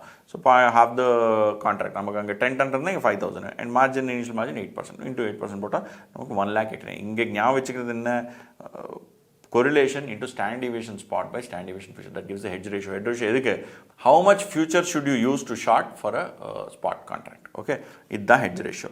இது வந்து கொஷின் நம்பர் 29. அப்புறம் வந்து 31, 32. இது சேம் கொஷின் நம்ம ஆல்ரெடி முன்னால் பண்ண கொஷின். இதில் ஒரே ஒரு சேஞ்ச் பண்ணியிருக்கான் இவன். என்ன சேஞ்ச் பண்ணியிருக்கான், இந்த கொஷனில் இவன் டைரெக்டாக போர்ட்ஃபோலியோ பீட்டா கொடுத்து இதோட பீட்டா கண்டுபிடிக்க சொல்லியிருக்கான். ஸோ ரிவர்ஸ் கேல்குலேட் பண்ணணும். அப்புறம் என்ன கேட்டிருக்கேன் பாருங்கள், beta of A cost of capital is 10.5 required calculate what beta of A. Okay, நமக்கு தெரியும் போர்ட்ஃபோலியோ பீட்டா இந்த பீட்டா எரே பண்ணிடலாம். Theoretical value of Nifty the current value 600. Okay, பண்ணிடலாம். Number of contracts on Nifty they need to sell to get full hedge until February. Portfolio current value 6,500 and nifty contracts have minimum replacement of minimum requirement of 200. Assume they're trading at fair value. இது மாதிரிலாம் பண்ணது தான். What would be new beta if 4 future contracts are sold to the investor? இதுதான் பிரச்சனை. Sold to the இன்வெஸ்டர்னா என்ன, sold to investor मतलब investor வாங்கியிருக்கான்ப்பா. சோல்டு டு இன்வெஸ்டர்னா இன்வெஸ்டர் வாங்கியிருக்கான். ஐ சோல்டு டு யூ அப்படின்னா என்ன, நீ வாங்கியிருக்க. ஸோ இதுதான் ட்விஸ்ட்டு, இந்த கொஷன்லேயே ட்விஸ்ட் இதுதான். ஓகே, நிறைய பேர் இது மிஸ்டேக் பண்ணியிருந்தாங்க. What would be the new beta 4 future contracts. இதுலேயும் நீங்கள் ஞாபகம் வச்சுக்கோங்க, ஒரிஜினலாக ஒரு போர்ட்ஃபோலியோ இருக்குது, அப்புறம் அது நம்ம வந்து பீட்டா நிஃப்டி வந்து ஷார்ட் பண்ணிவிட்டு ஹெட்ஜ் பண்ணியிருக்கோம். இவன் என்ன சொல்கிறான், அந்த ஹெட்ஜ் பண்ணதுக்கப்புறம் நம்ம 4 கான்ட்ராக்ட் எடுத்தால் நம்ம 4 கான்ட்ராக்ட் இன்வெஸ்டர் பை பண்ணால் போர்ட்ஃபோலியோ பீட்டா என்னன்னு கேட்குறான்னா, இல்லைன்னா இது செகண்ட் பாயிண்ட் நம்பர் 3 மறந்துடுங்க. போர்ட்ஃபோலியோக்கு ஒரு பீட்டா இருக்குது. அந்த பீட்டாவோட நம்ம 4 ஃபியூச்சர் கான்ட்ராக்ட்ஸ் வாங்கினோன்னா ஓவரால் போர்ட்ஃபோலியோ பீட்டா என்னன்னு கேட்குறாங்க. புரிஞ்சா கொஷின்? அவன் என்ன கேட்குறான், போர்ட்ஃபோலியோட பீட்டா என்னன்னு கேட்குறான். எப்போ 4 ஃபியூச்சர் கான்ட்ராக்ட்ஸ் எடுத்ததுக்கப்புறம். எப்போ எடுத்தீங்க? பாயிண்ட் நம்பர் 2க்கு அப்புறம் எடுத்தீங்களா, இல்லை பாயிண்ட் நம்பர் 3க்கு அப்புறம் எடுத்தீங்களா? பாயிண்ட் நம்பர் 2 இல்லை, இனிஷியலாகவே எடுத்தீங்களா, இல்லை பாயிண்ட் நம்பர் 3க்கு அப்புறம் எடுத்தீங்களா? ஸோ இங்கே ஓவராக திங்க் பண்ணாதீங்க, இனிஷியலாக இருக்கிற போர்ட்ஃபோலியோ தான் எடுத்துருக்கீங்க. ஸோ என்னாகும், ஒரிஜினல் என்னாகும், இங்கே நம்ம ஒரிஜினல் போர்ட்ஃபோலியோ வேல்யூ வந்து இதுப்பா, அதோட பீட்டா இது 2 மல்டிப்ளை பண்ணால் உங்களுக்கு வர வேல்யூ இது. அண்ட் நம்ம 4 நிஃப்டி ஃபியூச்சர்ஸ் லாங் பண்ணுவோம். So each future is 200 into Nifty value இவ்வளோ 660 பண்ணிங்கன்னா 52 lakhs வரும். ஸோ இவன் கேட்குற கேள்வி என்ன, இது ப்ளஸ் இது பண்ணால் போர்ட்ஃபோலியோ பீட்டா என்ன? ஸோ இதுக்கு வந்து நம்ம நிஃப்டி ஃபியூச்சருக்கு பீட்டா என்ன, பீட்டா இஸ் 1. ஆனால் நம்ம போர்ட்ஃபோலியோக்கு பீட்டா என்ன, 0.859. 2 ஆட் பண்ணிங்கன்னா 1 lakh வரும். ஆனால் டிவைட் பண்ணுறப்போ என்ன பண்ணணும், we should not consider the nifty value. So nifty value is 1,60,000, ignore பண்ணி 1,60,000 lakhs தான் எடுப்பீங்க. 193 by 163 1.18 வரும். இதுதான் கரெக்ட் வே. சரியா? இது பயங்கர கொஸ்டின். இது நான் ஆக்சுவலி ஃபஸ்ட் டைம் ரீட் பண்ண எனக்கு தட்டவே இல்லைப்பா. ஃபஸ்ட் டைம் ரீட் பண்ணப்போ எனக்கு இது தெரியவே இல்லை. What would be the new beta future 4 future contracts are sold to the investor. இன்வெஸ்டருக்கு ஒரு இன்வெஸ்டர் கிட்ட காசு இருக்குது போர்ட்ஃபோலியோ, அவனுக்கு செல் பண்ணியிருக்கோம் அப்படின்னா அவன் வாங்கியிருக்கான். இதுக்குப்பா இந்த மாதிரிலாம் இங்கிலீஷில் போய் உயிர் வாங்குறாங்க இவங்க. சரியா? Next question number 32. இது ஒரு பயங்கரமான கொஸ்டின். ரொம்ப ரொம்ப பெயின் பண்ணியிருக்கான் இதில் கொஸ்டினில். சொல்கிறேன் என்ன விஷயம். ஒரு பழைய எம்டிபி எங்கேருந்து எடுத்திருக்கான், அதில் வந்து தப்பாக பண்ணியிருக்கான், அதே ஆன்சர் தான் சஜஷன் ஆன்சர்னு கொடுத்துருக்கான். ரொம்ப பயங்கரமான மோசமான கொஸ்டின் இது. Okay, Mohan buys 10,000 shares of X Limited at 25 per share. Okay, whose beta value is 1.5. சரி போச்சு. Sells 5,000 shares of A Limited at 40 per share, whose beta is 2. அதுவும் புரிஞ்சுது. He obtains a complete hedge by buying 25 Nifty futures. இந்த ரெண்டும் சேர்ந்து இதில் வந்து 10,000 வாங்கியிருக்கான், இதில் 5,000 விற்றுருக்கான். ரெண்டுக்குமே பீட்டா கொடுத்துருக்கான், ப்ரைஸ் கொடுத்துருக்கான். நிஃப்டி பை பண்ணி அவன் ஹெட்ஜ் வாங்கியிருக்கான். அப்படி நிஃப்டி பை பண்ண ஹெட்ஜ் என்ன, போர்ட்ஃபோலியோ நெகட்டிவ், அதனால தான் நிஃப்டி வாங்கியிருக்கேன். போர்ட்ஃபோலியோ நெகட்டிவ் எப்படி ஆகும், நீங்கள் ஒரு பை பண்ணிங்க போர்ட்ஃபோலியோவில் என்னது எக்ஸ் வாங்கிக்கிங்க அண்ட் ஏ செல் பண்ணியிருக்கீங்க. ஏ நீங்கள் ஜாஸ்தியாக செல் பண்ணீங்க, ஜாஸ்தியாக ஷார்ட் பண்ணீங்க. So A is more than x value. So பாருங்க, 10,000 into 25 long is 1.5. 5,000 into 40 is 2 lakhs. இது வந்து 10,000 into 25 எவ்வளோ, 2,50,000. 10,000 into 25 2,50,000. ஆனால் அதோட பீட்டா என்ன, 1.5 தான். So 10,000 into 1.5 into 25 minus 5,000 into 40 into 2. See, it is not the value of the portfolio adi jaasti illa. The value of the portfolio into beta of A is higher than X. So 5,000 into 40 into 2 minus 5,000 into 40 into 2. ஏன்னா இது short இல்லை, இது long. So short இருக்கிறது மைனஸில் போடுவீங்க. Plus 25 into X into 1. Number of lots நமக்கு தெரியாது. இல்லைன்னா என்ன சொல்லியிருக்காங்க, 25 நிஃப்டி ஃபியூச்சர் சொல்லியிருக்கான். ஒரு நிஃப்டி ஃபியூச்சரோட ப்ரைஸ் தெரியாது, லாட் ஒன்னு இஷ்யூ பண்ணிட்டு போயிடலாம், பட் ப்ரைஸ் தெரியாது. Minus 25 into X into 1. So இது வந்து பீட்டா இஸ் 0. இதெல்லாம் பண்ணதுக்கப்புறம் beta portfolio is hedged, beta is 0. So you equate all of this and arrive at value of X. இப்போ எக்ஸ் வேல்யூ வந்து 1000 வரும் உங்களுக்கு.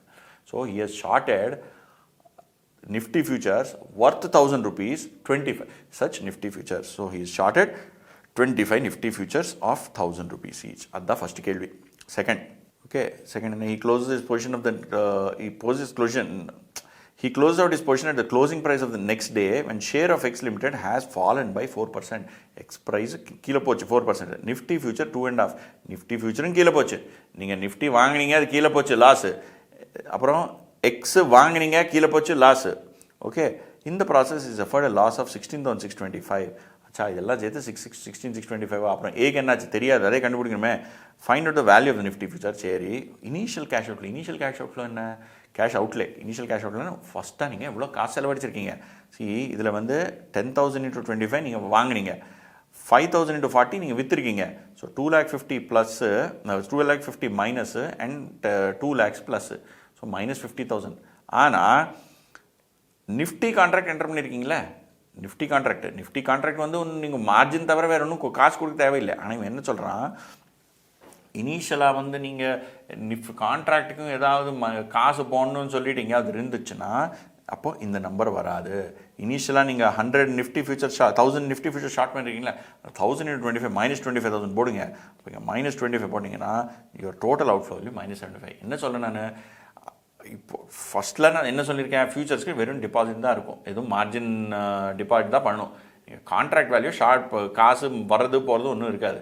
ஆனால் இந்த கொஸ்டினில் என்ன பண்ணியிருக்கான் சஜஸ்ட் ஆன்சரில் நீங்கள் போய் பாருங்கள். November 24 கொஸ்டின் இது. வென் யூர் பையிங் இல்லை, when you're buying Nifty future நீங்கள் வந்து அந்த காசு கொடுக்கணுமாமே, அப்படியெல்லாம் யாரவா பண்ண போகிறான். பட் எனிவே அவங்க கொடுத்துற சொல்யூஷன் இது. ஸோ டோட்டல் கேஷ் அவுட்லே வந்து இது 50,000. ஆர் நீங்கள் வந்து அந்த ஃபியூச்சர்ஸ் கான்ட்ராக்ட் எடுத்துருக்கீங்கன்னா அது 75,000. ஏன்னா நீங்கள் அதை ஃபியூச்சர் வாங்கினீங்க. ஓகே, இது second question. Initial cash outlay cash inflow at close out. Cash inflow at close out என்ன, எப்படி கண்டுபிடிக்கும், ஆல்ரெடி சொல்லியிருக்கான் லாஸ்ட் 16,625 சொல்லிட்டு.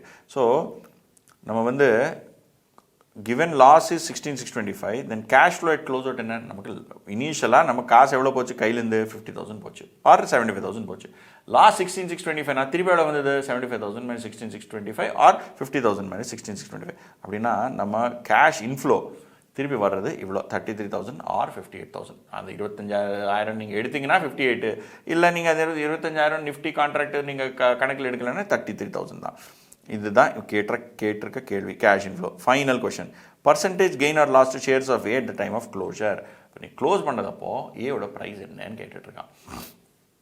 ஸோ ஒரிஜினலாக 10,000 வாங்கினீங்க 25 ரூபாவில், ப்ரைஸ் எவ்வளோ கம்மியாச்சு, 4%. நிஃப்டி 2.5%. ஸோ இது 4% கம்மியாச்சுன்னா 25 ரூபீஸில் 4%னா 24 ரூபா ஆச்சு. ஸோ 24 ரூபா மேலே உங்களுக்கு கெயின் லாஸ் எவ்வளோ, 25 to 24 ஒரு ரூபா தான் லாஸ். 1 ரூபி × 10,000 உங்கள் லாஸ் வந்து 10,000. சரி, இங்கே வந்து உங்கள் டோட்டல் லாஸ் எவ்வளோ, 16,625. இந்த 16,625ல 10,000 லாஸ் நம்ம எக்ஸ்லேருந்தே வந்துட்டு. அப்புறம் நிஃப்டி லாஸ் என்ன, 25 ஃபியூச்சர்ஸ் 10,000, அது வந்து லாங் பண்ணியிருந்தோம். நிஃப்டி எவ்வளோ கீழே விழுந்தது, நிஃப்டி ஃபெல் பை 2.5%. நம்ம வாங்குற ப்ரைஸ் என்ன, 1000 ரூபா. 1000 ரூபா மேலே 2.5% போட்டால் 25 ரூபா. ஸோ இந்த 25 ரூபா × 25 கான்ட்ராக்ட் அப்படின்னா 625 ரூபீஸ் இது லாஸ். ஸோ 16,625ல 10,000 வந்து எக்ஸ்லேருந்து லாஸு, 625லேருந்து வந்து நம்ம நிஃப்டிலேருந்து லாஸு. ஓகே, அப்போ மிச்ச லாஸ் எவ்வளோ, 6,000. Balance loss 6,000. இந்த லாஸ் எதில் வந்தது, இந்த லாஸ் வந்து நம்ம கான்ட்ராக்ட் ஏலேருந்து வந்தது. என்ன பண்ணியிருக்கோம், வந்து வி ஹவ் ஷார்ட் பண்ணதுக்கப்புறம் லாஸ் வந்ததுன்னா அர்த்தம் என்ன, அது மேலே போயிருக்குன்னு. ஸோ எங்குது sells 5,000 shares of A limited 40 per share. So 5,000 × 40 அப்படின்னா 2 lakhs இருக்கிறது, அவன் எவ்வளோ ரூபா லாஸ், 6,000 லாஸ் வந்தது. அப்படின்னா market value has gone up to 2,06,000. 2,06,000 அப்படி அப்போ தானே உங்கள் 6,000 லாஸ். 2 lakhs இருக்கிறது நீங்கள் ஷார்ட் பண்ணியிருக்கீங்க, உங்கள் லாஸ் 6,000 அப்படின்னா மார்க்கெட் வேல்யூஸ் 2,06,000. எவ்வளோ shares or number of shares, நம்ம 5,000 ஷேர். ஸோ 5,000 206,000 டிவைடட் பை 5,000 போட்டிங்கன்னா உங்களுக்கு வரும் 41.2. So loss on a balance figure வந்து நமக்கு 6,000. அந்த 6,000 லாஸு ஆக்சுவல் லாஸு, நம்ம ஷார்ட் பண்ணது 2 lakh. ஸோ நம்ம க்ளோஸ் அவுட் பண்ணது 2,06,000. 2,06,000 5,000 ஷேர்னா ஒரு ஷேர் ரேட்டு 41.2. நம்ம ஒரிஜினலாக நம்ம வந்து ஷார்ட் பண்ணப்போ ரேட் என்ன, 40. அப்படின்னா 1.2 ரூபீஸ் மேலே போச்சு. 1.2 ரூபீஸ்னால் 3%. So increase in price of A வந்து 3%. இது ரொம்ப எனக்கு பிடிக்காத கொஷின் பிடிச்சிருக்கு, சொல்யூஷன் பிடிக்கல. ஏன்னா இந்த மாதிரியெல்லாம் ஏமாத்திர சொல்யூஷன்லாம் கொடுக்கக்கூடாதுப்பா இவங்க. ஓகே, சரியா, இது முடிஞ்சது. இதுக்கப்புறம் வேறு என்ன, இதெல்லாம் சிம்பிள் கொஷின் தான்ப்பா. இதெல்லாம் ஒன்றும் பிரச்சனை இல்லை, பண்ணிடலாம் இதெல்லாம் நீங்கள். சரியா, இது முடிஞ்சது, அவ்வளோதான். ஃபியூச்சர் ஃபார்வர்ட் சாப்டர் முடிஞ்சது. நீங்கள் உங்களுக்கு அந்த பீட்டா ஹெட்ஜிங்கு, பீட்டா எப்படி கண்டுபிடிக்கிறது, போஸ்ட் ஹெட்ஜிங் பீட்டா என்ன ஆகும், அப்புறம் உங்களோட அது என்னது ஃபியூச்சர் கான்ட்ராக்ட் ப்ரைஸிங்கு, அப்புறம் அந்த ஆர்பிட்ராஜ் தெரிஞ்சால் போச்சு, அவ்வளோதான். இந்த சாப்டரில் initial margin, maintenance margin, futures and forward செக்ஷனே முடிஞ்சது, எல்லாம் முடிஞ்சது, அவ்வளோதான். 31, 32 நம்ம என்ன பண்ணிட்டோம்ல, 31, 32 கரெக்ட், எல்லாம் முடிச்சாச்சு. சரியா, இப்போ ஆப்ஷனில் போகலாம். நெக்ஸ்ட் டாபிக்கு நம்மளது ஆப்ஷன். இதே சாப்டர் ஆப்ஷன்ஸ். ஆப்ஷன் என்ன, ஆப்ஷன்னா நம்ம வந்து ஃபியூச்சர் ஃபார்வர்ட் கான்ட்ராக்ட் இது பார்த்தோமோ அதில் வந்து ஒரு ஆப்ளிகேஷன் அப்படின்னா கமிட்மெண்ட். ஒரு வாட்டி சொல்லியாச்சுன்னா சொல்லியாச்சு, அவ்வளோதான், பண்ணி தான் ஆகணும். ஆப்ஷனில் என்ன, அப்படி பண்ண தேவையில்லை. நமக்கு ப்ராஃபிட்டபுளாக இருந்தால் நான் வாங்குவேன், எனக்கு ப்ராஃபிட்டபுளாக இல்லைன்னா வாங்க மாட்டேன். அந்த மாதிரி ஒரு டிரான்சாக்ஷன். இது எப்படின்னா, இது வந்து 2 டைப் இருக்குது, கால் புட்டுன்னு சொல்லிட்டு. கால் என்னென்னா, நான் வந்து உங்களுக்கு ஒரு காசு கொடுப்பேன் ப்ரீமியம்னு சொல்லிட்டு ஃபஸ்ட்டில் ஒரு 10 ரூபாயோ 20 ரூபாய் ஒரு அமௌண்ட்டு. ஒரு மாதத்துக்கு அப்புறம் நான் வந்து ஹெச்டிஎஃப்சி ஷேரை 1000 ரூபாய்க்கு உங்கள்கிட்ட வாங்க போகிறேன். ஓகே, எனக்கு இஷ்டமாக இருக்கா, இஷ்டம் இல்லை, எனக்கு ப்ராஃபிட்டாக இருந்தால் நான் வாங்குவேன், ப்ராஃபிட் இல்லைன்னா வாங்க மாட்டேன். 10 ரூபா நான் ஸ்டார்டிங் நான் கொடுத்துற காசு நீயே வச்சுக்கோ. ஓகேவா? ஸோ இனிஷியலாக கொடுக்குற காசை நம்ம வந்து ப்ரீமியம்னு சொல்லுவோம். அப்புறம் எனக்கு ப்ராஃபிட் வந்ததுன்னா, ப்ராஃபிட் என்ன, நான் வந்து உங்ககிட்ட 1000 ரூபாய்க்கு வாங்க போகிறேன்னு சொன்னேன். மார்க்கெட்டில் ரேட்டு 2000 ரூபா இருந்துச்சுன்னு வச்சுக்கோங்க, நான் வாங்கிடுவேன் உங்ககிட்ட 1000 ரூபாய்க்கு. மார்க்கெட்டில் வந்து ரேட்டு 500 ரூபா இருந்துச்சுன்னு வச்சுக்கோங்க, நான் சொல்லுவேன் நான் எதுக்கிட்ட வாங்குவேன் உங்ககிட்ட 1000 ரூபாய்க்கு, மார்க்கெட்டில் 500க்கே கிடைக்குது, நான் போய் அங்கேயே வாங்கிடுவேன். ஒரிஜினலாக கொடுக்கறது அமௌண்ட் 20 ரூபா 10 ரூபா 30 ரூபா 100 ரூபா ஏதோ ஒன்று, அது வந்து ப்ரீமியம்னு சொல்லுவோம். இப்போ வந்து கால் ஆப்ஷனு என்னென்னா ரைட் டு பை. அப்படின்னா நான் இப்போ HDFC எக்ஸாம்பிள்ஸ் கொடுத்துருக்கேன்ல, 1000 ரூபா 500 ரூபா 2000 ரூபா, அது வந்து I have a right to buy from you at 1000 rupees. Okay, அது வந்து கால் ஆப்ஷன். அதே இது புட் ஆப்ஷன் வச்சுக்கோங்க. புட் ஆப்ஷன்னா sell. I have a right to sell to you at 1000 rupees. நான் ஃபஸ்ட்டில் என்ன பண்ணுவேன், 20 ரூபா ஒன்று கொடுத்துருவேன். கொடுத்துட்டு எனக்கு ஒரு ரைட் வரும். என்ன ரைட் அது? Put right. புட்னா I have a right to sell to you 1000. நான் எப்போ உங்களுக்கு 1000 ரூபாய்க்கு விற்பேன், மார்க்கெட்டில் அது 500 ரூபாய்க்கு ட்ரேட் பண்ணுதுன்னா நான் 500க்கு வாங்கிட்டு உனக்கு 1000 ரூபாய்க்கு விற்றுருவேன். அப்போ எனக்கு 500 ரூபா ப்ராஃபிட்டு. மார்க்கெட்டில் அது 2000க்கு போய்ட்டுருன்னு வச்சுக்கோங்க ரேட்டு, நான் அங்கேருந்து 2000க்கு வாங்கிட்டு உனக்கு 1000க்கு விற்க போகிறேன்னா அப்படியெல்லாம் பண்ண மாட்டேன். Only when it is profitable to me, I will exercise. That is, put option is right to sell, call option is right to buy. So, call option என்ன ஆகும், buyer of a call gets right but no obligation to buy necessary at a predetermined price. நான் HDFC share இஷ்டத்துக்கு வாங்குவேன், 1000 ரூபாய்க்கு வாங்குவேன், நான் எனக்கு profit வந்துச்சுன்னா வாங்குவேன், ப்ராஃபிட் வரலன்னு வாங்க மாட்டேன். Same thing put option. buyer of a put gets a right, no obligation to sell an asset at a predetermined price. நான் உனக்கு ITC ஷேர் 300 ரூபாய்க்கு விற்க போகிறேன், எனக்கு மார்க்கெட்டில் அது 200 ரூபா இருந்துச்சுன்னா நான் அங்கேருந்தே 200 ரூபாய்க்கு வாங்கிட்டு 300 ரூபாய்க்கு விற்றுருவேன். ஓகே, அதுக்காக நான் ஃபஸ்ட்லேயே ப்ரீமியம் பே பண்ணியிருப்பேன். காலுக்கு நான் ப்ரீமியம் பே பண்ணி தான் ஆகணும், புட்டுக்கு ப்ரீமியம் பே பண்ணி தான் ஆகணும். ஏன்னா ரெண்டுக்குமே நான் ரைட்டு வாங்குகிறேன். காலுக்கு நான் ஷேர் வாங்குறதுக்கு ரைட் வாங்குகிறேன், புட்டில் நான் வந்து ஷேர் விற்கிறதுக்கு ரைட்டு வாங்குகிறேன். ஓகேவா? இதில் 2 டைப்ஸ் ஆஃப் ஆப்ஷன் இருக்குது. ஒன்று வந்து அமெரிக்கன், இன்னொன்று வந்து யூரோப்பியன். அமெரிக்கன் யூரோப்பியன் என்னென்னா, நம்ம ஃபார்வர்ட் கான்ட்ராக்ட் ஃபியூச்சர் கான்ட்ராக்டில் ஒன்று சொன்னேன்ல, மெச்சூரிட்டி டேட்டுன்னு சொல்லிட்டு. மெச்சூரிட்டி டேட்னா எந்த நாளைக்கு வாங்க போகிறேன் நீ, அந்த எந்த நாளோ அந்த நாள் வந்து மெச்சூரிட்டி டேட்டுன்னு சொல்லுவோம். அந்த மெச்சூரிட்டி டேட்டை இப்போ ஆப்ஷனில் என்ன ஆகும்னா, ஃபியூச்சர் ஃபார்வர்டில் என்ன ஆகும், ஃபியூச்சர் ஃபார்வர்டில் அதே டேட்டுக்கு தான் நீ வாங்கி தான் ஆகணும். ஆப்ஷனில் என்ன ஆகும்னா, அந்த நாளைக்கு நீ வந்து எக்ஸசைஸ் பண்ணலாம், சூஸ் பண்ணலாம். I will choose to exercise my option to buy or not, அந்த நாளைக்கு டிசைட் பண்ணுவோம். அது வந்து யூரோப்பியன் ஆப்ஷன். யூரோப்பியன் ஆப்ஷன் என்னென்னா, you can exercise only on maturity. அதே நாளுக்கு தான் டிசைட் பண்ணும், முன்னால் அதுக்கப்புறம் ஒன்றும் டிசைட் பண்ண முடியாது. என்ன டிசைட் பண்ண முடியாது, நீ கான்ட்ராக்ட் என்டர் பண்ணியிருக்கோம், அந்த கான்ட்ராக்ட் உங்ககிட்டேருந்து வாங்கிறதுக்கு இல்லைன்னா உனக்கு விற்கிறதுக்கு நான் வந்து டெசிஷன் வந்து அந்த நாளைக்கு, கடைசி நாளைக்கு 30th ஜூன். நான் 1st ஜூனில் ட்ரான்சாக்ஷன் என்டர் பண்ணேன்னா 30th ஜூனுக்கு மெச்சூரிட்டி டேட்னா 30th சாயங்காலம் தான் நான் டிசைட் பண்ணணும் என்ன பண்ணுறதுன்னு. உங்ககிட்டேருந்து வாங்க போகிறேன்னா இல்லை உனக்கு விற்க போகிறேன்னா, கால்னா உங்ககிட்டேருந்து வாங்கிடுவேன், புட்னா உனக்கு விற்க போகிறேன். கால் ஆப்ஷன் தான் அன்றைக்கி தான் டிசைட் பண்ணணும் என்ன பண்ணுறதுன்னு. ஆனால் அமெரிக்கனில் என்ன ஆகுன்னா, இதெல்லாம் நான் எக்ஸ்பிளைன் பண்ணுறது யூரோப்பியன். அமெரிக்கன் என்னென்னா, இந்த 30 நாளில் எந்த நாளாவது எனக்கு ப்ராஃபிட்டபுளாக இருந்துச்சுன்னா அந்த நாளைக்கு நான் வந்து எக்ஸசைஸ் பண்ணலாம். காலாக இருக்கட்டும், புட்டாக இருக்கட்டும், கால் ஆப்ஷனாக இருக்கலாம், புட் ஆப்ஷனாக இருக்கலாம். எனக்கு வந்து அதுக்கு அன்றைக்கி ப்ராஃபிட்டபுளாக இருந்துச்சுன்னா இந்த 30 நாள், 30 என்ன, இந்த டென்யூர் ஆஃப் தி கான்ட்ராக்ட், அந்த டைமில் எப்போ எனக்கு பிடிச்சிருக்குதோ அந்த நாளைக்கு நான் எக்ஸசைஸ் பண்ணுவேன். அந்த மாதிரி ஆப்ஷனை அமெரிக்கன் சொல்லுவோம். அது எப்போ வேணால் எக்ஸசைஸ் பண்ணலாம். யூரோப்பியன் ஓன்லி அந்த லாஸ்ட் டே தான் எக்ஸசைஸ் பண்ண முடியும். சரியா? இது புரிஞ்சுதா? அப்புறம் ஆப்ஷனில் வந்து ஆப்ஷன் இது நம்ம வந்து இங்கே இதில் கற்றுக்க போகிறது என்னென்னா, ஆப்ஷன் எப்படி ப்ரைஸ் பண்ணுவோம், how to you price an option. Call option ஒரு ரைட்டு, புட் ஆப்ஷன் ஒரு right, call option right to buy, put option right to sell. இதுக்கு ப்ரைஸ் எப்படி பண்ணுவோம்?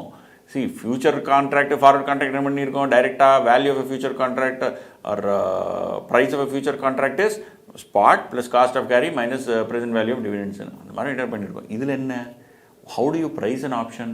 ஆப்ஷன் ப்ரைஸ் என்னென்னா, it is summation of 2 values. ஒன்று வந்து intrinsic value, ஒன்று வந்து டைம் வேல்யூ. இன்ட்ரின்சிக் வேல்யூ என்ன, இப்போ வந்து மார்க்கெட்டில் ரேட்டு 100 ரூபாய்க்கு போச்சுப்பா, கரண்ட்டு HDFC ஷேர் 100 ரூபா மார்க்கெட்டில். நான் வந்து சொல்கிறேன் 1 மந்த்துக்கு அப்புறம் நான் உங்ககிட்டேருந்து 90க்கு வாங்க போகிறேன். அப்போ என்ன, மார்க்கெட்டில் 100 ரூபாய்க்கு இருக்குது, நான் உனக்கு 90க்காக விற்க போகிறது. சரி, நான் ப்ரீமியம் 10 ரூபா சார்ஜ் பண்ணுறேன். ஸோ அந்த 10 ரூபா மினிமம் நீங்கள் ப்ரீமியம் சார்ஜ் பண்ணுவீங்களா, that is called intrinsic value. அதுக்கப்புறம் இன்னொரு எலிமெண்ட் இருக்குது, டைம் வேல்யூ. டைம் வேல்யூன்னு என்ன? இன்றைக்கி 10 ரூபாப்பா டிஃப்ரென்ஸு, நீ எங்கிட்ட 90க்கு வாங்க போகிற, புரிஞ்சிருக்குது எனக்கு. இன்றைக்கி மார்க்கெட் 100, அது ஞாபகம் இருக்குது எனக்கு. ஆனால் ஒரு மாதத்துக்கு அப்புறம் இல்லை, ஒரு மாதத்துக்கு அப்புறம் இந்த 100 ரூபா வால்டாலிட்டினால 120 ஆகலாம், 150 ஆகலாம், 170 ஆகலாம், என்ன வேணால் ஆகலாம். ஸோ நான் ஒரு எஸ்டிமேட்டட் ப்ரைஸ் அரைவ் பண்ணிவிட்டு அந்த ப்ரைஸ்க்கு இதுக்கு கம்பேர் பண்ணிவிட்டு இன்னொரு 5 ரூபா ஆட் பண்ணுவேன். அது நான் வந்து சொல்லுவேன் it is a time value. ஏன்னா டைம் போக போக there is a chance that இந்த 10 ரூபாயில் இன்னும் ஜாஸ்தி ஆகலாம். என்ன ஜாஸ்தி ஆகலாம்? The difference between the price at which you will buy from me 90 and market price. அதனால நான் அது கன்சிடர் பண்ணிவிட்டு ரெண்டும் சேர்த்து 15 ரூபா ப்ரீமியம் சார்ஜ் பண்ணுவேன். இப்போ இது 15 இருக்கலாம், 30 இருக்கலாம், 40 இருக்கலாம், என்ன வேணால் இருக்கலாம். ஏன்னா ஒன்று வந்து டைம் வேல்யூ, இன்னொன்று வந்து யுவர் இன்ட்ரின்சிக் வேல்யூ. அது ரெண்டு. இப்போ அந்த டைம் வேல்யூ இன்ட்ரின்சிக் வேல்யூ எப்படி பண்ணுவோம் காமிக்கிறேன். அது டோன்ட் வரி, அன்னெசரியாக இப்போ அட் திஸ் பாயிண்ட் வரி ஆகாதீங்க. நெக்ஸ்ட் பாயிண்ட் அதுதான், சரியா? ஸோ இதில் வந்து என்னென்னா 3 விஷயம் ஞாபகம் வச்சுக்கணும். ஒன்று வந்து spot price and strike price. Spot என்ன, ஸ்ட்ரைக் என்ன? ஸ்பாட்னா இன்றைக்கி ஸ்பாட்டு இன்றைக்கி என்ன ரேட் இருக்குது. ஸ்ட்ரைக் என்ன? ஸ்ட்ரைக்னா the rate at which I will buy from you call ஆப்ஷனில். புட்டில் the rate at which I will sell to you. The agreed rate இருக்குது, ஒன்று ரேட் இருக்குல்ல, that is called a strike price. இப்போது spot is greater than strike. இன்றைக்கி 100 ரூபா, okay, நான் உங்ககிட்டருந்து 90க்கே வாங்க போகிறேன். ஓ, கால் ஆப்ஷனில் நீ என்ன 90க்கே வாங்க போறியா? மார்க்கெட்டில் ஆல்ரெடி 100 ரூபாய்க்கு விற்குதா? ஸோ மினிமம் 10 rupees ப்ரீமியம் இருக்குமே. ஸோ அந்த மாதிரி option is called in the money. அப்படின்னா I am buying from you at 50, market is already at 100. Or இது வந்து எப்போ வேணால் இருக்கலாம். எப்போ வேணால் இருக்கலாம்னா டே 0க்கு நான் பேசலை, டே 15ல். டே 0ல் என்னாச்சு? Day 0 spot strike. I agree to buy from you, and இது கால் ஆப்ஷன் பற்றி எக்ஸ்பிளைன் பண்ணுறேன். I agree to buy from you at 90 rupees. மார்க்கெட்டில் ரேட் ஆல்ரெடி 50, 60 என்னமோ இருக்குது. இது என்னடா ஆச்சு? நான் மார்க்கெட்டில் 50, ஸ்ட்ரைக்கு 90. அது வந்ததுக்கப்புறம் பார்க்கலாம். இந்த மாதிரி ஆப்ஷனுக்கு ப்ரீமியம் 5 ரூபா என்னமோ இருக்கும். இது என்னது? டைம் வேல்யூ தான். ஏன்னா இன்ட்ரின்சிக் வேல்யூ இல்லை, எதுக்கு இல்லை? ஏன்னா நீ வந்து எங்கிட்டேருந்து கம்மிக்கு வாங்கலை, ஜாஸ்திக்கு வாங்க போகிற. மார்க்கெட் வேல்யூவோட ஜாஸ்திக்கு வாங்குறதுக்கு உங்களுக்கு ஆப்ஷன் இருக்குது. ஸோ அந்த ஆப்ஷனில் வெறும் டைம் வேல்யூ தான் இருக்கும். இந்த மாதிரி ஆப்ஷனை நம்ம அவுட் ஆஃப் தி மணின்னு சொல்லுவோம். ஓடிஎம், அவுட் ஆஃப் தி மணி. இந்த ஆப்ஷன் யாரை வாங்கியிருக்கானோ அவனுக்கு ஒன்றும் இதில் பெனிஃபிட் இல்லை. ஆனால் டே 10க்கு இதே வந்து 90 ஆச்சு, மார்க்கெட் ரேட் மாறிட்டு இருக்கு. ஸ்ட்ரைக் சேஞ்ச் ஆகாதே 90. ஓ, மார்க்கெட்டில் 90, நீ என்கிட்ட வாங்குறது 90யா? திஸ் இஸ் கால்ட் எட் த மணி. ஏன்னா இதில் என்ன ஆகுது? இன்றைக்கி ஸ்பாட் 90, ஆனால் நீ 30ஆம் தேதி வாங்க போகிற, 30ஆம் தேதியில் நீ 90 தான் வாங்க போகிற. டே 0 to 10, 50 to 90 ஆல்ரெடி வந்துச்சு. இப்போ டே 30க்கு அது 100 ஆக போதோ 200 ஆக போதோ எனக்கு தெரியாது எனக்கு.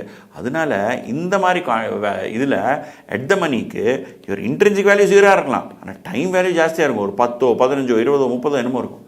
ஸோ ஆப்ஷன் ப்ரைஸு அந்த நேரத்தில் 30,000. இப்போ 30ஆம் தேதி இல்லை கான்ட்ராக்ட் எக்ஸ்பைரி, 20ஆம் தேதி இந்த 90 120 ஆயிடுத்து. அடா பாவி, நீ சரியான கான்ட்ராக்ட் வாங்கியிருக்கடா, 90க்கே வாங்குறேன்னு சொன்னேன், ஆல்ரெடி மார்க்கெட் 50லேருந்து 120 போயிடுத்து. உன்னோட ப்ராஃபிட் எவ்வளோ? இப்போது இந்த 90 - 120, மார்க்கெட்டில் அது போகிற ரேட்டு 120, அதில் வந்து உனக்கு வாங்குற ரேட் என்ன? 90K இல்லை. ஸோ உனக்கு டைரெக்டாக 30 rupees profit. So intrinsic value 30 and time value இன்னும் 10 நாள் இருக்குல்ல, அது இன்னொரு 5 ரூபா. ஓ, 35 ஆச்சு கான்ட்ராக்டோட வேல்யூ. ஸோ இந்த மாதிரி ஃபஸ்ட்டு இது வந்து out of the money, second வந்து அட் த மணி, தேர்ட் வந்து இந்த மணி. இந்த மணின்னு என்ன? கால் ஆப்ஷனுக்கு நான் வாங்கினேன்னா எனக்கு நான் ப்ராஃபிட்டில் இருக்கேன் அப்படின்னா ரேட் மேலே போயிருக்குன்னு. அது டே 0லையும் இருக்கலாம், டே 20லையும் இருக்கலாம், டே எக்ஸ்பைரி டேட்லையும் இருக்கலாம். ஸோ இது வந்து நம்மளோடது in the money, at the money, out of the money. என்னது? Spot is greater than strike price, spot equal to strike price, spot less than strike price. இது இன், அட், அவுட். எதுக்கு இது? கால் ஆப்ஷனுக்கு. புட் ஆப்ஷன் நம்ம பார்த்தோன்னா, புட் ஆப்ஷனுக்கு spot is greater than strike price அப்படின்னு என்ன? மார்க்கெட்டில் ரேட்டு இங்கே ஸ்பாட் வந்து 100 ரூபா, ஸ்ட்ரைக் வந்து 90. அடே பாவி, நான் வந்து 90க்கு விற்க போகிறேன். புட் ஆப்ஷன் என்ன? விற்கிற இது தானே. It is an option to sell. நான் எதுக்குடா உனக்கு 90க்கு விற்க போகிறேன்? மார்க்கெட்லேயே 100 ரூபாய்க்கு போயிட்டுருக்கு ரேட்டு, மார்க்கெட்டில் போய் விற்றுருவேன் நான் 100 ரூபாய்க்கு. உனக்கு எதுக்கு ஸ்பெஷலாக 90க்கு விற்க போகிறேன்? இல்லை. அப்போது அது என்னது? அவுட் ஆஃப் த மணி. போயா, நான் எதுக்கு விற்க போகிறேன் உனக்கு? விட்டுரு, நான் மார்க்கெட்லேயே 300க்கு விற்றுட்டு போகிறேன். இது வந்து ப்ரீமியம் ரொம்ப கம்மி இருக்கும், 1, 2, 3. எதுக்கு? இது டே 0 டே 30க்கு இந்த மார்க்கெட் ரேட் ஸ்பாட் ரேட் என்ன இருக்கோ அது 50 ஆயிரலாம்ல, கீழே வந்துடலாம்ல. ஓஹோ அப்படிங்களா. ஸோ அதனால இதுக்கு வந்து there is a value attach to volatility. That volatility get reflected in time value of the option. So எது நமக்கு வந்து கால் ஆப்ஷனுக்கு எந்த மணியோ புட் ஆப்ஷனுக்கு அது out of the money. Market price spot price strike price ரெண்டு சேம் இருந்தால் அது at the money. Spot price less than strike price அப்படின்னா spot is 50, strike price is 90. கீழே வந்துடுதே. ஸோ நான் உனக்கு the person who has purchase the put option நீங்கள் உங்ககிட்டருந்து வாங்கியிருக்கேன். So I have a right to sell to you at 90. மார்க்கெட்டில் 50க்கு தான் ஓடுது. நான் 50க்கு மார்க்கெட்லேருந்து வாங்கிட்டு உனக்கு 90க்கு விற்க போகிறேன். 40 ரூபா ஸ்ட்ரெயிட் ப்ராஃபிட் எனக்கு. ஸோ இந்த மாதிரி ஆப்ஷனில் எகெயின் திஸ் இஸ் இந்த மணி. இதில் வந்து இன்ட்ரின்சிக் வேல்யூ 40 ரூபா ஆச்சு, டைம் வேல்யூ இன்னொரு 10-15 ரூபா ஆகும். ஏன் இது வந்து 100லேருந்து 50க்கு ஆல்ரெடி 15 நாளில் வந்துருச்சு. இன்னும் 15 நாள் இருக்கே. இந்த 15 நாளில் இந்த 50 ரூபா 5 ரூபாயே ஆயிடலாமே. ஸோ அதனால டைம் வேல்யூ இருக்கும், இன்ட்ரின்சிக் வேல்யூ இருக்கும். ஸோ எது வந்து கால் ஆப்ஷனுக்கு எந்த மணியோ அது புட் ஆப்ஷனுக்கு அவுட் ஆஃப் த மணி. இது எல்லாமே நம்ம பை பர்ஸ்பெக்டிவ் தான் பார்த்துட்ருக்கோம். ஓகே. ஸோ இப்போ என்னாகும், இந்த மணி ஆப்ஷனு ரொம்ப ஹை ப்ரைஸ். இப்போ தான் எக்ஸ்பிளைன் பண்ணேனே, டைம் வேல்யூ ஜாஸ்தி, இன்ட்ரின்சிக் வேல்யூ ஜாஸ்தி. அவுட் ஆஃப் த மணி சீப்பு, ஃபுல்லு சீப்பு. ஏன்னா அது வாங்குறதே இல்லைப்பா, வெறும் டைம் வேல்யூ தான் இருக்கும் அதில். அட் த மணி ஆப்ஷன் இதோட கம்மியாக தான் இருக்கும், இந்த மணியோட கம்மியாக தான் இருக்கும், அவுட் ஆஃப் த மணியோட ஜாஸ்தியாக இருக்கும் அதோட ரேட்டு. சரியா. ஸோ இது 3 விஷயம். இப்போ இந்த ஆப்ஷன் எது இருக்குதோ ஆப்ஷனில் என்னென்னலாம் விஷயம் இருக்குது, ஆப்ஷன் எதெல்லாம் ஆஸ்பெக்ட்ஸோட இன்ஃப்ளூயன்ஸ் ஆகும், என்னோடய ஸ்பாட்டு, என்னோடய ஸ்ட்ரைக் ப்ரைஸு, என்னோடய டைமு, என்னோடய இன்ட்ரெஸ்ட் ரேட்டு, என்னோடய வாலட்டிலிட்டி, அப்புறம் டிவிடெண்ட் ஏதாவது தான் அது. ஸோ இப்போ current market price or spot. Spot மேலே போகுதுன்னா கால் ஆப்ஷன் வேல்யூ ஏறிட்டே இருக்குமே. ஏன்னா I have a right to buy from you at 50. Market is today 100, tomorrow 200, tomorrow 300. என்னோட ரேட் 50 தானே. ஸோ மார்க்கெட்டில் ரேட்டு மேலே போயிட்டே இருக்குன்னா என்னோட ப்ராஃபிட் மேலே போயிட்டே இருக்கும். அது கால் ஆப்ஷனுக்கு. புட் ஆப்ஷன் என்ன உல்ட்டா ஆகும். நான் I have right to sell to at 50, market is 200, 300, 400. நான் மார்க்கெட்டில் வித்துட்டு போயிருப்பேனே. ஸோ அதனால் as price increases the call option value increases, put option value decreases. அப்புறம் ஸ்ட்ரைக் ப்ரைஸ் இது எக்ஸாக்ட்லி உல்ட்டாப்பா. Call option I have a right to buy at 50. Okay. Market is at 100. I have to now write if a strike price increase ஆச்சுன்னு நினச்சிக்கோங்க, 50லேருந்து 200 ஆச்சுன்னு நினச்சிக்கோங்க, I have a right to buy from you at 200. Market is at 100. நான் எக்ஸஸாக பண்ண போகிறேன், ஒன்றும் பண்ண மாட்டேன். ஸோ இதில் வந்து எக்ஸாக்ட்லி உல்ட்டா. ஸ்ட்ரைக் ப்ரைஸ் மேலே ஏறிச்சுன்னா கால் ஆப்ஷன் வேல்யூ கம்மியாகும், புட் ஆப்ஷன் வேல்யூ இன்க்ரீஸ் ஆகும். அப்புறம் டைமு எப்போ டைமு மேலே போகுதோ அப்பப்போ ஆப்ஷன் வேல்யூ இன்க்ரீஸ் ஆகும். ஏன்னா டைம் வேல்யூ ஆட் ஆகிட்டே இருக்கும். ஏன்னா வால்டாலிட்டி எது இருக்கோ அது காம்பவுண்ட் ஆகிட்டே இருக்கும்ல. அதனால் as time increases your option value increases. அப்புறம் இன்ட்ரெஸ்ட் ரேட் என்ன, எதுக்கு இன்ட்ரெஸ்ட் ரேட் பற்றி டிஸ்கஸ் பண்ணிகிட்டு இருக்கோம். ஏன்னா கால் ஆப்ஷனில் டைம் வேல்யூ இருக்குது, இன்ட்ரின்சிக் வேல்யூ இருக்குது. அந்த இன்ட்ரின்சிக் வேல்யூ நமக்கு ஆல்ரெடி டுடே இன்றைக்கி ப்ராஃபிட் இருக்குது, அந்த ப்ராஃபிட் இன்னும் ஆட் ஆகலாமே. இன்னும் ஆஸ் இன்ட்ரெஸ்ட் ரேட் கோஸ் அப் எனக்கூட வர profit there is higher chance it will happen. Interest rate directly correlated. Interest rate மேலே போச்சுன்னா கால் ஆப்ஷன் வேல்யூ இன்க்ரீஸ் ஆகும். அப்புறம் வால்டாலிட்டி இதில் வந்து ரெண்டுக்குமே மேலே போகும். கால் ஆப்ஷனும் இன்க்ரீஸ் ஆகும், புட் ஆப்ஷன் இன்க்ரீஸ் ஆகும். ஏன்னா there higher volatility, higher chance that you will land in the money இல்லையா. அதனால் வாலட்டிலிட்டி இன்க்ரீஸ் ஆன உடனே your value of option put ஆகட்டும் கால் ஆகட்டும் ரெண்டுமே மேலே போகும். டிவிடெண்ட் என்னாகும், இப்போ கரண்ட் ஸ்பாட் வந்து இங்கே 50 ரூபாப்பா ஸ்பாட்டு, ஸ்ட்ரைக் வந்து 60 ரூபான்னு நினச்சிக்கலாம். I have and call option, call buy, I have a right to buy it 60 from you. Market 50 ரூபா. இப்போ ஸ்பாட்டு டிவிடெண்ட் டிக்ளேர் பண்ணால் டிவிடெண்ட் பே பண்ணிட்டான். இப்போ ஸ்பாட் என்னாகும், கம்மியாயிரும்ல. மார்க்கெட்டில் டிவிடெண்ட் பே பண்ண உடனே ex dividend rate share price கம்மியாயிரும். So 45 rate, strike price 60. I have a right to buy it 60. ஆனால் யாருப்பா வாங்க போகிறோம், ஆல்ரெடி 45 முன்னாலேயே 50 இருந்துச்சு, டைம் வேல்யூ தான் இருக்குது, இன்ட்ரின்சிக் வேல்யூ இல்லவே இல்லை. இப்போ இன்னும் கீழே போயிடுது. ஸோ டைம் வேல்யூ கம்மியாயிரும். ஸோ ஆப்ஷன் வேல்யூ டிவிடெண்டோட இன்வெர்ஸ்லி கோரிலேட்டட். இது கொஞ்சம் ஞாபகம் வச்சுக்கோங்க. இது படித்தா புரிஞ்சிடும். ரொம்ப சிம்பிள், ஒன்றும் பெரிய பிரச்சனை இல்லை. ஓகே. அப்புறம் ஆப்ஷன் எப்படி வேல்யூ பண்ணுவோம். ஆப்ஷன் வேல்யூ பண்ணுறதுக்கு 3 டெக்னிக் இருக்குது. ஒன்று வந்து பைனாமியல், ஒன்று ரிஸ்க் நியூட்ரல், ஒன்று வந்து Black-Scholes. பைனாமியலில் 2 method, delta share, portfolio replication. Risk neutral வந்து ஒரு ஃபார்முலா பேஸ்டு. Black-Scholes வந்து எகெயின் அதில் 2 ஃபார்முலா, ஒன்று வித் டிவிடெண்ட், ஒரு without dividend. With dividend, without dividend இது எல்லாத்துலேயுமே புட்டு தனி கால் தனி. அண்ட் இது எல்லா ப்ரைஸிங் இருக்குதுல்ல, இதில் எல்லாமே மோஸ்ட்லி யூரோப்பியன் ஆப்ஷன் தான் ப்ரைஸ் பண்ண முடியும். அமெரிக்கன் ஆப்ஷன் வெறும் நம்ம இந்த பைனாமியல் ட்ரீ ட்ரா பண்ணி தான் பண்ண முடியும். இது இந்த ரிஸ்க் நியூட்ரல் போட்டு ட்ரா பண்ணி தான் முடியும். மிச்ச எல்லா மெத்தடில் ரொம்ப டிஃபிகல்ட். அமெரிக்கன் ஈஸியாக பண்ணுறதுக்குன்னா இது ஒன்று ரிஸ்க் நியூட்ரலு, அது ஒன்றே ஒன்று தான். ஓகே, மிச்ச எல்லா மெத்தடு அமெரிக்கனில் பண்ண முடியாது, எல்லாமே யூரோப்பியன் மெத்தட் தான் பண்ண முடியும். ஓகே, இது 3 method: binomial, risk neutral, Black-Scholes. Black-Scholes again 2 methods: dividend, with dividend, without dividend. இது Black-Scholes இந்த ஃபார்முலா தான் நிறைய பேருக்கு ஞாபகம் இருக்காது. என்ன இது formula? Call option value is equal to spot into e power minus QT. இந்த QTனா Q is dividend yield rate, QT into ND1. ND1 na normal distribution value of D1, standard normal distribution, minus K na strike price, into e power minus RT, e power minus RT into ND2. ND2 is the standard normal distribution value of D2. In the D1, D2 தனியா definition இருக்கு. D1 is natural log of S0 by K plus R minus Q into sigma square by 2 by sigma root T, and this is into T. இந்த formula நீங்கள் ஞாபகம் வச்சுக்க தான் ஆகணும். D2 is equal to D1 minus sigma root T. இது புட்டுக்கு வேறு formula. இதில் ஞாபகம் வச்சுக்கோங்க ஒன்று விஷயம், நான் வந்து இதில் வித் டிவிடெண்ட் கொடுத்துருக்கேன். இது டிவிடெண்ட் இல்லைன்னா இந்த நம்பரே போயிடும். இந்த நம்பர் இங்கே போயிடும், இந்த நம்பர் இங்கே போயிடும். இந்த 2 நம்பர் இல்லாமல் நீங்கள் கம்ப்யூட் பண்ணுவீங்க. So call option value, put option value ரெண்டுத்துக்குமே தனித்தனி ஃபார்முலா இருக்குது. ஓகேவா? இதில் இதுக்கப்புறம் இன்னொரு விஷயம் உங்களுக்கு சொல்ல மறந்துட்டேன். புட்டு ப்ரைஸ் வந்துச்சுன்னு வச்சுக்கோங்க, you can find out call price. அது புட்டு காலுக்கு ஒரு ரிலேஷன் இருக்குது. அது நீங்கள் எந்த மெத்தட் ஆனால் ஆகட்டும், பைனாமியல் மெத்தட் ஆகட்டும், ரிஸ்க் நியூட்ரல் மெத்தட் ஆகட்டும், ஒரு Black-Scholes ஆகட்டும், புட்டு காலு ரெண்டுமே ப்ரைஸஸ் ஆர் ரிலேட்டட். அதுக்கு நான் ஒரு நெமானிக் பண்ணியிருக்கேன். நெமானிக்னு தெரியுமில்ல, ஒரு captain cool is equal to pull shot. அது கேப்டன் கோலின்னு சொல்லிட்டு இருந்தேன், கோலி புல் ஷாட் அவ்வளோ கிரேட்டாக இருக்காதுன்னு சொல்லிட்டு இப்போ பசங்க எல்லாம் சொல்லியிருக்காங்க. ஸோ கேப்டன் கூலுன்னு சேஞ்ச் பண்ணிங்க. ஸோ கேப்டன் கூல் என்ன? C for call, கூல்னா K is equal to pull, P na put, S na short, S0. So இப்போ என்ன C plus K into e power minus RT is equal to P plus S. So நீங்கள் கால் price இருந்துச்சு புட்டு கண்டுபிடிக்கணும்னா C plus K into e power minus RT is equal to P plus S. இது ஞாபகம் வச்சுக்கிட்டிங்கன்னா நீங்கள் if at all anything comes in the question you can use it. இது வந்து நம்ம மெட்டீரியலில் கொடுக்கல, பழைய மெட்டீரியலில் கொடுத்துருந்தா, புது மெட்டீரியலில் இது எடுத்துட்டா ஆனால் கொஸ்டின் கொடுத்துருக்கான். ஸோ இது ஞாபகம் வச்சுக்கோங்க. புட் கால் பேரிட்டி இது ஃபார்முலா. ஓகே, இது டெரிவேஷன்லாம் தேவையில்லை நமக்கு. நான் ஃபுல் கிளாஸ் தான் கொடுப்பேன். இதில் எல்லாம் தேவையே இல்லை நம்ம ரிவிஷன் கிளாஸில். இது ஓகேவா? இப்போ நம்ம வந்து டைரெக்டாக இங்கே அட்டாக் பண்ணிடலாம். என்னது? பைனாமியல் மெத்தட் என்ன, ரிஸ்க் நியூட்ரல் மெத்தட் என்ன, Black-Scholes மெத்தட் என்ன. அது பண்ணுறதுக்கு முன்னால் ஒரு இது ஆப்ஷன் பே ஆஃப் என்ன? ப்ராஃபிட்.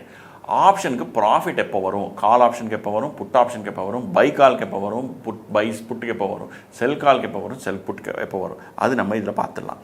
இதில் என்னென்னா, இப்போ லாங் கால் நீங்கள் கால் வாங்கிறீங்க, பை கால். ஸோ இதில் என்னாகும், நீங்கள் வந்து ஒரு ப்ரீமியம் கொடுத்துருக்கீங்க. அந்த ப்ரீமியம் வந்து இனிஷியலாக உங்களுக்கு கேஷ் அவுட் ஃப்ளோ, அது லாஸ் தான். ஓகே, ஆனால் அந்த லாஸ் எப்போ ரிகவர் பண்ணுவீங்க? இங்கே பாருங்கள், இப்போ நீங்கள் வந்து spot is 50, strike price is 60. இப்போது நீங்கள் இதுக்கு premium paid is premium let's say 5 rupees. இந்த ஃபஸ்ட்டு 5 உங்களுக்கு லாஸ் தான். ஆனால் இப்போது இங்கே எக்ஸ் ஆக்சிஸ் என்ன போட்டிருக்கோம்? எக்ஸ் ஆக்சிஸில் நம்ம போட்டிருக்கிறது share price, spot S1, S2, S3, இன்றைக்கி நாளைக்கு நாளைக்கு அந்த மாதிரி. ஓகே, இந்த Y ஆக்சிஸ் நம்ம கொடுத்துருக்கிறது ப்ராஃபிட். இப்போது இந்த ஸ்பாட்டு வந்து லெட்டஸ் சே 70 ஆயிடுது. So I have a right to buy at 60, market rate is 70. அப்படின்னு என்ன? I am getting 10 rupees profit, but I paid premium of 5, so my net profit is 5. So அந்த மாதிரி இங்கே கீழே இனிஷியல் ப்ரீமியம் இந்த price இருக்குது இல்லை, இந்த ப்ரைஸு திஸ் ப்ரைஸ் இது என்ன ப்ரைஸு? 65 ஆகும். எப்படி வந்து எனக்கு 65? Strike price 60, so I have right to buy at 60, market price 65. அப்படி எக்ஸசைஸ் பண்ணேன்னு எனக்கு 5 ரூபா ப்ராஃபிட் வரும். ஆனால் ஒரிஜினலாக 5 ரூபா நான் ப்ரீமியம் பே பண்ணியிருக்கேன். ஸோ அது நெட்டு லாஸ். இந்த பிரேக் ஈவன் ப்ரைஸ் 65. அதுக்கு மேலே ஸ்டாக் ப்ரைஸ் போயிட்டு இருந்துச்சுன்னா என்னோடய ப்ராஃபிட் இன்க்ரீஸ் ஆகிருக்கும். அது கீழே எந்த லெவலில் இருந்தாலும் என்னோடய லாஸ் ஃபிக்ஸ்டு, எவ்வளோ? 5 ரூபா தான் லாஸ் என்னோடது. ஓகே, இதுக்கு வந்து ஒரு ஃபார்முலா இருக்குது, max of 0, ST minus X. இதில் minus premium. ST minus X என்ன? Strike price, spot minus strike price. நம்ம ஸ்ட்ரைக் ப்ரைஸை எக்ஸாகவும் டினோட் பண்ணலாம், கேயாவும் டினோட் பண்ணலாம். ரெண்டு இன்டர்சேஞ்சபிள். எது போட்டாலும் எக்ஸாமில் மார்க் கொடுப்பான். Don't worry about it. சரியா? So maximum of 0, spot minus strike price. இப்போ ஸ்பாட் என்ன 50, ஸ்ட்ரைக் என்ன 60, 50 மைனஸ் 60 என்ன -10, மேக்ஸிமம் ஆஃப் 0, -10 என்ன 0. So when the spot is at 50, the call does not have any value. Spot இப்போ 65 ஆச்சுன்னு வச்சுக்கோங்க. 65 minus 60 5, 0, 5 max 5. So value of the call is 5, gross value. Net value என்ன minus premium. Premium எவ்வளோ 5 ரூபா. 5 minus 5 0. So இந்த மாதிரி நீங்கள் compute பண்ணுவீங்க. இது லாங் கால். அது வந்து லாங் கால். ஷார்ட் கால் என்ன இப்படி உல்ட்டா இருக்கும். ஏன்னா நீங்கள் வந்து கால் ஷார்ட் பண்ணிங்கன்னா அர்த்தம் என்ன, மீனிங் என்ன, நீங்கள் வந்து somebody else has right to buy from you. Buy callனா you have a right to buy. Sell callனா somebody else has a right to buy from you. Buy putனா you have a right to sell. Sell putனா somebody else has a right to sell to you. சரியா? So இதெல்லாம் ஞாபகம் தேவையில்லை. லாஜிக்கலாக நீங்கள் பண்ணிடலாம். என்ன இந்த formula மின்னா மேக்ஸா எக்ஸ் மைனஸ் எஸ்டி எஸ்டிமேட் எல்லாம் ஞாபகம் நான் சும்மா எக்ஸ்பிளைன் பண்ணுறேன், அவ்வளோதான். ஓகே, ஷார்ட் கால் என்ன minimum of X minus ST அப்படின்னா somebody has a right to buy from me. For market 50 spot and strike price is 60. So இதில் என்ன விஷயம், he has a right to buy from me at 60. வாங்குவானா வாங்க மாட்டான். இதில் என்ன minimum of X minus ST. X என்ன 60 minus ST 50, 0. Minimum of these 2 0. So bay of is 0. அப்படின்னா எனக்கு ஒன்றும் பே ஆஃப் வராது. Because I have shorted a call, there is no payoff. But gross level net level என்ன, எனக்கு 5 ரூபா premium already கிடச்சிருக்கேன், அது வந்து என்னோட பே ஆஃப். ஓகே, ஆனால் இப்போ மார்க்கெட்டில் ரேட் ஜாஸ்தி ஆச்சு. Minimum of market rate is become suddenly 70. So 60 minus 70, 0. அப்படின்னா market rate is 70. somebody has a right to buy from me at 60. போச்சு, எனக்கு 10 ரூபா போச்சு. So that 10 rupees is my loss. But 5 rupees I've got premium, my net loss is -5. இந்த மாதிரி தான் நீங்கள் complete பண்ணுவீங்க. அதே மாதிரி இது வந்து லாங் புட் பே ஆஃப், இது வந்து ஷார்ட் புட் பே ஆஃப். ஒன்று பார்த்துக்கோங்க, லாங் புட்லேயும் ஷார்ட் புட்லேயும், லாங் புட்டில் theoretically you cannot make unlimited profit. ஏன்னா வேறஸ் லாங் காலில் you can make unlimited profit.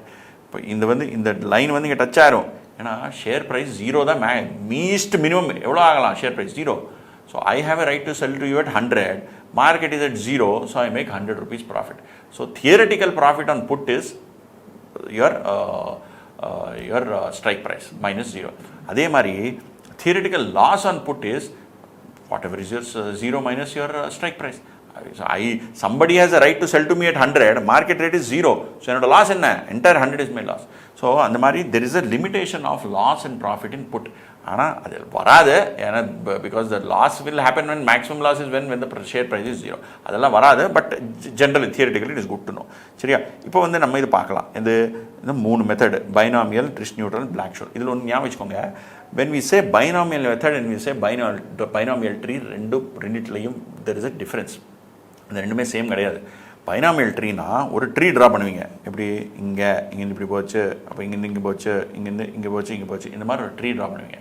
என்ன எது பற்றி பேசிகிட்டு இருக்கேன் நான், ஷேர் ப்ரைஸு இன்றைக்கி 50 60 50 கீழே வந்துடுது, 40 30 வந்துச்சு, 40 இங்கே மேலே 50 திருப்பி போச்சு, இங்கே 55 ஆச்சு, 55 திருப்பி 55 அப்புறம் 60. இந்த மாதிரி ஒரு ட்ரீ நீங்கள் ட்ரா பண்ணுவீங்களோ அது வந்து பைனாமியல் ட்ரீன்னு சொல்லுவோம். பைனாமியல் மெத்தட் வந்து டிஃப்ரெண்ட். பைனாமியல் மெத்தட் என்ன, யூ யூஸ் இதை டெல்டா ஹெட்ஜிங் ஆர் ஒரு போர்ட்ஃபோலியோ ரெப்ளிகேஷன். அதுதான் நம்ம இப்போ பார்க்க போகிறோம். ஸோ ஒரு சினாரியோ எக்ஸ்பிளைன் பண்ணுறேன். Current spot price 60 okay, strike price 58, time 2 years. ஒரே வாட்டி 2 year ஆப்ஷன் எடுத்துக்கிறேன். ஓகே, ஆர்னு என்ன, இன்ட்ரெஸ்ட் ரேட்டு 5%. ஆப்ஷன் என்ன, புட் ஆப்ஷன்னா right to sell. And type of option எந்த மாதிரி இது, அமெரிக்கன், எப்போ விற்கலாம், எப்போ வேணால் விற்கலாம். ரைட். பின்னு என்ன, P is probability of up move. Okay, அது என்னன்னு நம்ம அப்புறம் பார்க்கலாம். ஓகே, அப்புறம் யூ இஸ் 1.1. யூ இஸ் 1.1 என்ன அர்த்தம், என்ன சொல்கிறான்னா, current spot 60, it can go up by 1.1. அப்படின்னா it can go up to 66. எவ்வளோ வாட்டி, 2 years. So first year it goes up by 10%, second year also it go by 10%. 66 into 1.1 எவ்வளோ வரும், 72.6. So it can go up to 70. இங்கே போட்டிருக்கேன் இல்லை, திருப்பி இதுக்கு பார்க்குறேன். 60 வந்து 66 ஆகலாம், 66லேருந்து 72.6 ஆகலாம். அப்புறம் இதே 60 டவுன் சைடு 90 எப்படி, 60 into 0.9 54 ஆகலாம், 54 into 0.9 48.6 ஆகலாம். அப்புறம் இந்த 54லேருந்து திருப்பி மேலே போகலாம் 1.1, ஆர் இந்த 66லேருந்து 0.9 கீழே வரலாம். ரெண்டுமே ஒரே நம்பர் தான் இருக்கும் 59.4. இந்த மாதிரி ஒரு ட்ரீ ட்ரா பண்ணுவீங்க. இந்த ட்ரீ ட்ரா பண்ணிவிட்டு இது ஒரு அமெரிக்கன் ஆப்ஷன், இது வேல்யூ பண்ண சொல்கிறான். வேல்யூ பண்ணுறதுக்கு நீங்கள் எந்த மெத்தட் யூஸ் பண்ணுவீங்க? நான் என்ன சொன்னேன், அமெரிக்கன் ஆப்ஷன் வேல்யூ பண்ணுறதுக்கு ஒரே ஒன்று தான், ரிஸ்க் நியூட்ரல் அப்ரோச் தான் முடியும், வேறு எதுவுமே வராது. ஞாபகம் வச்சுக்கோங்க, ஆன் டியூ டேட் எனக்கு எக்ஸசைஸ் பண்ணுறதுக்கு ஒரு ஆப்ஷன் இருந்துச்சுன்னா அந்த ஆப்ஷன் வேல்யூ 100 நினச்சிக்கோங்க. இமேஜின் நடுவில் எப்போ வேணால் எக்ஸசைஸ் பண்ணலாம். அப்போ அந்த ஆப்ஷனுக்கு வேல்யூ எவ்வளோ இருக்கும்? கண்டிப்பாக 100 ஜாஸ்தியாக தான் இருக்கும், 100 கம்மியாகவே இருக்காது. If I bought a call option or bought a put option and mature European ஆப்ஷனோட ப்ரைஸ் 100 ஏன்னா யூரோப்பியன் ஆப்ஷன் நீங்கள் லாஸ்ட் டே தான் எக்ஸசைஸ் பண்ண முடியும். நடுவில் எப்போ வேணால் எக்ஸசைஸ் பண்ணலாம் அந்த மாதிரி சொல்லிட்டு ஒரு ஆப்ஷன் இருந்துச்சா அந்த ஆப்ஷனோட ப்ரைஸ் இந்த 100 ஜாஸ்தியாக தான் இருக்கும். So American option will always be price higher then European option. ஆனால் அமெரிக்கன் ஆப்ஷன் ப்ரைஸுக்கு ரிஸ்க் நியூட்ரல் ஒரே ஒரு அப்ரோச் தான் முடியும். அது எப்படின்னு காமிக்கிறேன். ஸோ இப்போ டி இருக்குது, யூ இருக்குது. இந்த நம்பர் டின்னு என்ன யூன்னு என்ன நான் ஆல்ரெடி எக்ஸ்பிளைன் பண்ணியிருக்கேன். இப்போ பி என்ன? P is the probability of up move. Up move probability என்ன? அப்மூவ் என்னன்னா there is a world called risk neutral world. இந்த வேர்ல்டில் இப்போ மூணு டைப்ஸ் ஆஃப் வேர்ல்டு இருக்கும்ப்பா. ஒன்று வந்து ரிஸ்க் எவர்ஸ், அப்படின்னா எனக்கு ரிஸ்க் வேண்டாப்பா, நீங்கள் ரிஸ்க் எடுத்தால் நான் ரிட்டர்ன் ஜாஸ்தி கேட்பேன், that is a risk averse world. Second என்ன? Risk seeking. எனக்கு ஜாஸ்தி ரிஸ்க்கு நீங்கள் கேட்டால் நான் கம்மி ரிட்டர்ன் கேட்பேன். ஜாஸ்தி ரிஸ்க் எனக்கு ஐ லவ் ரிஸ்க். ஸோ நீங்கள் ரிஸ்க் ஜாஸ்தி கொடுத்தீங்கன்னு வச்சுக்கோங்க, என்ன ரிட்டர்ன் கம்மி கேட்பேன். உல்ட்டா ரிஸ்க் எவர்ஸு, ரிஸ்க் சீக்கிங். மூணாவது வந்து ரிஸ்க் நியூட்ரல். எனக்கு ரிஸ்க் பற்றி கவலையே இல்லை, நீ எவ்வளோ வேளா ரிஸ்க் இருக்கட்டும், நான் என்னோடய சார்ஜ் இவ்வளோ தான். So that is the world in which there is no value to risk. Whether it is high risk or low risk, என்னோட ரிட்டர்னுக்கு எக்ஸ்பெக்டேஷன் இஸ் சேம். ரிஸ்க் எவர்ஸில் if high risk I need high return, risk சீக்கிங்கில் if it is high risk I need low return. நம்ம இப்போ இருக்கிற world என்னென்னா risk neutral world. இதில் ரிஸ்க்குக்கு வேல்யூவே இல்லை, ஜாஸ்தியாக இருக்கட்டும் கம்மியாக இருக்கட்டும் ஒரே ரிட்டர்ன் தான், எனக்கு தேவை இருக்கிறது ரிட்டர்ன். அந்த ரிஸ்க் நியூட்ரல் வேர்ல்டில் இது 10% மேலே போகுது, 10% கீழே வருது, இந்த மாதிரி ஒரு ஆப்ஷன் இருக்குது.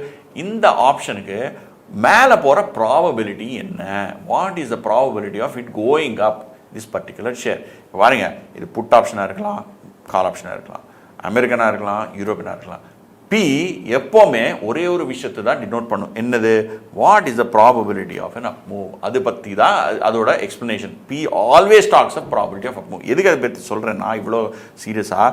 We are talking about this number, probability of up move. We are talking about this number, probability of up move. What is probability of down move? 1 minus p. அவ்வளோதான். This is 1 minus p. Whether it is American, European, call, put, p is always probability of up move. இது ஞாபகம் வச்சுக்கோங்க. Okay, இப்போ இது பிக்கு ஒரு formula இருக்குது. என்ன இது ஃபார்முலா? நான் இங்கே காமிக்கல உங்களுக்கு. p is equal to e power rt minus d by u minus t. In a risk neutral world, value of this up move is, or probability of this up move is e power rt minus d by u minus t. And obviously probability is a number less than 1, which means denominator has to be greater than numerator, which means u has to be greater than e power rt. Correct illa? Probability is a value less than 1. அப்படின்னா என்ன? Denominator has to be more than numerator. If denominator has to be more than numerator, u minus d has to be more than e power rt minus d. அப்படின்னா u has to be greater than e power rt. அது ஞாபகம் வச்சுக்கோங்க. அது இல்லைன்னா எந்த ப்ராப்ளமும் solve பண்ண முடியாது. ஓகேவா? இந்த மாதிரி ஒரு ப்ராபபிலிட்டி அரைவ் பண்ணுவீங்க. அது வச்சுட்டு you will arrive with the value of the option. How will you arrive with the value of the option? அதை காமிக்கிறேன். ஆனால் ஃபஸ்ட்டு இந்த பி அரைவ் பண்ணிடலாம். அதுக்கப்புறம் மிச்ச வாட் எவர் பேலன்ஸ் இஸ் அதை பண்ணலாம். ஸோ பி எப்படி அரைவ் பண்ணுவோங்க? e power rt minus d by u minus t. நமக்கு e power rt என்ன? இங்கே r என்ன கொடுத்துருக்கான்? 5%. டைம் என்ன கொடுத்துருக்கான்? 2 years. Okay, so e power 0.05. 2 வருஷத்துக்கு பண்ணுவோமா? நம்ம 2 வருஷத்துக்கு பண்ண மாட்டோம். ஏன்னா we are looking at each step. Each step is 1 year. This is called as origin point. This is called as node. இது வந்து binomial நோடுன்னு சொல்லுவாங்க. ஒரு node. We are looking at time from a node perspective. We are not looking at the overall time. சரியா? So அப்போ என்னாகும்? e power rt-ல நம்ம t வந்து 1 தான் எடுப்போம். So e power 0.05. e power 0.05 போட்டால் 1.05 வந்துட்டு என்னமோ வேல்யூ வரும். அதை நம்ம பண்ணிக்கலாம். இதுக்கும் ஒரு ஷார்ட்கட் இருக்குது. அவன் யூஸ்வலாக கொடுப்பாங்க. கொடுக்கலைன்னா இப்படி தான். e value is this. If one has to find out value of e power 0.015, first 2.7182 போடுங்க கேல்குலேட்டரில். 2.7182 இதுக்கு 12 டைம்ஸ் ஸ்கொயர் ரூட் பண்ணுங்கள். அதுலேருந்து 1 சப்ராக்ட் பண்ணுங்கள். ஓகே, மல்டிப்ளை வித் 0.05 போட்டாச்சா? ப்ளஸ் 1 பண்ணுங்க. அப்புறம் இன்டூ ஈக்குவல் டு 12 டைம்ஸ் 1.0512. 1.0512 அதே தான் வந்ததுங்க. 1.0512. இது வந்து என்ன value e power rt value. p value என்ன 1.0512 மைனஸ் d என்னங்க 0.9 minus 0.9 divided by 1.1 minus 0.9 minus 0.9 divided by 0.2. You'll get 75.63. I have rounded off to 76%. So probability of up move is 76%. இது கண்டுபிடிச்சிட்டோம். அப்புறம் என்ன பண்ணணும்? இந்த 76% இங்கே போடணும். 76% இங்கே வந்து 24% போடணும். இங்கே வந்து again 76, இது கீழே வர்றது 24, இது மேலே போகிறது 76, கீழே வர்றது 24 அப்படியே தான் இருக்கும். ஸோ இப்போ என்ன ஆகுது, க்ளீன் பண்ணிடுறேன், இதை திருப்பி எக்ஸ்பிளைன் பண்ணுறது ஈஸியாக இருக்கும். இப்போ என்ன பண்ணணும், ஸ்டார்டிங்கில் 60 rupees இருக்குது கரண்ட் ஸ்பாட். இன்றைக்கி ஸ்பாட்ஸ் 60 தானே நம்ம strike price. It is a American option, it is a put option, it is 2 years. Okay, இன்னொரு விஷயம் ஞாபகம் வச்சுக்கோங்க, இந்த அமெரிக்கன் ஆப்ஷன் நான் ஒரிஜினல் என்ன சொன்னேன், இப்போ வேணால் எக்ஸஸ் பண்ணலான்னு சொல்லியிருக்கேன். ஆனால் இந்த எக்ஸாம்பிளில் நம்ம இன்ஸ்டியூட் மெட்டீரியல் எங்கே பார்த்தாலும் அவங்க சொல்ல மாட்டாங்க என்ன வேணால் எக்ஸஸ் பண்ணிக்கோ, அப்படி எல்லாம் வச்சுக்காதுப்பா, ரொம்ப கஷ்டம் நமக்கு அரைவ் பண்ணுறது. assume that you exercise it every year. Okay, இங்கே வந்து 2 periods இருக்குது, 2 years. ஸோ எவ்ரி இயர் ஒரு வாட்டி எக்ஸசைஸ் பண்ணலாம், அது மாதிரி வச்சுக்கோங்க. ஸோ அதனால தான் நம்ம 2 நோட்ஸ் இப்படின்னு ட்ரா பண்ணுறோம். இல்லைன்னா நோட்ஸ் ட்ரா பண்ண முடியாதே, சரியா? ஸோ 60 ஸ்டார்ட் ஆகுது. It can go up by 1.1, 66 ஆச்சு. ஃபர்தர் கோ அப் பை 1.1, 72 ஆச்சு. 60லேருந்து கீழே வரலாம் 1.9, 54 ஆச்சு. another 0.9, 48 ஆச்சு. இது 54லேருந்து மேலே போகலாம் 1.1, 59 ஆச்சு. ஆர் 66லேருந்து 0.9 கீழே வந்தாலும் 59 தான் ஆகும். ஓகே, இந்த மாதிரி வந்தாச்சு. அப்புறம் புட் ஃபஸ்ட் அமெரிக்கன் பக்கத்தில் வைங்க. புட் ஆப்ஷன் வேல்யூ என்ன, மேலே போனால் ரேட்டு வேல்யூ ஆப்ஷன் வேல்யூ மேலே இன்க்ரீஸ் ஆகுமா, ப்ரைஸ் ஆஃப் த ஷேர் கீழே வந்தால் ஆப்ஷன் வேல்யூ இன்க்ரீஸ் ஆகுமா, கீழே வந்தால். ஏன்னா I have a right to sell to you at 50, market is at 30, I can buy from market at 30 and sell to you at 50. Price கீழே போயிட்டே இருந்துச்சுன்னா என்ன ஆப்ஷன் வேல்யூ ஏறும். ஸோ இங்கே என்ன ஆகும், மேலே போனப்போ ஆப்ஷனுக்கு வேல்யூவே கிடையாது, இல்லை கீழே வரப்போ ஆப்ஷனுக்கு வேல்யூ இருக்குது. என்ன ஆப்ஷனுக்கு வேல்யூ 58 இல்லை நம்ம strike price. So when market is at 48, I have a right to sell to you at 58. அடா பாவி. So what is the gain on this option? Gain on this option is 48.6 minus 58 minus 48.6. I have a right to sell to you at 58 when market is at 48.6. So that 9.4 is my profit. இந்த 9.4 எனக்கு profit. அப்புறம் 59.4, market is at 59.4. நான் உனக்கு எதுக்கு 54க்கு 58க்கு விற்க போகிறேன்? No profit, 0. So இந்த ப்ராஃபிட் பற்றி என்ன சொல்கிறேன்னா, ஆப்ஷனோட பே ஆஃப். பே ஆஃப் என்ன, இங்கே ப்ரீமியம் மறந்துடுங்க. We are not talking about premium. Premium என்னன்னு நான் செப்பரேட்டாக ஃபைண்ட் அவுட் பண்ணுறேன். அது கேள்வியே அதுதான். வாட் இஸ் த ப்ரீமியம், அதுதான் கொஸ்டினே. கொஸ்டின் தான் அது. என்னது, what is premium? Premium is double question mark கொடுத்துருக்கேன்ல. So we have to find out premium எப்படி கண்டுபிடிக்கிறேன் நான் சொல்கிறேன், வெயிட் பண்ணுங்க. இந்த இதில் கிராஸ் பே ஆஃப் வந்து 9.4, இங்கே 0, இங்கே 0. அப்புறம் the value of option, the premium இருக்குல்ல, what is the premium you compute? Premium is present value. Please listen carefully. Present value of expected future payoffs of options. இல்லையும் double ஃபியூச்சரில் ஆப்ஷனோட expected bay of. எக்ஸ்பெக்டட்னா அர்த்தம் என்ன? when you have two numbers with two probabilities, expected value is weighted average of that numbers multiplied with the probability. இங்கே the probability of a down move is 24, probability of up move is 76. 76ல உன்னோட bay of வந்து 0, 24ல உன்னோட bay of வந்து 9.4. So what is the expected value? இந்த ரெண்டு future values. இதோட expected value என்ன? 9.4 into 24% plus 0 into 76%. என்னாச்சு? 9.4 into 0.24, 2.256. So 2.256 is the expected value of the payoffs. 2.256 வரைக்கும் okay, that is good, very good. But that is future value. அதோட present value arrive பண்ணும். Present value என்ன? C after 1 year it is 2.256. Before 1 year எவ்வளோ ஆகும்? 2.256 divide by 1.0512. ஏன் நம்ம இங்கே arrive பண்ணியிருக்கோம் இல்லை, 1.0512 பண்ணிங்கன்னா யூ கெட் 2.146, 2.15 ரவுண்ட் ஆஃப் பண்ணிடலாம். So the value is at this point is 2.15. This இந்த மாதிரி you arrive the value here, you arrive the value here, இந்த ரெண்டும் சேர்ந்து you arrive the value here. So the present value of all future expected payoffs is the value of the option. Value of the option is the price of the option. So இதில் நாங்கள் வந்து price value தனி சொன்னேன். ஆப்ஷனுக்கு வரப்போ the present value of all future expected payoffs of the option is equal to the price of the option. So you price an option the present value of all expected future payoffs of the option. So இப்போ இங்கே என்னாச்சு, இங்கே 2.15 வந்தது. நான் இங்கே American எதுக்கு எடுத்திருக்கேன்னு இப்போ உங்களுக்கு புரியும். This point at note B you can exercise, right? You have a right to exercise. வேணும்னா நீங்கள் எக்ஸசைஸ் பண்ணிக்கலாம். அன்னைக்கு எக்ஸசைஸ் பண்ணிங்கன்னா you have a right to sell at what rate? At 58. Market rate என்ன? 54. ஓ, மார்க்கெட்டில் 54, I can exercise at 58, I will have a right to exercise. எனக்கு வேணும் அது. ஸோ எனக்கு 4 ரூபா ப்ராஃபிட் வரும். ஓகே, 4 ரூபா ப்ராஃபிட். ஓகே, ஆனால் ஃப்யூச்சர் வேல்யூஸ் எடுத்துகிட்டு போய் பின்னால் எடுத்துகிட்டு வந்தால் இது வந்து 2.15 தான் ப்ராஃபிட். கரெக்டு. ஸோ நீ என்ன பண்ணுவேன், இந்த ரெண்டு தேவையில்லைப்பா, ஃபியூச்சரில் எனக்கு எக்ஸ்பெக்டட் ப்ராஃபிட் கம்மி, இன்றைக்கே better, I will exercise today only. So you will exercise at 4 rupees. You will say I want my 4 rupees. I will not wait. ஏன்னா see there is an upside that I will get 9.4, but the probability is only 24%. There is a downside I will get. upside எதுவும் சொல்கிறேன், put ஆப்ஷன்னால. So there's a chance that I'll make 9.4 profit at 24% probability. There's a the chance that I'll make 0 profit at 76%. My weighted average profit is 2.15. But today if I exercise at 54, the market price is at 54 and my strike price is at 58, I can sell at 58. But எனக்கு 4 ரூபா டைரக்டா profit வந்துரும். So I will exercise at 4. So at this point it is not, you again compare. என்ன compare பண்ணுவீங்க? 4, 2.15 எது best? அதுதான் நான் எடுக்க போறேன். So you will take max of 0, 4, 0.4, 2.15. 0 எதுக்கு எடுத்திருக்கேன்? ஏன்னா அடுத்த கேஸில் பாருங்க, இங்கே வந்து 76%ல யூ ஹேவ் 0, சாரி 76 இல்லை, இங்கே 24. தெர் இஸ் 24% ப்ராஃபிட்டபிலிட்டி பாசிபிலிட்டியில் 0. இதே இதுக்கு நான் 76 சொல்லியிருக்கேன். ஆமாவா, இந்த வழியில் வந்தால் 76, மேலே இருந்து கீழே வந்தால் 24 probability. Okay, so there is 24% probability of 0 profit, there is 76% probability of 0 profit. So both cases no profit. So expected value 0. இங்கே வந்து 4, இங்கே வந்து 0.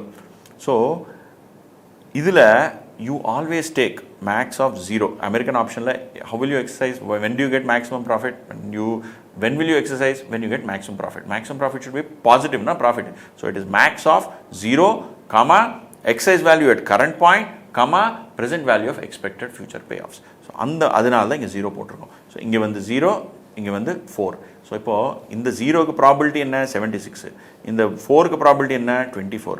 So these are the future values, future payoffs. So what is the present value of expected value of future payoffs? This 76% into 0 plus 24% into 4. 24% into 4 என்னாச்சு? 24 into 0.24 into 4.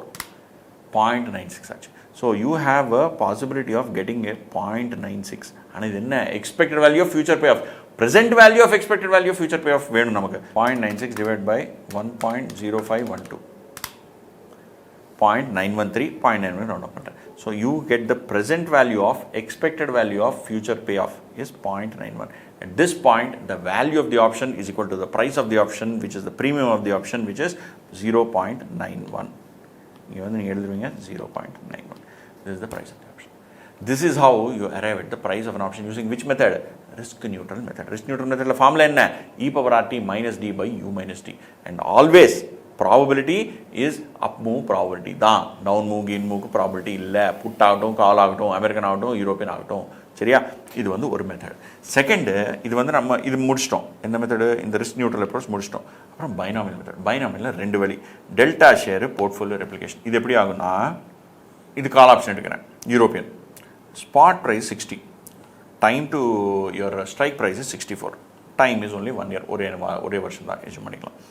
Interest rate 5%, ஒரு கால் ஆப்ஷனும் யூரோப்பியனு. கால் ஆப்ஷனோட price என்ன கண்டுபிடின்னு கேட்குறான். கால் ஆப்ஷனோட price என்ன? Okay, so இதுலேயும் நம்ம யூடி இருக்கும், கவலைப்படாதீங்க. இதில் என்ன ஆகும்னா, we will do one method called delta share. delta share என்னன்னா, டெல்டா ஃபர்ஸ்ட் நீங்கள் உங்களுக்கு இது புரிஞ்சணும். Delta is what is the change in price of option for a change in price of share. அப்படின்னா கீழே ஷேர் ப்ரைஸ் சேஞ்ச் இருக்குது, மேலே option price change இருக்குது. ஷேர் ப்ரைஸ் எப்படி சேஞ்ச் ஆகுதோ அப்போ உங்கள் ஆப்ஷன் ப்ரைஸ் எவ்வளோ சேஞ்ச் ஆகுது. So for a change in share price what is the change in option price. So இங்கே வந்து அங்கே தான் யூடி வரும். எப்படி வரும்? You have U of 1.1, D of 0.9, and இது ஒரே ஒரு வருஷம், and it is at 60. So 66 மேலே போகும், கீழே வந்து 54 வரும். கரெக்ட் தானே? 60 into 1.1 is 66, 60 into 0.9 is 54. இப்போ ஸோ இது வந்து 66 மேலே 54 கீழே. ஓகேவா? ஸோ இப்போ வந்து நம்ம 66 மேலே 54 கீழேனா இது வந்து எந்தோட மூவ்மெண்ட் இது ஷேர் ப்ரைஸ் மூவ்மெண்ட்டாக ஸ்டாக் ப்ரைஸ் ஆப்ஷன் மூவ்மெண்ட்டாக இது வந்து share price movement. So share price இவ்வளோ மூவ் ஆயிருக்கு 12 ரூபா 66லேருந்து 54. இப்போ ஆப்ஷனுக்கு என்னாச்சு? நம்ம வந்து பை கால் மார்க்கெட்டில் 66 இருக்குது, நம்மளோட ஸ்ட்ரைக் ப்ரைஸ் என்ன 64. அப்போ நம்ம கால் ஆப்ஷனோட வேல்யூ என்ன? I have a right to buy from you at 64 when market is at 66. எனக்கு 2 ரூபா ப்ராஃபிட். ஸோ இங்கே வந்து 2 ரூபா ப்ராஃபிட். கீழே I have a right to buy from you at 64, market is at 54. உங்ககிட்ட இதுக்கு வாங்க போகிறேன். So my payoff is 0. So இங்கே எப்படி பண்ணுவீங்க? Call option on upside minus call option down side divide by stock value on upside minus stock value on down side. That is what is called as delta. 2/12 which is 1/6. Binomial method நம்ம use பண்ணுறப்போ we assume that there are only two ways. Binary மேலே கீழே ரெண்டே தான் option, ரெண்டே தான் வழி இப்போ ஷேர் ப்ரைஸ்க்கு மூவ் ஆகிறதுக்கு. இது ஒரு way of thinking about an option pricing. சரியா? ஸோ 1/6 வந்துருக்குது. இப்போ என்ன பண்ணுவீங்க? நம்ம என்ன பண்ணுவோம்? In order to find the price of an option we will create a portfolio. அந்த portfolio we will have delta shares. delta என்ன? 1/6 shares வாங்குவோம் and we will sell a call. இந்த மாதிரி we will find out a portfolio. இந்த portfolio கால் price எப்படி வரும் பாருங்கள், wait பண்ணுங்கள், 5 நிமிஷம் வெயிட் பண்ணுங்கள். இந்த போர்ட்ஃபோலியோ வேல்யூ என்ன? 1/6 of shares minus 1 call. Okay, ஒரு ஷேர் வேல்யூ என்ன? Today share price 60. ஸோ ஒரு share price 60. So 1/6 of shares 10 ரூபா. So 10 rupees minus call is the value of this portfolio as on today. You have purchased share வாங்கியிருக்கீங்க, அப்புறம் call விற்றுருக்கீங்க. So value of this portfolio is 10 rupees minus call. இது ஒரு equation number 1 பக்கத்தில் வச்சுக்கோங்க. Second இது என்ன? இதே போர்ட்ஃபோலியோ மேலே போகுது. ஏன்னா ஷேர் ப்ரைஸ் மேலே மூவ் ஆகுது இல்லை, மேலே போகிறப்போ என்னாச்சு? இந்த 66 ஆச்சு இல்லை ஸ்டாக் ப்ரைஸு. அப்போது நம்மக்கிட்ட ஒரு ஷேர் இருக்குது, ஒரு ஷேர் இல்லை 1/6 ஷேர் இருக்குது. So 1/6 of 66 11 rupees. ஆனால் நம்ம ஷேர் போர்ட்ஃபோலியோட வேல்யூ இங்கே 11 ஆச்சு அண்ட் மைனஸ் 2 எதுக்கு? இங்கே கால் ஆப்ஷனோட வேல்யூ 2 ரூபா. 64 is a strike price. Share price has gone to 66. So if somebody has bought a call option, அவங்களுக்கு வந்து 2 ரூபா profit. But if somebody has sold the call option, 2 ரூபா loss. So 11 minus 2 எவ்வளோ ஆச்சு? 9 ரூபா. சேம் வே நம்ம share price கீழே போகுது. ஷேர் ப்ரைஸ் கீழே போகுது என்ன? 54க்கு வந்துச்சு. ஸோ 54னா நம்ம we have 1/6 share. So 1/6 into 54 எவ்வளோ? 9 ரூபா. ஸோ ஷேர் ப்ரைஸ் வந்து 9 rupees.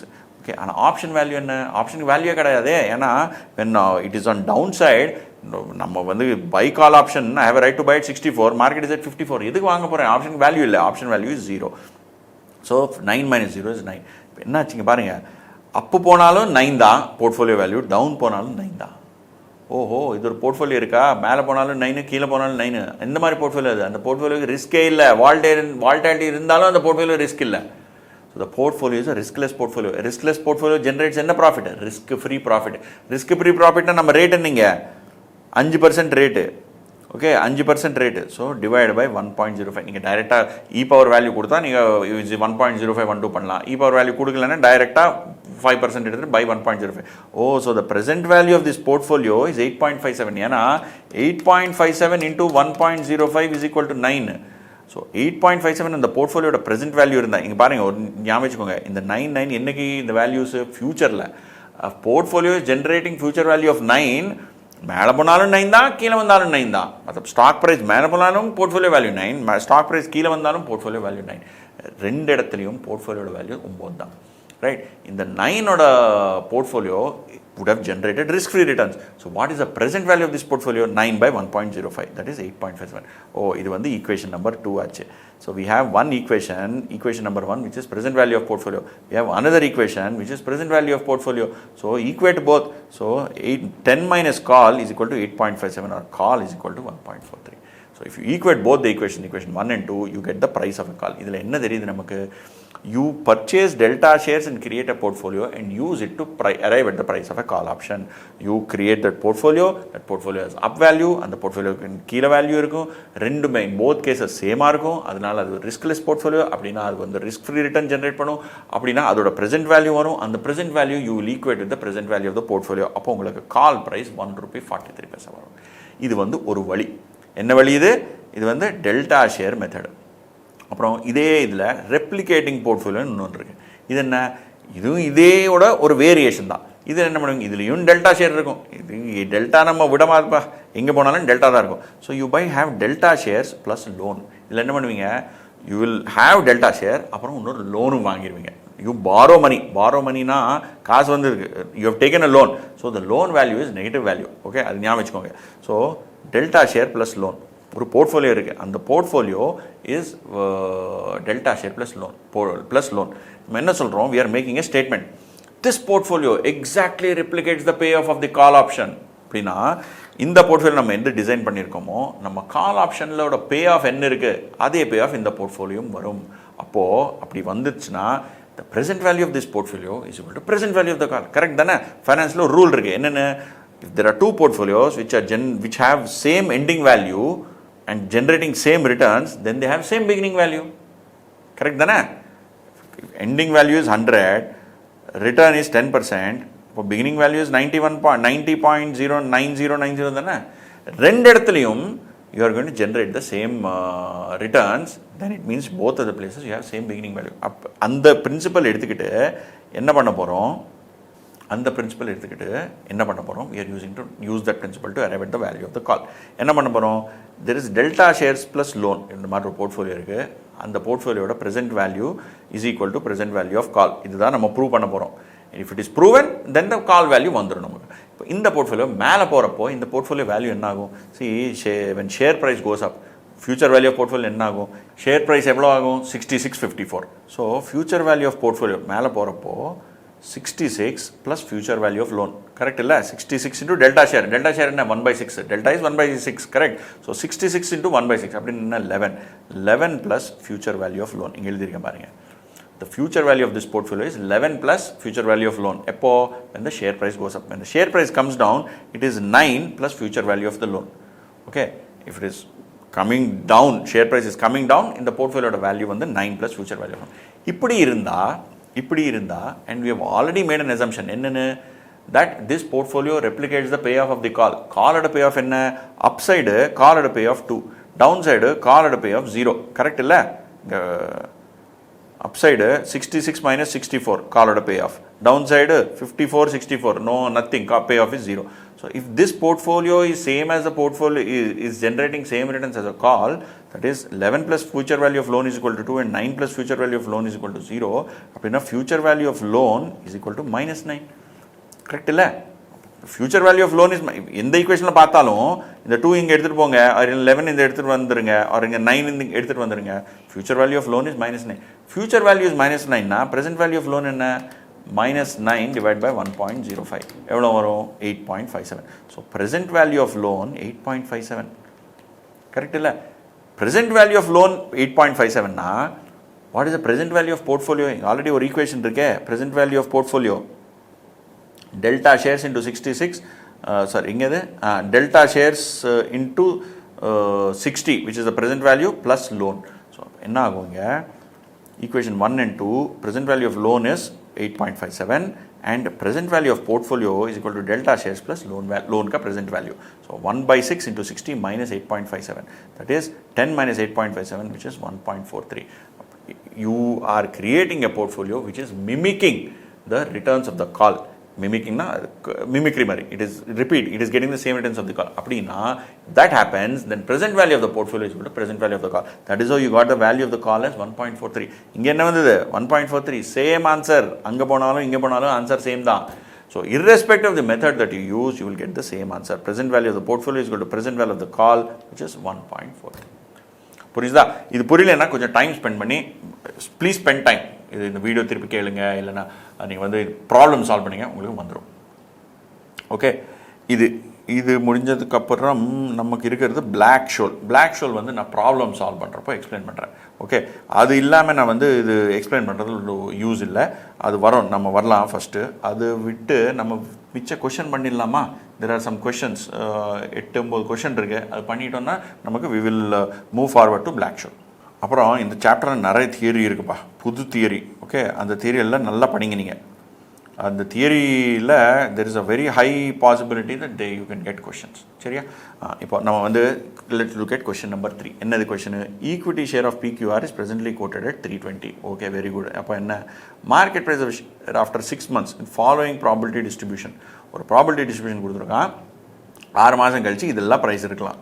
ஓகே, இப்படி இருந்தால் என்ன கேட்குறான், put option with strike price of 300 can be written. Strike price 300, put option premium கொடுக்கல.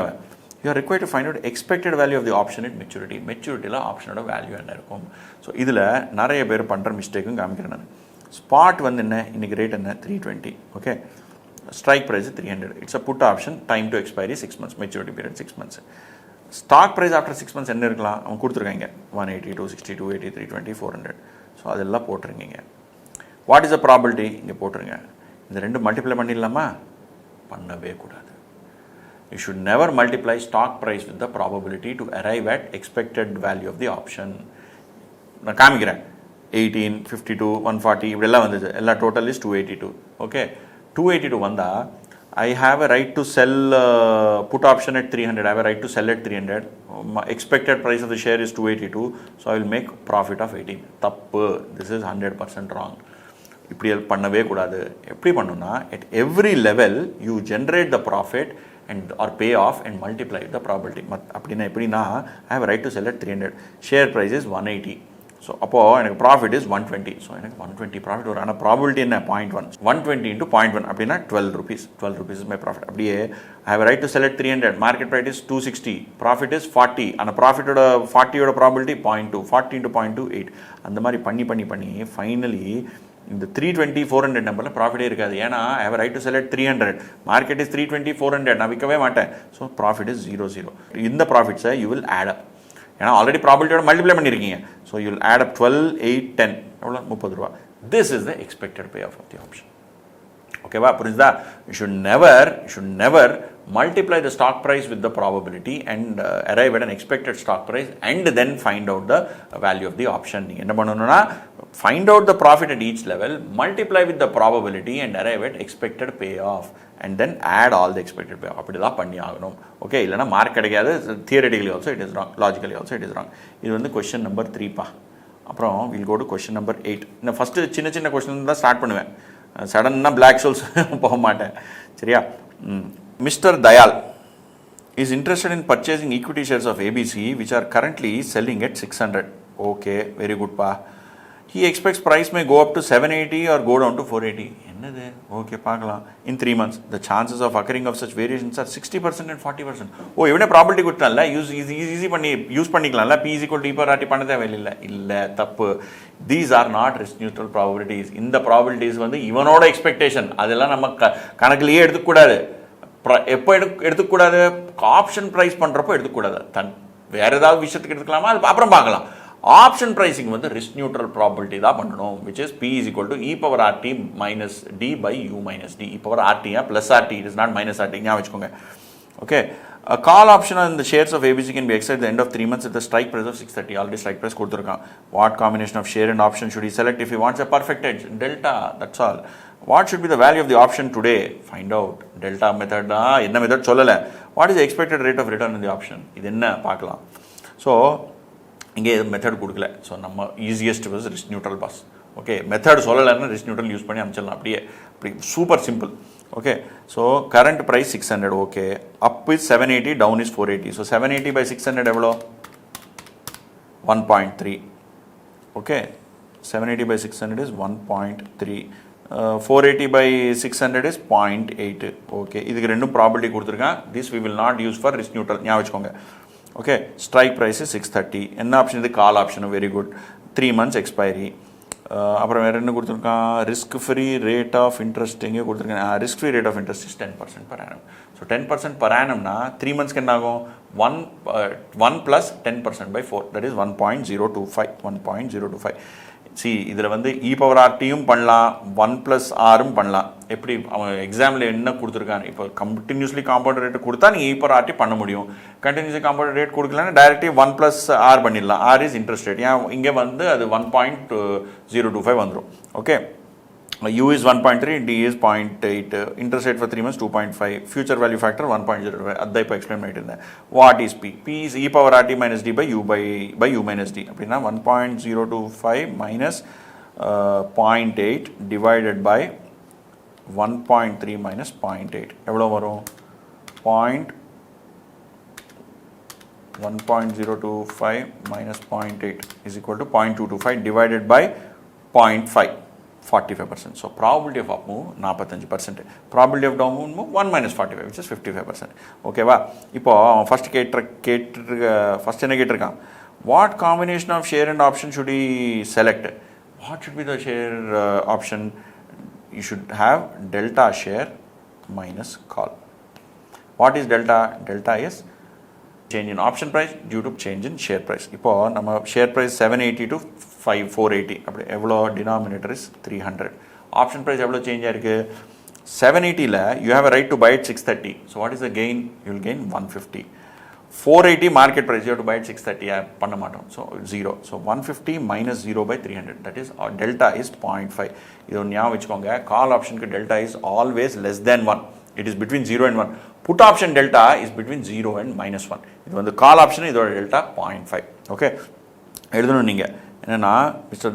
Dayal should sell one call and buy 0.5 shares in order to hedge himself, or if he has to buy one share, he has to sell 2 calls. இதுதான் நம்மளோட first question ஓட answer. What should be the value of the option today? We'll use the risk neutral method. Risk neutral method என்ன பண்ணுவோம், what is the value of the option or price of the option is present value of expected future values of future payoffs of the option. இப்போ நம்ம future payoff என்ன, 150 0. இங்கே கண்டுபிடிச்சிட்டோமே, 150 ஒன்று 0 ஒன்று, இங்கே 150 ஒன்று 0 ஒன்று. இந்த 150யோட ப்ராபிலிட்டி என்ன, அப் மூவ் என்ன ப்ராபிலிட்டி, 45%. ஃபைண்ட் அவுட் பண்ணிட்டோமே இங்கே 45%.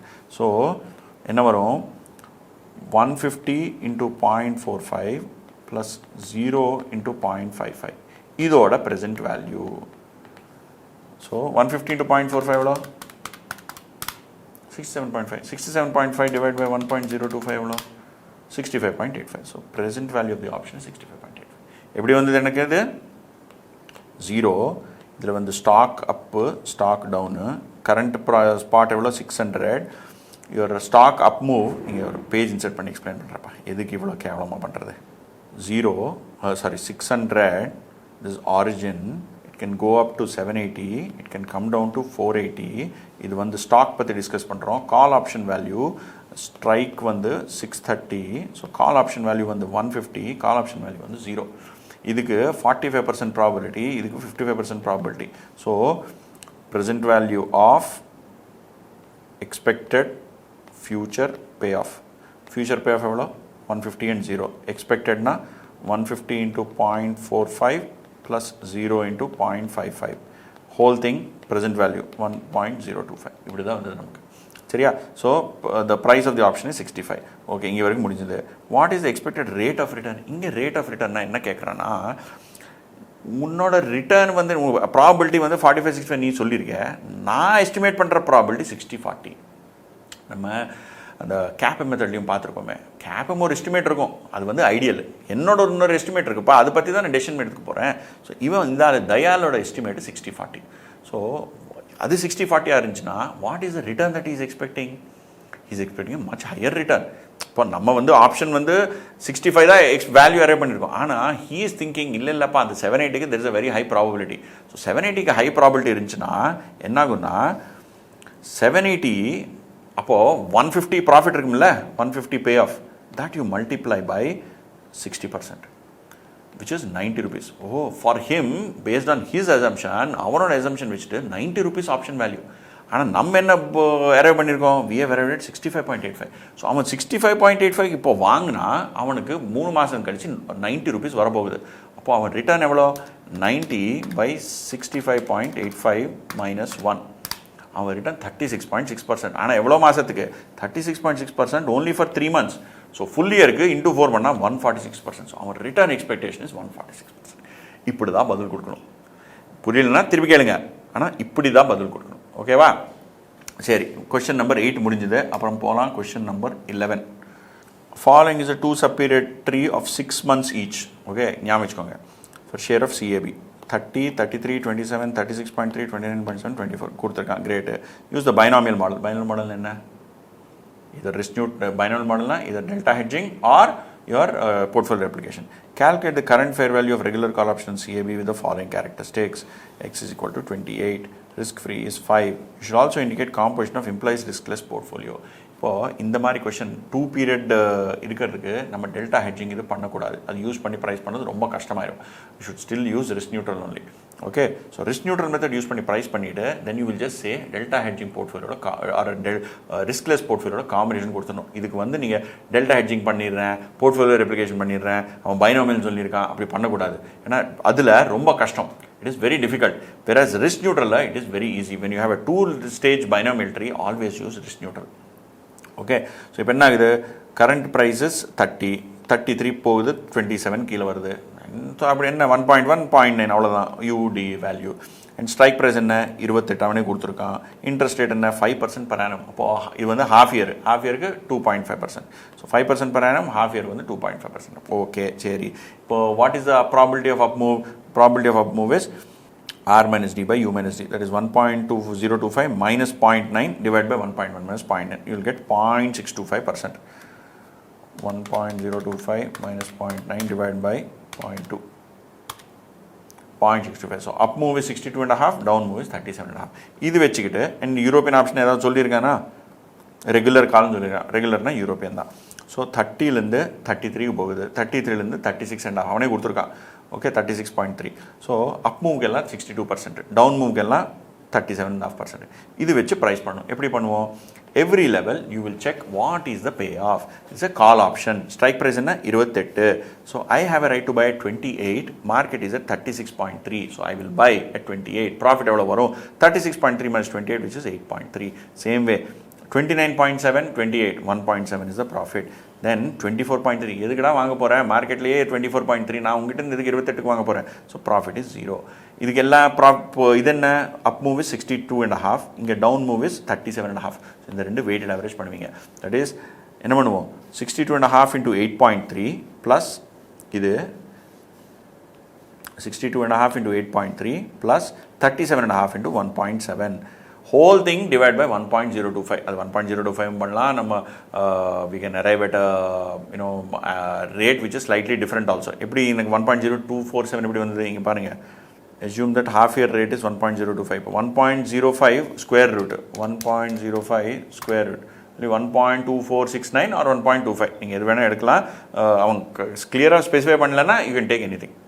சேம் வே இது வந்து எந்த பாயிண்ட்டுக்கு? இந்த பாயிண்ட்டுக்கு you arrive at the value. என்னது? 62.5 into 8.3 plus 37.5 into 1.7, whole thing present value.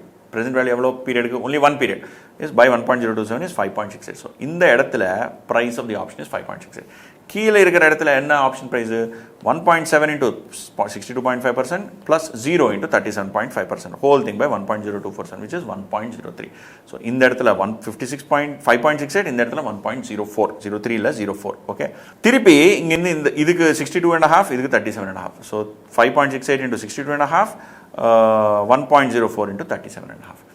Again you arrive at the present value, whole thing divided by 1.0247. You will get price of the option as 3.844. இது வந்து this is how you price the option. என்னெல்லாம் கேட்டிருக்காங்க இவன்? should use the binomial model, calculate fair value of the option. fair value na price na value na எல்லாம் ஒன்று தான். should also indicate the composition of the riskless portfolio. what is the riskless portfolio? your delta. இங்கே delta என்ன? delta எப்படி கண்டுபிடிப்போம்? change in CU minus CD by SU minus SD. இங்கே ஒரு இந்த லெவலுக்கு எடுத்துப்போம். that is 33 minus 27. numerator என்ன? what is the payoff at 33? 5. what is the payoff at 27? 0. yeah, 28 is the strike price. so 27ல மார்க்கெட்டில் ஓட்டிட்டு இருக்குதுன்னா, மார்க்கெட்டில் ப்ரைஸ் இருக்குதுன்னா நீங்கள் 28 எது வாங்க மாட்டீங்க. so 5 minus 5 by 6 which is 0.833. 5 by 6 which is 0.833. so என்ன பண்ணுவீங்க நீங்கள்? you will, for every call option sold, one should also go long on 5 by 6 shares in order to create a riskless portfolio. இப்படி எழுதுனா தான் mark வரும், எழுதுனா mark வராது. Okay, இது கொஷின் நம்பர் 11. அதுக்கப்புறம் கொஷின் நம்பர் 14. இந்த கொஷின் முடிச்சுட்டு நம்ம Black-Scholes போகலாம். ஓகே, கொஷின் நம்பர் 14 இது முடிச்சதுக்கப்புறம் Black-Scholes. Fresh bakery share prices suddenly started moving both upward and downward, volatility, on a rumor that company is going to have a collab agreement with a multinational company in bakery business. The rumor turns out to be true, the stock price will go up, but if the rumor turns out to be false, the market price of the share will crash. Rumor true இருந்தால் மேலே போகும், ராங்காக இருந்தால் கீழே வந்துடும். To protect from this, an investor has purchased the following call and put options. ரெண்டு வாங்கியிருக்கான், காலும் வாங்கியிருக்கான், புட்டு வாங்கியிருக்கான். 1 3 months call with a strike price of 52 for 2 rupees premium per share. strike price 52, spot என்ன spot கொடுத்துருக்காங்க ஐயோ for 2 rupees premium. 3 months put with a strike price of 50 for 1 rupee premium. Okay. Assuming lot size of 50. Okay. Investor's position if the collab agreement pushes the share price to 53 in 3 months, or investor's ending position if the collaboration fails and price crashes to 46. Rate மேலே போனால் உங்கள் போர்ட்ஃபோலியோட value என்ன? Portfolio என்ன? Portfolio is of call and put ரெண்டு வாங்கியிருக்கீங்க. Okay, ரெண்டு 50-50. Okay, lot size 50. So இது என்ன கேட்டிருக்கான்? ப்ராஃபிட்டபிள் தான் என்டையர் போர்ட்ஃபோலியோஸ். இப்போ பாருங்கள், case A, case B. Case A என்ன? When there is a up move என்ன? Closing price is 53. Call option என்ன? You have a right to buy at what rate? At 52. So நீங்கள் 52க்கு வாங்கலாம். Market is at 53 வாங்கிடுவீங்கள. So you'll make 1 rupee profit. ஆனால் இதுக்கு premium எவ்வளோ pay பண்ணியிருந்தீங்க? 2 rupees premium. So 1 rupee minus 2 rupee உங்களோட ஆக்சுவல் பே ஆஃப் -1. எவ்வளோ ஆப்ஷன் வாங்கியிருக்கீங்க? 50 option. So your pay of is -50. அதே மாதிரி புட் ஆப்ஷன்லாம் என்ன ஆகும்? You have a right to sell at 50, market is at 53. இதுக்கு விற்க போகிறீங்க, விட்டுருவீங்க. So you have paid a premium of 1 rupee. 1 rupee is loss. 1 into 50 is -50. Your total loss is 50 plus 50, which is 100. சரியா? இது வந்து when actual merger happens and price moves to 53. Merger does not happen, price falls to 46. அப்போ என்ன ஆகும்? Your call option is waste. You have a right to buy it எவ்வளோ? 52. மார்க்கெட்லேயே 46 நீங்கள் 50க்கு எது வாங்க போகிறீங்க. So your entire 100 rupees premium that you paid. 100 எப்படி?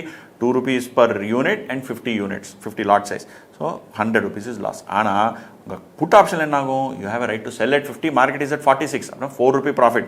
4 into 50 is 200 and you also paid 1 rupee premium on each share, in each option. 1 rupee தானே premium. So 4 minus 1 is 3. 3 into 50 is 150. So you make a profit of 150 on put, loss of 100 on call. ரெண்டும் சேர்த்தா you have a 50 rupees profit. Okay, you should look at combined position, total payoff from put and call. சரியா? இது முடிஞ்சது. இது simple question. Simple question. இப்போ நம்ம வந்து போகிறது Black-Scholes மெத்தட் போய் பார்த்துடலாம். ஓகேவா? Black-Scholes ஃபார்முலா அப்புறம் எக்ஸ்பிளைன் பண்ணுறேன். ஃபஸ்ட் இந்த அதில் இருக்கிற காம்பனன்ட்ஸ் என்னன்னு பார்க்கலாம். அதில் வந்து first you have something called as stock price, இல்லை ஸ்பாட்டு, அப்புறம் strike price, current stock price, strike price. Time remaining until expiration expressed as a percentage of year. அப்படின்னா everything is percentage of year. ஞாபகம் வச்சுக்கோங்க. It is 2/12 into 100 or something like that. அந்த மாதிரி. ஓகே, 2 monthsனா 2/12. ஓகே, R continuously compounded risk free rate of interest. R continuous compounded rate தான் இது. Okay, sigma annualized volatility of the stock, the standard deviation of the returns over 1 year expressed in decimals. So standard deviation இருக்குல்ல, variance இல்லை, variance is sigma square. இங்கே வந்து standard deviation. Standard deviation is also used. அது வந்து volatility. Okay, over standard deviation of returns over 1 year. அப்புறம் LN natural logarithm. இதில் natural logarithm தான் use பண்ணுவோம். அதை எக்ஸ்பிளைன் பண்ணியிருக்கேன் உங்களுக்கு. NX standard normal curve distribution function. ஏரியான்றது நார்மல் கர்வ். ஓகே, அதுவும் யூஸ் பண்ணுவோம். ND1 is hedge ratio. ஓ, அந்த ஹெட்ஜ், இந்த ஹெட்ஜ் ரேஷியோ சேம், கரெக்ட். அதுதான் ND1 is hedge ratio. K into e power minus RT into ND2, which is borrowing which is equal to the present value of the exercise price times adjustment factor. So K into e power minus RT என்ன? நம்ம அங்கே ஒரு இதில் loan எடுத்துக்கிட்டோம். ஞாபகம் இருக்கா? ஒரு portfolio replication மெத்தடில் we had some loan மாதிரி. அதே மாதிரி இங்கே K into e power minus RT into ND2 is borrowing equal to the present value of the strike price into adjustment factor called ND2. These are the components. இப்போ அவன் என்ன கேட்டிருக்கான்?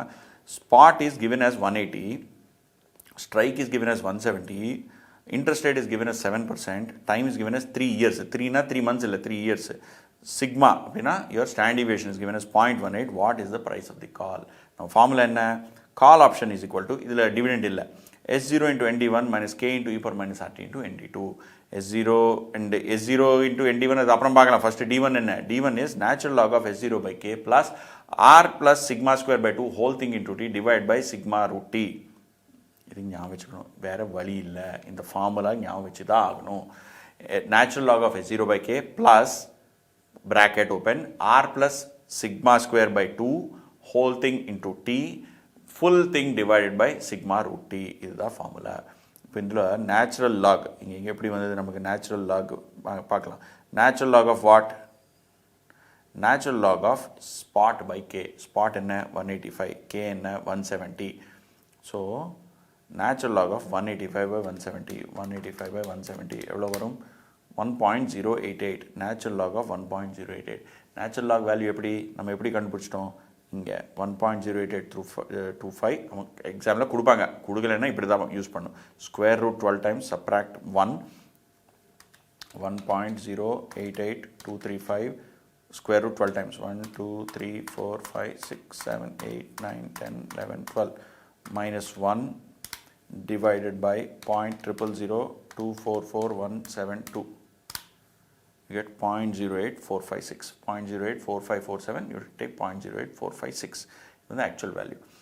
This is the answer is 0.08456. This is the log table. Log table, you will take characteristic in Mandisa, you will get this value, which is 0.8456. Rendillium same value. Okay, usually exam le kudupanga, kavalapadadinga avasiyama. Okay, so first natural log value vandhudu. Appo enna பண்ணுவீங்க இந்த ஃபார்முலால natural log ஆயிடுது. R plus sigma square by 2 into T. R என்ன நமக்கு? R is 7%, sigma is 0.18, so sigma square is 0.18 whole square. இந்த வெறும் 0.18 square, 0.18 whole square by 2 தான் நமக்கு by 2. 7% க்கு 2 இல்ல, by 2 இல்ல. So 7% plus 0.18, 0.18 into 0.18, 0.0324 divided by 2 is 0.0162 plus 0.07, at 0.0862. Whole thing into T, T என்ன 3 times into 3 is 0.2586. 3 இங்க, this into 3, okay, 0.2586. okay, 0.2586 வந்துச்சு. இந்த வேல்யூ வந்திருக்கு நமக்கு, natural log வந்தாச்சு, இது வந்தாச்சு. அப்போ divided by என்ன, natural log வந்தாச்சு, இது வந்தாச்சு, divided by sigma root T. Sigma root T என்ன, 0.18 into 3 square root into 0.18, correct? 0.3117. So 0.3117, so 0.3118 பண்ணிடலாம். And இந்த ரெண்டு சேர்த்தணும், ஆட் பண்ணிடணும். இந்த 0.8456 plus 0.2586, 0.8456 2586 ஆட் பண்ணால் 0.34316, ரவுண்ட் ஆஃப் பண்ணிங்கன்னா 3432 எடுத்துக்கலாம், 4 decimals. ஸோ இது வந்து என்னாகும், 0.3432 by 0.3118, you get 1.10071. இது என்ன வேல்யூ, இது D1. ஆவா, இவ்வளோ எல்லாம் பண்ணதுக்கப்புறம் நமக்கு வந்த வேல்யூ D1 தான், சரியா? இது வந்து D1. இப்போ ND1 ஃபைண்ட் அவுட் பண்ணணும். ND1 என்ன, நார்மல் ஸ்டாண்டர்ட் நார்மல் டிஸ்ட்ரிபியூஷனில் ஏரியா எவ்வளோ கவர் ஆகுது, ஃபார் விச் வேல்யூ, 1.1071. ஸோ 1.1071க்கு இங்கே வந்து நம்ம வந்து பார்த்தோம்னா இந்த ஸ்டாண்டர்ட் நார்மல் டிஸ்ட்ரிபியூஷன் என்னது, 1.1071. So 1.10 and 11. ஸோ இந்த ரெண்டுக்கு நடுவில் இருக்குது 0.86433, 0.86650, 0.86433, 8650. இந்த ரெண்டுக்கு நடுவில் இருக்குது 10071. ஸோ ஃபார் இது வந்து 0.01 சேஞ்ச் ஆச்சுன்னா இங்கே இந்த பக்கம் என்ன சேஞ்ச் ஆயிருக்கு, 0.022, 0022, சாரி. இது 1.11 and 1.11 ரெண்டுக்கு டிஃப்ரென்ஸ் எவ்வளோ, 0.01. ஸோ இன்டர்போலேஷன் எக்ஸசைஸ் பேசிக்கலி 0.01க்கு இவ்வளோ சேஞ்ச் ஆயிருக்கு. நமக்கு எவ்வளோ வேணும், we need a change of 0.00071. So 0.00071 into 0.0022 by 0.01 பண்ணால் இவ்வளோ வேல்யூ வரும், இந்த வேல்யூ வரும் 0.0001562. இது எதுக்கு ஆட் பண்ணுவீங்க, இந்த வேல்யூக்கு ஆட் பண்ணுவீங்க. 0.8643 plus 0.0001562 is 0.864456, ரவுண்ட் ஆஃப் பண்ணால் 0.86446. This is how you got ND1. இப்போ ND2க்கு D2 ஃபைண்ட் அவுட் பண்ணணும். What is D2? D2 value வந்து நமக்கு D1 minus sigma root T. So D1 is ND1 இல்லை, D1 is 1.10071 minus sigma root T. sigma root T என்ன, root T னா 3க்கு square root into 0.18 is 0.31176. 0.31176 round up பண்ணால் 0.3118. So இதுலேருந்து இது subtract பண்ணும், you'll get 0.78894. Again இதுக்கு ND2 value 0.78894, 0.78 and 79, 78230 78524, 7823 7852. இந்த ரெண்டுக்கு திருப்பி இன்டர்போலேஷன் பண்ணி ND2 value will get us 0.7849.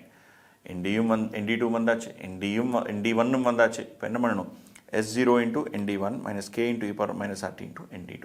So S0 is 185 into 0.866 into 170 into 0.816. Then the e power minus RT, e power minus of 3 into 3's time, interest rate என்ன 5%, 7%, 7% into 0.07. e power minus 0.21, that is 1 by e power 0.21. e power 0.21 எப்படி find out பண்ணுவோம்? 0.21 divide by 40, okay, plus 1 is equal to 12 times 1.23367. So 1.23367 is e power 0.21. So 1 by 1.23367 is 0.81058 or 8106. So 170 into 0.0816 into ND2 value. You will get the value of the call option as 51.76. இதனால தான் இது எக்ஸாமில் வராது, most likely எக்ஸாமில் வராது. ஆனாலும் தெரிஞ்சுக்கணும், very very important. Okay, Black-Scholes முடிஞ்சதா? இப்போது நெக்ஸ்ட் வந்து கிரீக்ஸ்னா என்ன? It's a statistical measure of option price sensitivity. இதில் there are 6 types of Greeks, 5 types of Greeks: delta, gamma, theta, vega, rho. Delta already கண்டுபிடிச்சிட்டோம் நம்ம. என்னது? It is a change in the price of the option due to change in the price of the stock. காமான்னு என்ன? It is a change in the price of the option due to change in price of delta. அப்படின்னா இது வந்து second derivative of delta. Change in the price of the option due to change in price of delta, that is known as gamma. Theta என்ன? இது change in price of the option due to change in time period. But it is the rate of decline in the value of an option due to passage of time. ஞாபகம் வச்சுக்கோங்க, passage of time. அப்புறம் வேகா row, வீனா volatility, ஆர்னா risk, டீனா time. So volatility இது என்ன? இது ரெண்டும் very very careful. Change in price of the option due to 1% change in volatility, adha vega. And change in price of the option due to 1% change in interest rate, that is known as rho. That is known as rho. சரியா? So these are very Greek statistical measures of option sensitivity. இது முடிஞ்சதுக்கப்புறம் we will get into theory and நம்ம real options also. First கொஞ்சம் theory பார்த்துடலாம். There is something called as an exotic option. என்னது exotic? It is really exotic. என்னது? Structure, features, expiry date different from plain vanilla. Plain vanilla நமக்கு flavour இருக்குல்ல, ஐஸ்கிரீமில் vanilla flavour, very very plain. அந்த மாதிரி இல்லாமல் இதில் ஏதோ யூனிக்னஸ் இருக்குது. என்ன uniqueness? Their exercise is hybrid of American European. அச்சா, அமெரிக்கன் ஆகலாம், யூரோப்பியன் ஆகலாம், அதுக்கு நடுவுலையும் இருக்கலாம். என்னென்னு பார்க்கலாம். Expiry falls between these two options. Exotic option can vary in payoff and time. Payoff vary ஆகலாம், time vary ஆகலாம், காம்ப்ளெக்ஸாக இருக்கலாம். They are traded in OTC, they are not traded on exchange. Okay, என்னதுன்னு பார்க்கலாம். What are types of exotic? Chooser option. என்னது? Provides the right to buyer to decide whether the option is a call or put. அடா பாவி, ஸ்டார்டிங்கில் நீ by பண்ணிடுவியா, அப்புறம் ஒரு மாதத்துக்கு அப்புறம் டிசைட் பண்ணுவியா அது காலா புட்டான்னு. ஸோ அந்த மாதிரி ஆப்ஷனை சூசர் ஆப்ஷன் சொல்லுவாங்க. ஸோ ஹியர் இந்த மாதிரி ஆப்ஷனில் the premium is highest of either call or put. Okay, எக்ஸாமில் they will not ask problem related questions on this. Most my expectation, என்னோட எக்ஸ்பெக்டேஷன் என்ன, இதில் வந்து தியரி கொஷின்ஸ் வரும். Explain 3 types of exotic option. Okay, அதனால இது important. Chooser option. Then compound option, split fee option, ஒரு option option. That is it is right to buy another option at expiry. அப்படின்னா I have a right to buy an option, I have an option to buy another option after 1 month. So payoff is on the first option maturity date. If the option price is greater than original price, then first option will be exercised. அப்படின்னா பாருங்க, I have a right to buy an option at 10 rupees. Today I am paying 10 rupees premium and this is option A. What does option A say? என்ன சொல்லும்? After 1 month, I have a right to buy an option at B. What is this option B? I have the right to buy an option B at 10 rupees. What is this option B? It is a right to buy a share at 100 rupees. So, ennago, I have an option to buy an option, and this option is to buy a share. Ennago, on expiry of the first option, ipo ide option. What is the option on date B for to buy a share at 100 rupees? அது வந்து 11 rupees இருந்துச்சு நினச்சிக்கோங்க. இந்த ஆப்ஷனோட value on day 2. You will say, I already have an option to buy it at 10 rupees, so I will buy it at 10 rupees. அப்படி பண்ணுவீங்க. So it is an option and an option. Then you have something called as barrier. Barrier என்னன்னா, a contract will become active only if the price of the underlying reaches a certain price during the predetermined period. இதில் வந்து 2 variety, knock out, knock in. Knock out என்ன? If the underlying set price reaches a certain level, option ceases to exist. ஒரு level வந்துச்சுன்னா I will not, the option doesn't exist. Knock in என்ன? The underlying price reaches a certain level, option comes into existence. Okay, இதில் என்ன ஆகும்? There is something called down and out. அதுலேயும் காலும் புட்டு இருக்கலாம். Down and out என்ன? கீழே போனால் it is a knockout. Knockout என்ன? It ceases to exist. ஒரு லெவல் கீழே போனால் ஆப்ஷன் இருக்காது. அப் அண்ட் அவுட் அப்படின்னு என்ன? ஒரு லெவல் மேலே போச்சுன்னா ஆப்ஷன் இருக்காது. டவுன் அண்ட் இன், ஒரு லெவல் கீழே போச்சுன்னா option will exist. Up and in ஒரு லெவல் மேலே போச்சுன்னா option will exist. It can be in call, it can be put. பயங்கரமாக இருக்குல்ல? So these are all varieties of option. அப்புறம் binary option or digital option. இது என்னென்னு? This is guarantees the payoff based on specific event. இதில் வந்து 2 variety. Cash or nothing, that is pay of is predetermined. Stock price 100 தாண்டிச்சுன்னா நான் உனக்கு 10 ரூபா கொடுத்துருவேன். Cash, direct cash. Asset or nothing, stock price 100 தாண்டிச்சுன்னா I will sell it to you at 100. asset or nothing. I will either give you the asset at predetermined price இல்லைனா எதுவும் வேண்டாம். So it is cash or nothing, asset or nothing. இதுலையும் call போட்டு இருக்கலாம். அப்புறம் Asian என்ன? Pay of is determined by the average of prices of the underlying. இது என்னது? Average price pay off, average strike pay off. Price pay ஆஃப்னு என்னென்னா Asian average price by call pay of is maximum of spot average. நம்ம spot எடுக்க மாட்டோமா? போன 1 month 10 days 1 week ஏதோ ஒரு ஆவரேஜ் எடுப்போம், மைனஸ் யுவர் ஸ்ட்ரைக் ப்ரைஸ். அதே மாதிரி புட் ஆப்ஷனுக்கு strike price minus average of spot prices. Okay, you not take actual spot, you will take average of spots. அப்புறம் ஆவரேஜ் ஸ்ட்ரைக், இது வந்து முன்னால் தானே price pay off, strike pay off. இங்கே strike வந்து average. So spot minus average of spots. Instead of taking ஒரு strike price எடுக்காமல் average of spot price எடுக்கிறோம். And average of spot minus spot.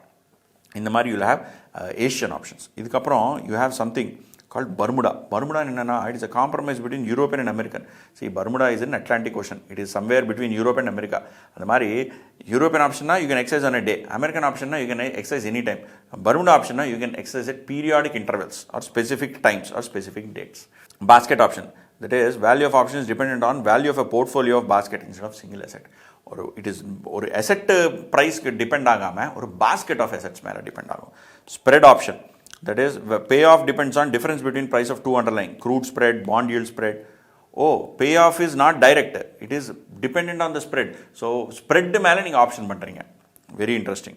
Look back on the maturity date, holder has a right to choose a favorable strike price. இது best pa. Whatever is my best strike price, I will choose. That is, for a buy call, the holder can choose the lowest price at which underlying traded during the life of the option as a strike price. So ஒரு strike price determine பண்ண மாட்டோம். Last 1 monthல எது lowest இருக்கோ அது தான் என்னோட strike price. I will buy at that price. Okay, these are varieties of exotic option. Okay, அப்புறம் then you have something called as real option. Real option என்னன்னா, real option is options on project. See, financial options are basically options on stock, share, some intangible asset. Real option is project. So it is a part of capital budgeting theory. It relies on option pricing and it is used to evaluate project. It is intended to supplement, not replace. DCF replace பண்ணாது, DCF plus option value use பண்ணுவோம். Okay, இதில் என்னாகும்? Long கால்னா usually have a right to invest as a future date. Short கால்னா promise to sell if a counterparty wants to buy. Long putna right to sell or abandon. Short putna promise to buy if a counterparty wants to sell. Okay, இதில் financial options, real option வித்தியாசம் என்ன? Financial option underlying share stocks, real option projects. Payoff specified in contract and fixed. Financial options their specific contract payoff is very clearly specified, whereas real option estimated from cash flows and varies. Exercise period usually financial option less than a year and real option greater than a year. Approach, these are traded in market and they are priced.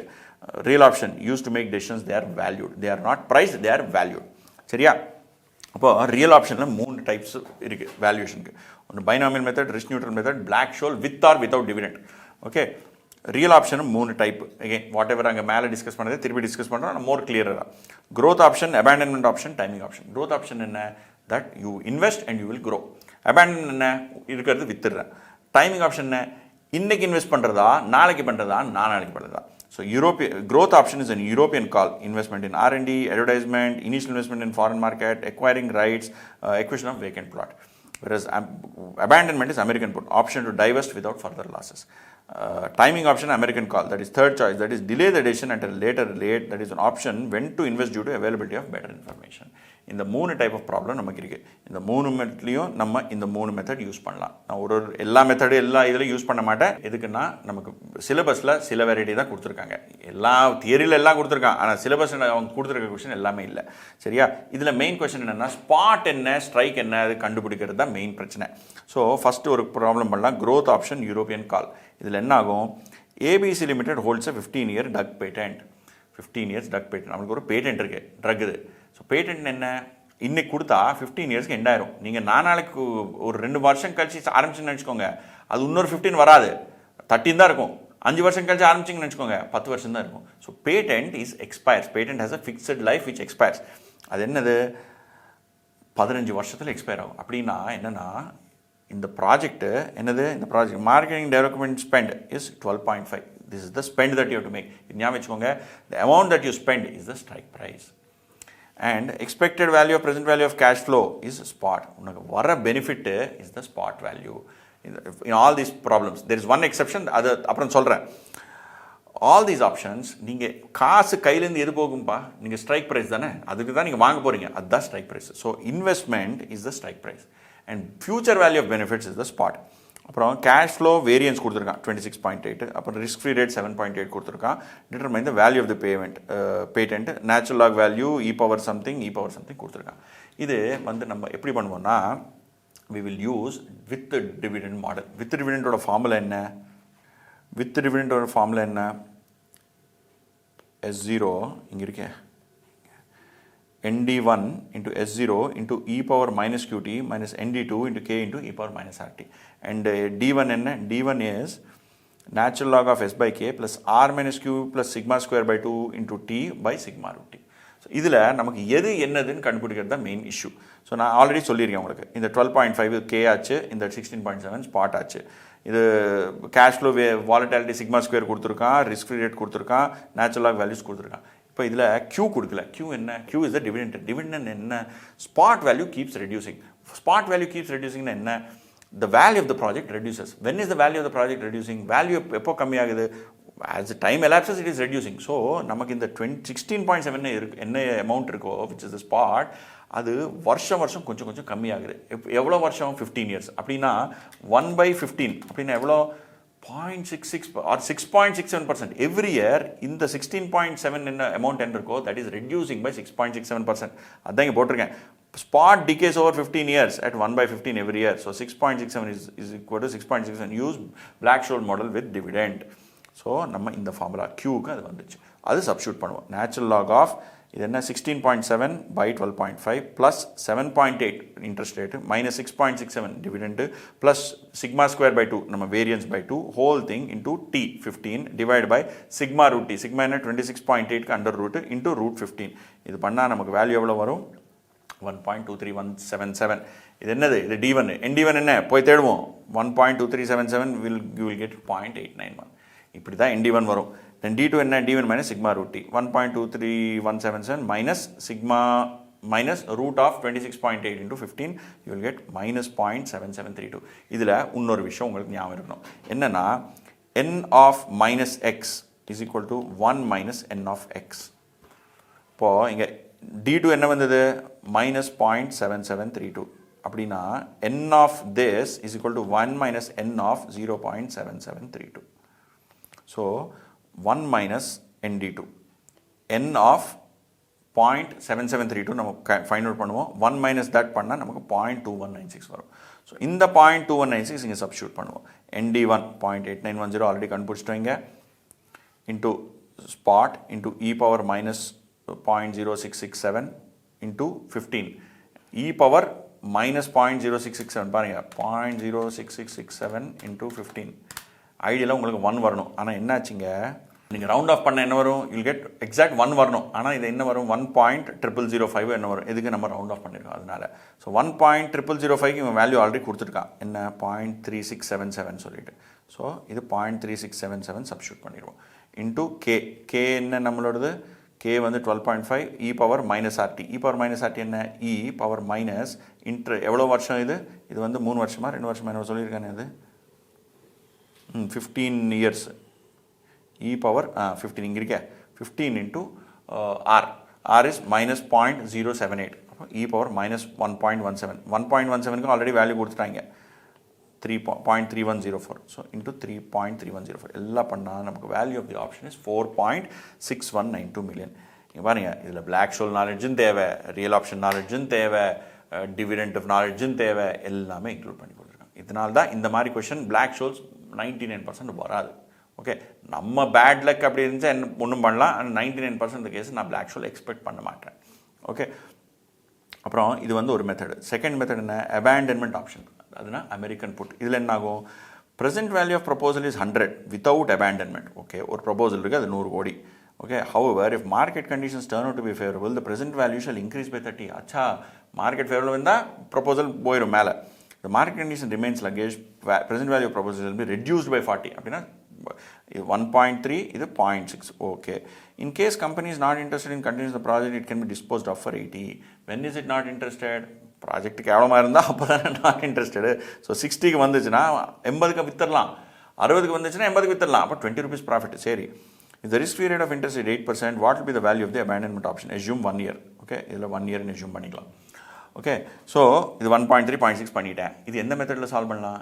இது வந்து Black-Scholes பண்ண முடியாது, அவன் volatility கொடுக்கல. இது வந்து நம்ம risk neutral method use பண்ணலாம்.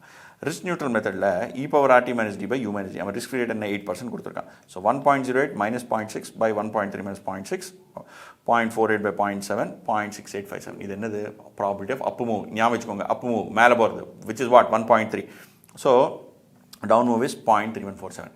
இப்போ அது கீழே வர்றப்போ, இப்போ நம்ம வந்து இங்கே ட்ரா பண்ணிட்டோம்னா 100லேருந்து மேலே போகிறதுக்கு 0.68.57, கீழே வரதுக்கு 60, கீழே வரதுக்கு 31.43, மேலே போடுறப்போ 130 ப்ரெசென்ட் வேல்யூ, கீழே வரப்போ 60 ப்ரெசென்ட் வேல்யூ. இது எந்த ஆப்ஷனு, அபேண்டன்மெண்ட். அபேண்டன்மெண்ட்னா புட்டுனா when it comes down only you will sell. மேலே போகிறப்போ எதுக்குப்பா விற்க போகிற? So at 60 you will sell. At that point what is the payoff? Present value is 60, you will sell it off at 80, the payoff is 20. So மேலே payoff is 0, கீழே payoff is 20. So கீழே payoff is 20, மேலே 0. So what is the present value of this option, or what is the value of this option? It is the present value of expected future payoffs. அப்படின்னா என்ன? So 0.6857 into 0 plus 0.3147 into 20, whole thing divided by 1.08, which is 5.82 crores. So இப்படி தான் நீங்கள் நம்ம risk neutral method use பண்ணி இந்த ஆப்ஷனை, put option, abandonment ஆப்ஷனை அரைவ் பண்ணுறீங்க. ஓகே, தென் டைமிங் ஆப்ஷன். இங்கே நான் அமெரிக்கன் சொல்லியிருக்கேன், ஆனால் அமெரிக்கன் ஒன்றும் பண்ணல, நம்ம யூரோப்பியன் தான் பண்ணியிருக்கேன். ஏன்? பிகாஸ் ஃபர்ஸ்ட்லேயே சொல்லியிருக்கேன், American option is priced at minimum at the value of an European option. ஏன்னா யூரோப்பியனோட பெட்டர் தானே அது, அதனால தான் it is priced at minimum as much as a European option. Next timing option. இது அமெரிக்கன் கால். இதில் என்ன ஆகுது, MIS is considering installation of solar energy generation plant, cost 2.5. Okay, very குட்பா. Saving in annual electricity expenses at current tariff 21 lakhs, very குட்பா. அப்புறம் price of electricity is subject to change. Saving in electricity can be 12 lakh or 35 lakh per year and forever. Assuming WACC of 10%, risk-free rate of 8%, decide whether they should accept the project or wait and see. இது என்னெல்லாம் கொடுத்துருக்கான், investment 2.5 lakhs, okay, current saving 21 lakhs and WACC 10%. அப்போது current சேவிங்ஸை capitalise பண்ணால் நம்ம gain வந்து 2.1, ஆனால் current investment 2.5. So at current level you are making a loss of 0.4. புரிஞ்சுதா? Investment is 2.5, but your savings is 2.1, நெட்டாக பார்த்தா 0.4 லாஸ். இது கரண்ட் இஷ்யூ, கரண்ட் சிக்னாரியோ. ஆனால் இந்த 21 lakhs என்ன இருக்குதோ அது மேலே போகலாம், கீழே போகலாம். எவ்வளோ? 12 or 35 ஆகலாம். ஸோ 12 ஆச்சுன்னா what is the present value? 12 by 0.1, 120 lakhs. Investment is minus 250, so your NPV is minus 130. And மேலே போச்சுன்னா 35 by 0.1, which is 350 lakhs, minus 250 investment, which is gain of 100. So இது கீழே போச்சுன்னா 130, மேலே போச்சுன்னா 100. இப்போ இது வந்து டைமிங் ஆப்ஷன். டைமிங் ஆப்ஷனில் ஒரு விஷயம் நம்ம ஞாபகம் வச்சுக்கணும். என்னது டைமிங் ஆப்ஷனில் the option is on the time. So இங்கே என்ன பண்ணியிருக்கோம் நம்ம பழைய கேஸில் எல்லாமே, when there is a payoff, negative payoff, option is value is 0 at that point. ஆனால் இங்கே அப்படி இருக்காது. என்ன ஆகும், நம்ம வந்து we will consider the negative payoff also. எதுக்குன்னு காமிக்கிறேன், கொஞ்சம் 5 minutes வெயிட் பண்ணுங்க, 2 minutes வெயிட் பண்ணுங்க. இப்போ இங்கே UD, இப்போ இங்கே UD எப்படி அரைவ் பண்ணுவோம் நம்ம? ஆல் அதர் கேசஸ் நம்ம U was your spot and spot value going up. Okay, SU by S0 is equal to U. ஆனால் இங்கே வந்து என்னாகும், நம்ம கரண்ட் வேல்யூ என்ன? Current value of this particular proposal is 210. Present value of all savings is 210 and future value is 250, 120 or 350. 120 or 350 future value of all savings, the future spot, SUSD. இங்கே அப்படி பண்ண மாட்டோம். இங்கே என்ன பண்ணுவோம், we will take this 350 and 120 and denominator, instead of taking our value of investment or value of spot as 210, we will take it as 250. We will take it as 250. So 350 by 250 is 1.4, 120 by 250 is 0.5. 0.48. இதுதான் second difference. இதுதான் first difference. என்னது? The denominator is not the present value of savings, but it is, see, numerator is present value of savings. Denominator is not present value of savings. Denominator is the investment value. So you'll get 1.4 and 0.48, and you can find out P. P எப்படி find out பண்ணுவோம்? 1 plus RF minus D by U minus D. That is 1.08. 8% interest rate கொடுத்துருக்காங்கல்ல. So don't forget, என்னன்னா நம்ம WACC கொடுத்துக்கிறது for computing the value of the project. Risk free rate கொடுக்கிறது value of the option. So 1.08 minus 0.48 by 1.4 minus 0.48, நமக்கு வந்து rate வந்துடும் 65.2% is the probability of up move, and down move is 34.8%. இங்கே வரைக்கும் okay. இப்போ நம்ம என்ன பண்ணியிருக்கோம்? We have taken the denominator not as the present value of investment, but as the investment value itself நம்ம எடுத்திருக்கோம். So 250 எடுத்துக்கிட்டு this 250 can go up, and what is the benefit that you can get? You can get a 100 benefit, or you can get minus 130. எப்படி 100 130 பார்த்தோமே இங்கே 130 is the NPV or 100 is the NPV. So 250 invest பண்ணோம்னா 100 வரலாம், 130 வரலாம். So what is the present value of this option? இங்கே second difference வரும். என்னது second difference? You will consider both these numbers. எங்கேயுமே ஜீரோன்னு போட மாட்டீங்க. பழைய கொஸ்டின்ல எல்லாம் என்ன பண்ணியிருந்தோம்? when there is payoff is negative, you don't exercise. ஆனால் இங்கே there is no exercising, it is about delaying. So the option is on the time. நீங்கள் வெயிட் பண்ணலாமா, வெயிட் பண்ணக்கூடாதா, அந்த வெயிட் பண்ணுற ஆப்ஷனோட வேல்யூ என்னன்னு கேட்டுட்டு இருக்காங்க. ஸோ நமக்கு என்ன ஆகும்? ஆஃப்டர் 1 year payoff எப்படி இருக்கும்? 100 into 0.652, ஏன்னா மேலே போகிற ப்ராபிலிட்டி வந்து 65.2 minus 130 into 0.348, அப்படின்னா minus 45 வரும். So your value pay off after 1 year is 19.96 lakhs. அதோட ப்ரெசென்ட் வேல்யூ எடுத்தால் 18.48 lakhs. ஸோ ஆப்ஷனுக்கு வேல்யூ இருக்குது. That company should wait and decide. Wait பண்ணுங்கப்பா, டிசைட் பண்ணாதீங்க. ஒரு வருஷத்துக்கு த வேல்யூ இஸ் பாசிட்டிவ். இப்போ வேல்யூ வந்து 0 ஏதோ வந்துச்சுன்னு வச்சுக்கோங்க, ஆப்ஷனுக்கு வேல்யூ இல்லை, நீங்கள் இப்போவே டிசிஷன் எடுத்துக்கோங்க. ஆனால் இங்கே வந்து ஆப்ஷனுக்கு வேல்யூ இருக்குது. வெயிட் பண்ணி டிசைட் பண்ணுங்கள். அந்த வெயிட் பண்ணுறதுக்கு வேல்யூ வந்து 18.48 lakhs. இதுதான் அதர் வெரைட்டி ஆஃப் கொஷின். இதே மாதிரி கொஷின் நமக்கு நவம்பர் 24 வந்தது. ஸோ ஞாபகம் வச்சுக்கோங்க.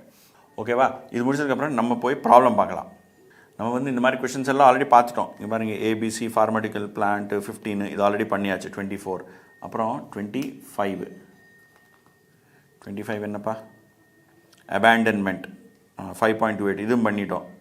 ப்ரொடக்ஷன் 100 crore 80 crore இது பண்ணியாச்சு. ஸோ 25 முடிச்சாச்சு. அப்புறம் 28 35 28 என்னன்னு பார்க்கலாம். Describe each of the following situation, language of the option. Drilling rights to be underdeveloped heavy crude oil in northern Alberta. Development and production of the oil is a negative NPV endeavor. The break-even price is $32 per dollar versus a spot price of $20. However, the decision to develop can be put off for 5 years. Development costs are expected to be increased by 5 years. என்ன option இது? Development cost can be put off na timing. So timing na, this is an American call option regarding dealing rights for equipment. Then initial exercise price of so and so and ability to delay development to 5 years, it falls under category of timing option.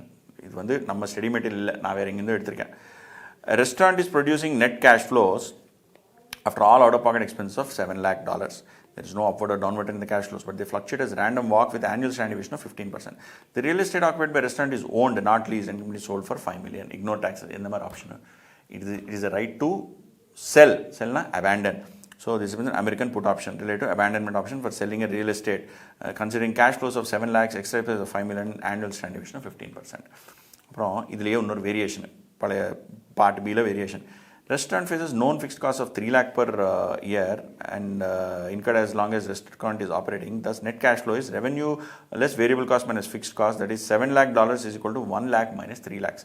The 3 lakh வந்து fixed cost, total cost வந்து total revenue வந்து 1 lakh. அதுலேருந்து 3 lakh எடுத்தால் உங்களுக்கு $7 lakh வருது. The annual standard deviation of forecast error of revenue less variable cost is 10.5. The interest rate is 10. Ignore taxes.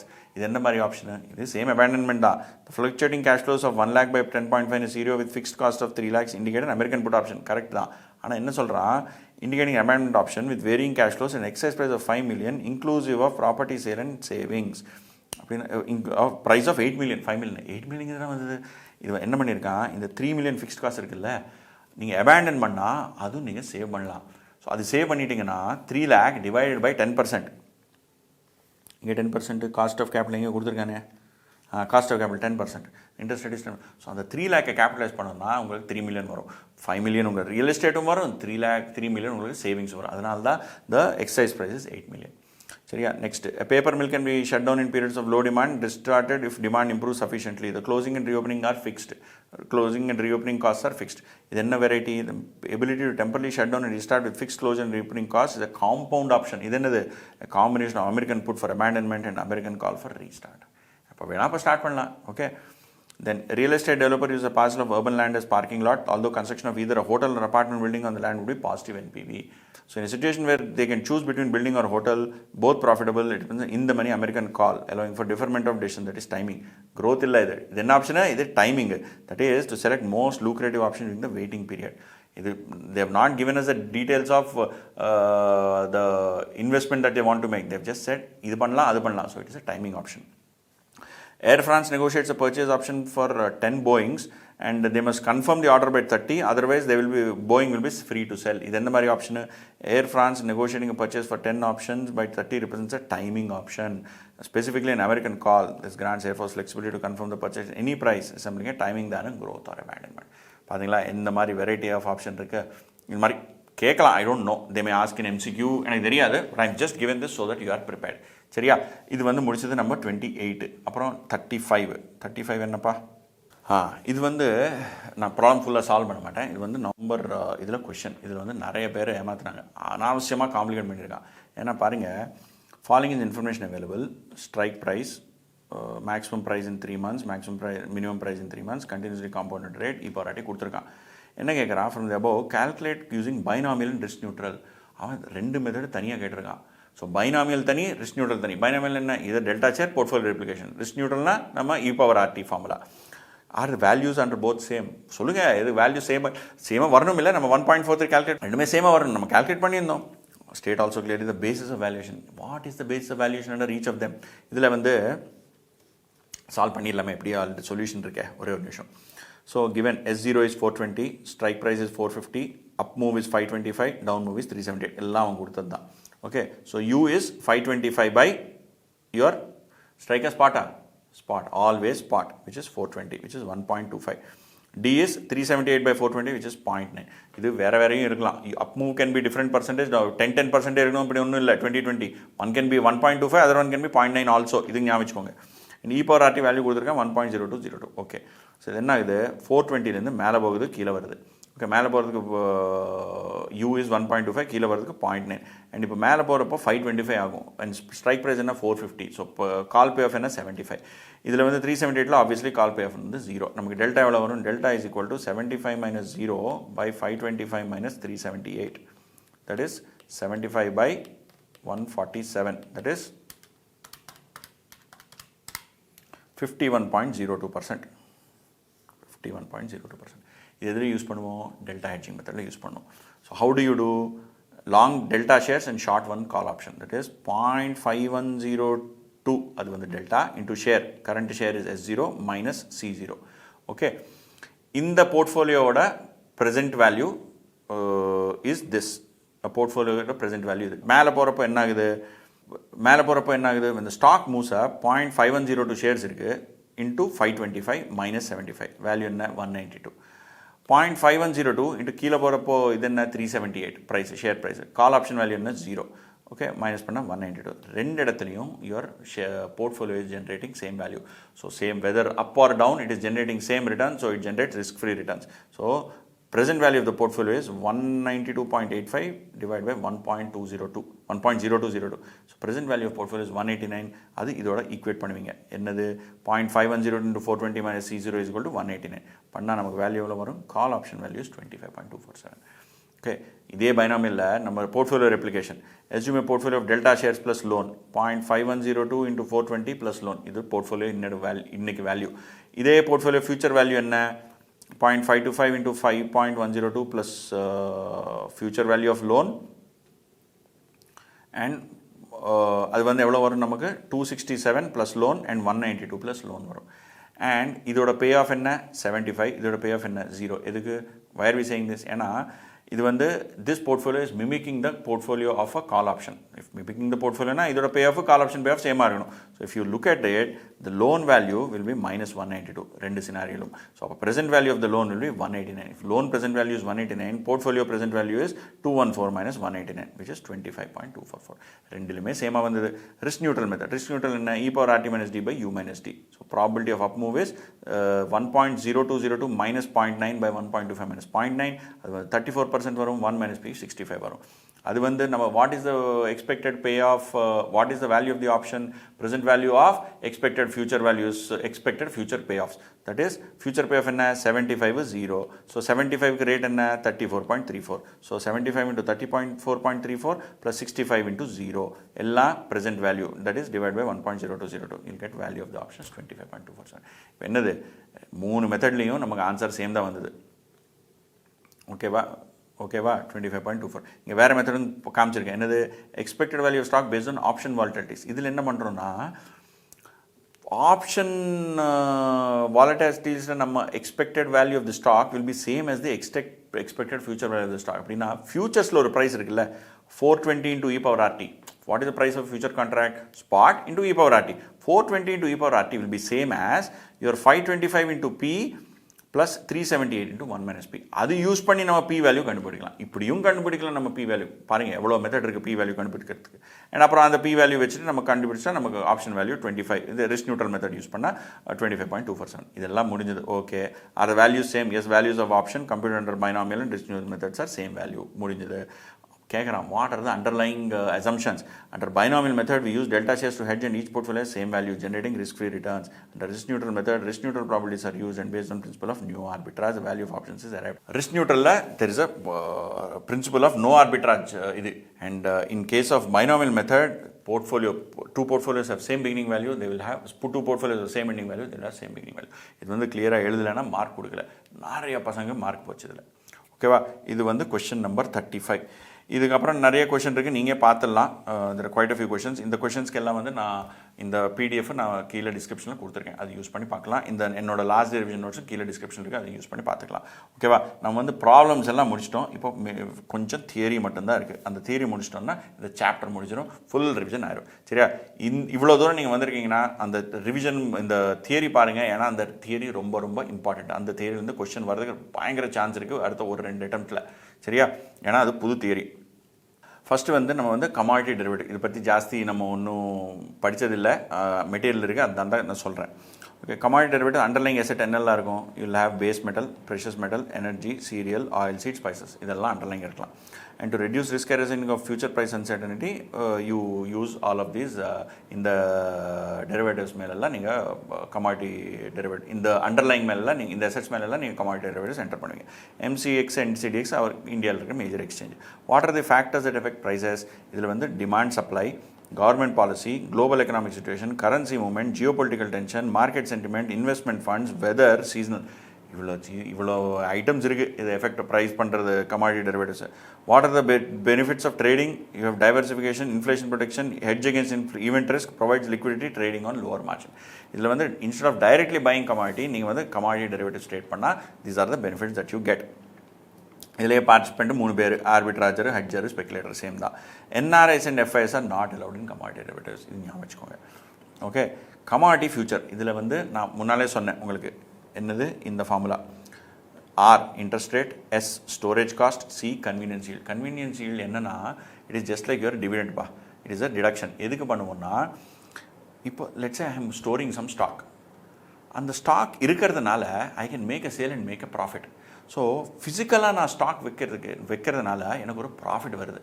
அந்த profit is called convenience yield. So future price is equal to spot plus plus spot into E power R plus S minus C.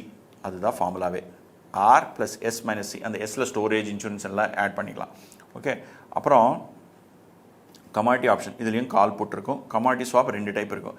என்னது, ஒன்று வந்து fix to floating, அது வந்து commodity for interest. Fix floating என்னன்னா just like fix floating swap in interest rate swaps both indices except both indices are commodity based indices. Commodity based indices இருக்கும், அதில் வந்து fix to floating variation இருக்கும். அது வந்து நம்ம ஸ்வாப் பண்ணியிருக்கோம். Commodity for interest swap இது என்னன்னா like equity swap, total return on commodity exchange for money market rate. அந்த இண்டெக்ஸில் என்ன ரிட்டர்ன் வருதோ நீ கொடுத்துரு எனக்கு, நான் வந்து உனக்கு மணி மார்க்கெட் ரேட்டோ ஒரு கால் ரேட்டோ ஏதோ கொடுக்குறேன். அந்த மாதிரி swap, commodity for interest swap. What are the issues with valuing commodity swaps? Cost of valuing ரொம்ப ஹை.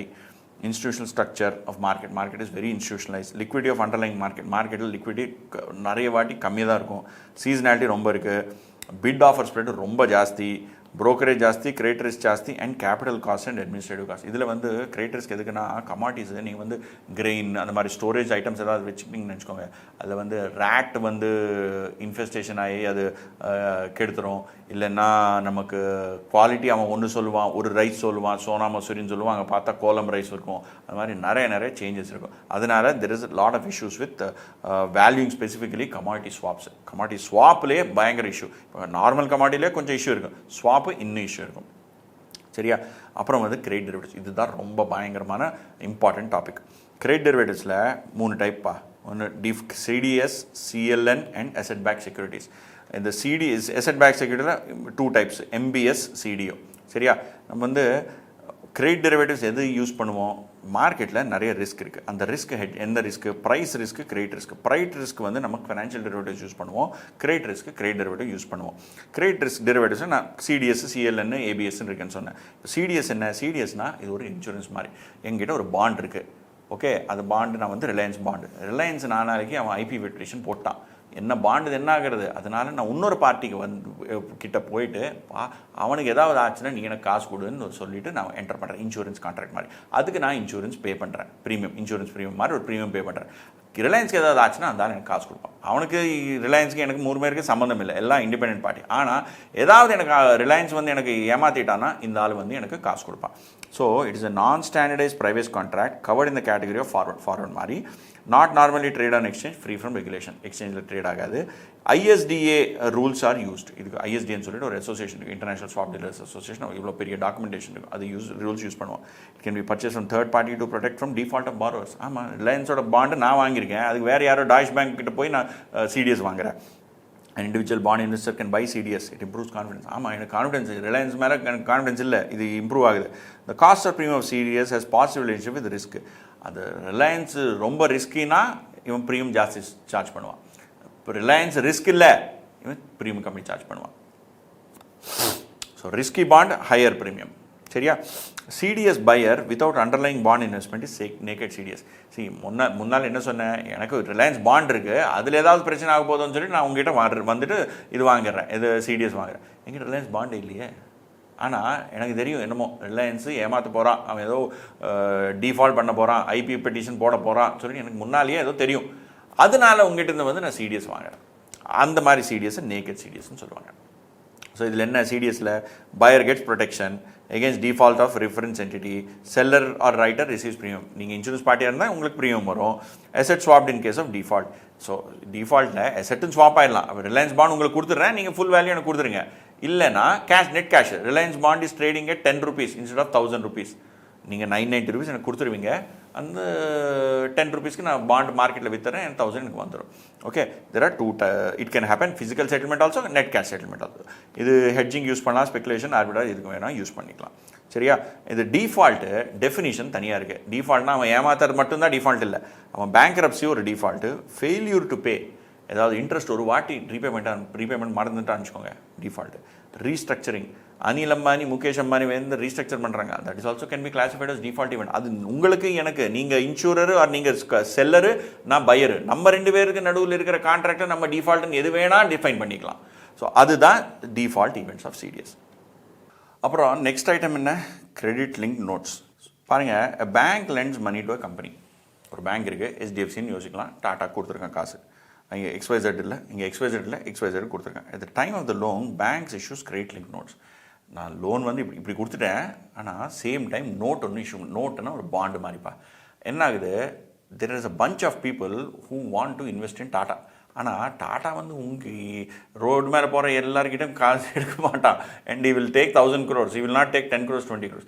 இந்த 10 20 30 50 100 பேருக்கு காசு கொடுக்கறதுக்கு they can't approach tata directly. What they will do, இவன் இந்த நடுவில் இந்த பேங்க் இருக்கான்ல, பேங்க் டைரெக்டாக டாட்டாக்கு லோன் கொடுப்பான். பேங்க்கு பேக் டு பேக் ஒரு பாண்ட் இஷ்யூ பண்ணிட்டு அவங்ககிட்டருந்து காசு எடுத்துக்குவான். அண்ட் என்ன பண்ணுவான் பேங்க்கு, he is linking இந்த நோட் என்று இருக்குது இல்லை, அந்த நோட்டுக்கும் நம்ம டாட்டாக்கு லோனுக்கும் லிங்க் பண்ணிடுறான். அப்போ என்ன ஆகும், CLNs are purchased by investors. CLN note, அந்த note they are purchased by investors and the interest rates on notes is determined by the credit risk of the company XYZ. டாட்டாவோட லோனுக்கு என்ன ரிஸ்க்கோ அந்த ரிஸ்க் மேலே bank ஒரு interest rate charge பண்ணுவேன்ல, அதே interest rate அதே credit risk consider பண்ணிவிட்டு இவங்களுக்கு ஒரு இது கொடுப்பான், பாண்டு மேலே இன்ட்ரெஸ்ட் கொடுப்பான். ஸோ என்ன ஆகுன்னா, இந்த பேங்க்கு is giving a loan to Tata, bank is borrowing from investors. இன்வெஸ்டர்ஸ்க்கு இன்ட்ரெஸ்ட் ரேட் பே பண்ணுறது is link to the interest rate that they're collecting from Tata. அதுதான் logic. Funds raise by bank by issuing notes or investor in bonds, high grade bonds. இந்த காசு use பண்ண மாட்டான் HDFC bank, தனியாக ஒரு high quality government பாண்ட்ஸை invest பண்ணுவான். எதுக்கு பார்க்கலாம், if company XYZ is solvent, tata சால்வெண்ட்டாக இருந்துச்சா bank is obligated to pay the notes in full. எல்லாம் ஓகேன்னா இந்த நோட்ஸு இவன் டியூ டேட்டில் ரீபே பண்ணிடுவான். If company goes bankrupt, note holders become the creditor of the company XYZ and receive the loan.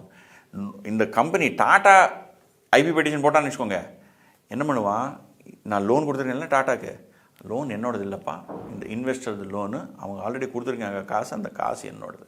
So he's transferring the credit risk to the investor. It is like a CTS. CTS என்ன, credit default swap என்ன, அங்கே ஏதாவது கெட்டு போச்சுன்னா நீ எனக்கு reimburse பண்ணுவேன். Exactly அதுதானே ஆகுது. ஆனால் இங்கே வந்து காசு வருது, இதில் ப்ரீமியம் இல்லை, காசு வருது. Okay, so the bank in turn gets compensated by the returns on less risky bonds investments funded by issuing credit link notes. So என்ன ஆகுது, இந்த பர்டிகுலர் டாட்டா ஆர் இந்த கேஸில் XYZ அவனுக்கு கொடுக்குற லோன் கொடுத்தாச்சு நம்ம பேங்க்கு, ஆனால் அதே அமௌண்ட்டுக்கு நம்ம loan credit link notes issue பண்ணிவிட்டு அந்த கிரெடிட் லிங்க் நோட்ஸ் மேலே வர ரிட்டர்ன் நம்ம வச்சுக்கிறோம். ஆனால் அந்த கிரெடிட் லிங்க் நோட்ஸ்க்கு நம்ம பே பண்ணுற interest is link to this interest. Okay, this is what is a credit link note. Now credit link note இப்போ என்னது, இட்ஸ் அ ஃபண்டட் டெரிவேட்டிவ். ஆமாம், நீங்கள் நோட் இஷ்யூ பண்ணுறீங்க, காசு வருது, structured CDS with embedded, structured security with embedded CDS. ஆமாம், CDS இருக்குது, allows issuer to transfer a specific credit risk to investor. Correct. டாட்டாவோட risk CLN hold issue investor கொடுக்குறேன். issuer not obligated to repay the rate in specific event. Correct. இவன் default பண்ணால் நான் repay பண்ண மாட்டேன். CLN eliminates third party insurance. இல்லை வேறு யாரும் தேர்ட் பார்ட்டி இல்லையா, இன்வெஸ்டர்ஸை டைரெக்டாக இன்சூரன்ஸ் கொடுக்குறாங்க. Structure note issued by SPV. இது டைரெக்டாக HDFC பண்ண மாட்டாங்க. HDFC வந்து ஒரு ட்ரஸ்ட்டு க்ரியேட் பண்ணுவான். க்ரியேட் பண்ணிவிட்டு அந்த ட்ரஸ்ட் வழியாக இதெல்லாம் ட்ரான்சாக்ஷன் பண்ணுவான். நம்ம செக்யூரிட்டைசேஷன் சாப்டர் இருக்கே அதே மாதிரி. Offers investors par value at maturity if reference incident does not default. Tata default பண்ணலன்னா உங்கள் CLN நோட்டு எவ்வளோ நாங்கள் பாரோ பண்ணணும் திருப்பி கொடுத்துட்றேன். In case of default investors receive recovery rate. அவன் டிஃபால்ட் பண்ணிட்டானா லோன் உங்களுக்கு கொடுத்துட்றேன், இல்லைன்னா நம்ம ரிகவரி ரேட் அதுலேருந்து எவ்வளோ காசு வருதோ அதுதான் உங்களுக்கு கொடுக்குறேன். Purpose of the arrangement is to pass credit risk to investor. Credit risk இந்த டாட்டாவோட ரிஸ்க்கு இன்வெஸ்டர் கொடுக்கணும். CLNs are backed by US Treasury securities. CLN நமக்கு காசு கொடுத்தான்ல, CLN நான் இஷ்யூ பண்ண அவனுக்கு நோட் கொடுத்தா அவன் காசு கொடுத்தான், அந்த காசு வந்து நான் வந்து ஹைலி ரேட்டட் US Treasuryயில் போடுவேன். Highly rated. ஓகே சரியா, இது வந்து CLN. அப்புறம் what is ABS? ABS is a pool of assets that consists of debt like credit card debt, outstanding car loans, auto loans, student loans. இப்போது நிறைய type of loan இருக்குது மார்க்கெட்டில். அதெல்லாம் loan ஒரு SPVயில் போடுவோம், நம்ம செக்யூரிட்டேஷன் சாப்டர் மாதிரி. SPVயில் போடுறது அந்த மாதிரி SPVயில் போட்டு அதுலேருந்து நம்ம வந்து ஒரு செக்யூரிட்டி இஷ்யூ பண்ணால் that security is called asset backed security. So various assets are pooled, various types of new security known as tranches are issued and different tranches have different risk and return structure. பாருங்கள் நிறைய asset இருக்குது. What is an asset? நான் வந்து bank, நான் student loan கொடுத்துருக்கேன், auto loan கொடுத்துருக்கேன், housing loan கொடுத்துருக்கேன். Loan கொடுத்தாச்சு, அதுலேருந்து திருப்பி கேஷ் ஃப்ளோ வரணும். இந்த future cash flows are my assets. So அந்த அசெட் எல்லாம் ஒரு டப்பாவில் போடுறேன். போட்டுட்டு பிரின்சிபல் 100 மில்லியன் ஆச்சுன்னு வச்சுக்கோங்க, அது வந்து ஒரு SPVக்கு ட்ரான்ஸ்ஃபர் பண்ணுறேன். அந்த SPV என்ன பண்ணும், இந்த 100 மில்லியன் கேஷ் ஃப்ளோ என்ன வரணுமோ அதை ஸ்ப்ளிட் பண்ணும். 80, 15, 5ன்னு. 80 சீனியர் ட்ரான்ஸ்ன்னு பேர் கொடுப்பான் அதுக்கு. அதில் வந்து you will give low interest, LIBOR plus 60. Mezzanine tranche second, அதுக்கு கொஞ்சம் ஜாஸ்தி interest, LIBOR plus 250. Finally equity tranche 5 million, LIBOR plus 200 pips, 2000 pips. Okay, இப்போ லைபார் இல்லை, சோனார் எல்லாம் இருக்குது, ஆனால் எக்ஸாம்பிள் அப்படியே இருக்குது. ஓகே, என்னாகும், senior tranche is like your debt, equity tranche is like equity. So இப்போ நான் அவ்வளோ லோன் கொடுத்துருக்கேன்ல, யாராவது ஒருத்தன் ஏமாற்றிக்கிட்டு ஓடி போயிட்டான்னு வச்சுக்கோங்க, அந்த லாஸ் யார் ஹிட் அந்த லாஸோட ஹிட் யார் எடுப்பான்? நான் வந்து ஆல்ரெடி எஸ்பிவிக்கு மூவ் பண்ணியாச்சு, எஸ்பிவி செக்யூரிட்டி இஷ்யூ பண்ணியாச்சு. ஸோ இந்த செக்யூரிட்டி ஹோல்டர்ஸ் தான் அந்த லாஸ் எடுப்பாங்க. ஆனால் யார் எடுப்பாங்க லாஸு? இந்த ஈக்விட்டியால் தான் லாஸ் எடுப்பாங்க. எப்படி வர்ற கேஷ் ஃப்ளோஸு ஃபஸ்ட்டு நம்ம டெட்டுக்கு கொடுத்துருவோம், ஏதாவது பேலன்ஸ் இருந்துச்சா நம்ம மெசரைன் கொடுத்துப்போம், ஃபைனலி ஏதாவது இருந்துச்சா ஈக்விட்டி கொடுப்போம். So waterfall, cash flows waterfall. That is first காசு வர்றது சீனியருக்கு போகும், அதுலேருந்து ஏதாவது கொஞ்சம் கொஞ்சமாக கீழே மெசரைனுக்கு வரும், அதுலேருந்து ஏதாவது பேலன்ஸ் இருந்துச்சா அது ஈக்விட்டிக்கு போகும். This is called as an waterfall and asset back security. இவன் ஈக்விட்டிக்காரங்க பயங்கர ரிஸ்க், அதனால தான் அவனுக்கு ஜாஸ்தி இன்ட்ரெஸ்ட் ரேட் கொடுக்குறாங்க. Okay, this is called as asset back.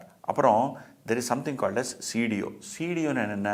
It consists of pool of debt such as auto loans, home loans, mortgage and other ABS. அட பாவி, ஸோ ஏபிஎஸ்ன்னு என்ன? நிறைய லோன் இருக்குது. சிடிஓன்னு என்ன? லோனு ப்ளஸ் ஒரு ஏபிஎஸ். புரியுதா? Loan cash flows plus an ABS cash flow. So there are assets senior mezzanine equity. இந்த mezzanine is repackage with other mezzanine. மிச்ச மெசனைன் எல்லாம் ஆட் பண்ணிவிட்டு you are adding it as part of a CDO. Okay, that is basically a CDO. A CDO has multiple mezzanine tranches of other ABS and other debt, credit card debt, auto debt, student debt, personal debt. That is called as an ABS CDO. In this ABS CDO la risk enna? Junior tranches highest risk. சரியா? Interest rate risk, fixed to floating, inflow versus outflow. இதில் interest rate risk ஜாஸ்தி. ஏன்னா நீங்கள் வந்து fixed rate promise பண்ணியிருக்கலாம், inflows வந்து floating இருக்கலாம், இல்லை ஃப்ளோட்டிங் ப்ராமிஸ் பண்ணியிருக்கலாம், இன்ஃப்ளோஸ் ஃபிக்ஸ்ட் இருக்கலாம், இது மாதிரியான இருக்கலாம். Then liquidity mismatch in inflow outflow. மெசனைனுக்கு ஏதாவது ஆச்சுன்னு நினச்சிக்கோங்க, there is inflow outflow mismatch. Prepayment, falling rate environment, debtor repay fixed loans. நீங்கள் ஃபிக்ஸ்ட் லோன் ஏதாவது எடுத்திங்கன்னா அது வந்து டெட்டர் ரீபே பண்ணிடுவாங்க இஃப் இன்ட்ரெஸ்ட் ரேட் கம்மியாச்சுன்னா. ஏன்னா அவங்க வந்து லேட்டஸ்ட் லோன் 2% கிடைக்குது, நீங்கள் வந்து ஃபிக்ஸ்ட் ரேட்டு 10% கொடுத்துருக்கீங்க, அவன் அவன் 10% எதுக்கு ரீபே பண்ணிடுவான். So there is a prepayment risk, reinvestment risk இருக்குது. சிடிஓ மேனேஜரு வர்ற காசை இன்வெஸ்ட் பண்ண முடியலன்னு நினச்சிக்கோங்க, அவன் ரீபே எப்படி பண்ணுவான்? ஸோ ரீஇன்வெஸ்ட்மெண்ட் ரிஸ்க் இருக்குது, ஃபாரெக்ஸ் ரிஸ்க். இப்போ நீங்கள் ஃபாரின் சிடிஓ பண்ணால் இந்த ஃபாரெக்ஸ் ரிஸ்க்கும் எடுக்கும். ஓகேவா? Debts and loans of foreign countries, then this risk arises. அப்புறம் what are the types of CDO? இதில் வந்து 3 டைப்பு: கேஷு, சிந்தட்டிக், ஆர்பிட்ராஜ். இது வந்து ரொம்ப டீப்பாக போகாதீங்க, மேலே படிங்க, ஏன்னா காம்ப்ளிகேட்டட் இது. கேஷ் சிடிஓன்னு என்ன? Backed by cash market debt or securities are normally have low risk weight. So நீங்கள் சிடிஓ இஷ்யூ பண்ணால் வர்ற அமௌண்ட்டை கேஷில் நீங்கள் ஹை குவாலிட்டி டெட்டில் ஹை குவாலிட்டி கவர்மெண்ட் செக்யூரிட்டிஸில் வைப்பீங்க. Synthetic CDO, instead of transferring ownership of collateral to SPV, credit risk is transferred originator without actual transfer of assets using CDS. Collateral எஸ்பிவிக்கு ட்ரான்ஸ்ஃபர் பண்ணாமல் இந்த நிறைய கைண்ட் ஆஃப் டெட் இருக்குல்ல, varieties of ABS, varieties of student loan, ஏ loan, ஓ loan, எல்லா லோனும் நீங்கள் வந்து அதை ட்ரான்ஸ்ஃபர் பண்ணாமல் டைரெக்டாக சிடிஎஸ் ஒன்று ரைட் பண்ணுவீங்க. So that is called synthetic. அதுலேயும் 2-3 types: unfunded, fully funded or partially funded. Okay, partially ஃபண்டட்ல என்ன? Partially through use of CLN and partially use of CDS. இதுக்கு வந்து they obtain regulatory capital relief vis-a-vis cash CDOs and more popular in European market. ஓகேவா? Arbitrage CTO, இதில் என்ன?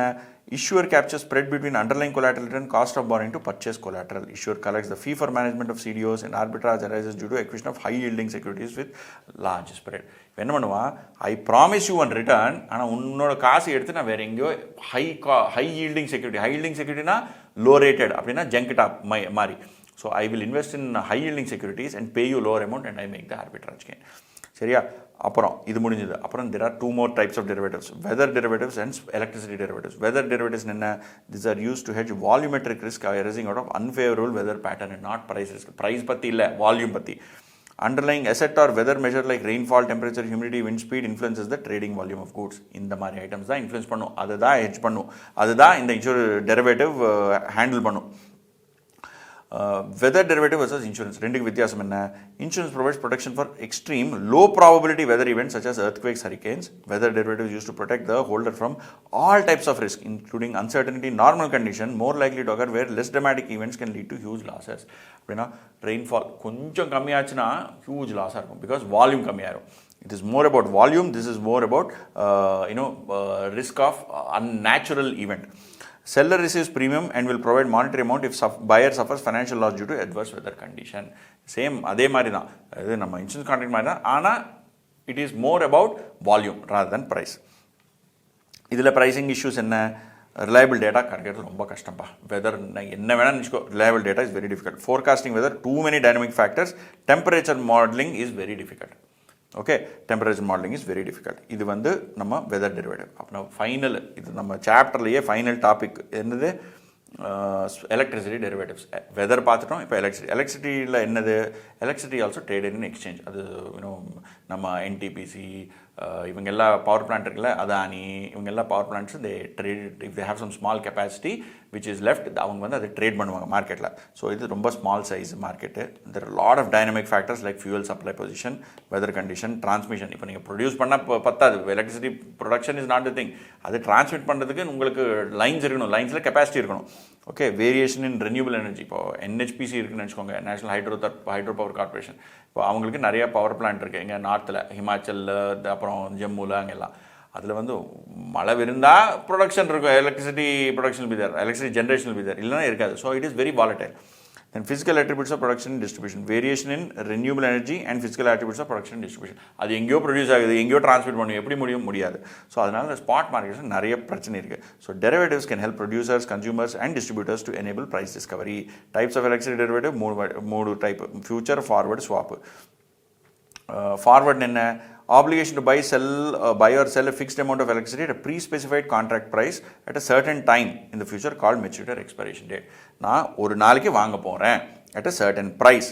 Okay, payoff of electricity forward contract is spot minus forward, where ST is spot price at time T, underlying price is a different commodity at different times. ST na spot is usually calculated based on the average price of electricity over the delivery period maturity day. So maturity day la ஒரு price எடுக்க மாட்டாங்க, அந்த entire டேல இருக்கிற prices-ஓட average price is what is taken as spot price. அப்புறம் electricity future. இது என்ன? electricity futures are standardized contracts in terms of trading location, transaction requirements and settlement. So இதில் என்ன? இது வந்து ஜஸ்ட் லைக் நம்ம ஃபார்வர்ட் ஃபியூச்சரோட வித்தியாசம் மாதிரி, அவ்வளோதான். So specific location, specific time, standardised lot, and the quantity of these is less than forward. ஆமாம், ஆப்வியஸ்லி ஃபார்வர்டு கொஞ்சம் ஜாஸ்தி, ஃபியூச்சர்ஸ் கொஞ்சம் கம்மி ட்ரேட் ஆகும். Futures trade on organise exchange and transparent, கொஞ்சம் டிரான்ஸ்பரண்ட்டாக இருக்கும். ஆனால் but it is very difficult. Their net cash settle and credit risk and monitoring risk are lower. Margin requirement ஸ்ட்ரிக்டாக இருக்கும். Gains and loss are paid out daily. இது okay. ஆனால் இதில் limitation என்ன? Basis risk due to rigidity in specification and limited transaction quantity. Basis risk என்ன? எனக்கு வந்து hedge பண்ணணும், என்னோடய ஃபேக்ட்ரி வந்து தமிழ்நாடு இருக்குப்பா, ஆனால் தமிழ்நாட்டில் எனக்கு ஃபியூச்சர் கான்ட்ராக்ட் கிடைக்கல. ஸோ நான் வந்து போய் மகாராஷ்டிரா ஃபியூச்சர் கான்ட்ராக்ட் வாங்கினேன். இதுக்கு ஆப்வியஸ்லி அது ப்ரைஸ் இது வேறு மாதிரி மூவ் ஆகும், இது வேறு மாதிரி மூவ் ஆகும். இல்லைன்னா கேரளா வாங்கினேன், கர்நாடகா வாங்கினேன், இதுக்கு கனெக்ஷனே இல்லை. ஓகே, நான் எனக்கு தமிழ்நாடு எலக்ட்ரிசிட்டி போர்டு என்ன சார்ஜ் லெவி பண்ணுறானோ, அவன் ஃபியூச்சர் கான்ட்ராக்ட் ஆஃப் கர்நாடகா என்ன இருக்கோ, ரெண்டுக்கு தெர் இஸ் நோ கொரிலேஷன். இது இப்படி மூவ் ஆகுது, அது அப்படி மூவ் ஆகுது. So there is a basis risk, right. அப்புறம் last thing, what are electricity swaps? Electricity swaps என்ன? நம்ம ஃபார் ஃபியூச்சர் பார்த்தாச்சு, ஃபார்வர்ட் பார்த்தாச்சு. Swap, financial contracts that enable holders to pay a fixed price for underlying electricity regardless of the floating electricity price or vice versa. Fixed floating, நான் உனக்கு variable rate கொடுப்பேன், நீ எனக்கு fixed rate கொடு. It is reference to a variable spot price at either a generator or consumer location. ஒரு லொகேஷனில் variable spot price used in providing short to medium price certainty for a couple of years, 2 வருஷத்துக்கு பண்ணுவாங்க. Can be considered as a strip of forwards with multiple settlement dates and identical forward prices. It is a strip of forward. Swap is a strip of forward. எப்படி நான் நாளைக்கு ஒன்று வாங்குறேன், நான் நாளைக்கு 1 மந்த்துக்கு அப்புறம் இன்னொரு வாங்குறேன், 2 மந்த்ஸ்க்கு அப்புறம் இன்னொரு வாங்குறேன், 6 மந்த்ஸ்க்கு அப்புறம் இன்னொன்று வாங்குறேன். This is forward contracts. And நாளைக்கு நான் ஒன்று விற்கிறேன், after 1 month I will sell something, after 2 months I will sell something, after 3 months I will sell something. பைக்கு ஒரு செட்டு, செல்லுக்கு ஒரு set, buy fixed, sell variable, இந்த ரெண்டும் சேர்த்தா தான் உங்களுக்கு ஒரு ஸ்வாப் ஆச்சு. And both of them are forward contracts. சரியா? Then there is one thing called as electricity locational basis swap. That is, holder agrees to either pay or receive the difference between a specified futures contract price and other location spot price or a fixed constant cash flow at the time of transaction.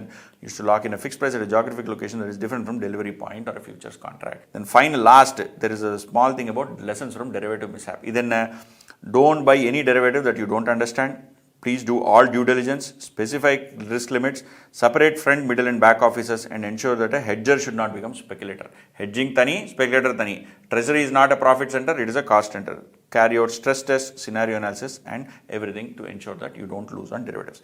இதுதான் நம்ம derivative chapter. இதில் வந்து நம்ம problem solve பண்ணியிருக்கோம், புது theory எல்லாம் பண்ணியிருக்கோம். இதில் வந்து நீங்கள் ஞாபகம் வச்சுக்கிறது இஷ்யூ என்னென்னா, futures forwards options and new theory எல்லாம் நீங்கள் படிச்சிட்டிங்கன்னு வச்சுக்கோங்க you will be able to get marks very very according to me என்னை பொறுத்த வரைக்கும் you will be able to do very well if you study whatever நான் கற்றுக் கொடுக்குறதால நீங்கள் ஒழுங்காக படிச்சிங்கன்னா it will be more than easily be able to solve any kind of question that comes in the exam சரியா so இப்போ நீங்கள் இந்த வீடியோ பார்த்து லைக் பண்ணுங்கள் ஷேர் பண்ணுங்கள் எங்கள் சேனல் சப்ஸ்கிரைப் பண்ணுங்கள் உங்கள் ஃப்ரெண்ட்ஸுக்குன்னு ரெக்கமெண்ட் பண்ணுங்கள் அதுதான் ஒரே ஒரு ரிக்வெஸ்ட்டு அப்புறம் நான் டெரிவேட்டிவ் சாப்டர் பண்ணியிருக்கேன் வேறு ஏதாவது சாப்டர் வேணும்னா கமெண்ட் போட்டு சொல்லுங்கள் நான் முடிஞ்ச அளவுக்கு பண்ணிடுறேன் சரியா ஆல் த வெரி பெஸ்ட் எல்லாரும் எக்ஸாம் நல்லா எழுதுங்க அண்ட் எல்லாருக்கும் சூப்பராக மார்க் வரணும்னு நான் எக்ஸ்பெக்ட் பண்ணுறேன் சரியா see you bye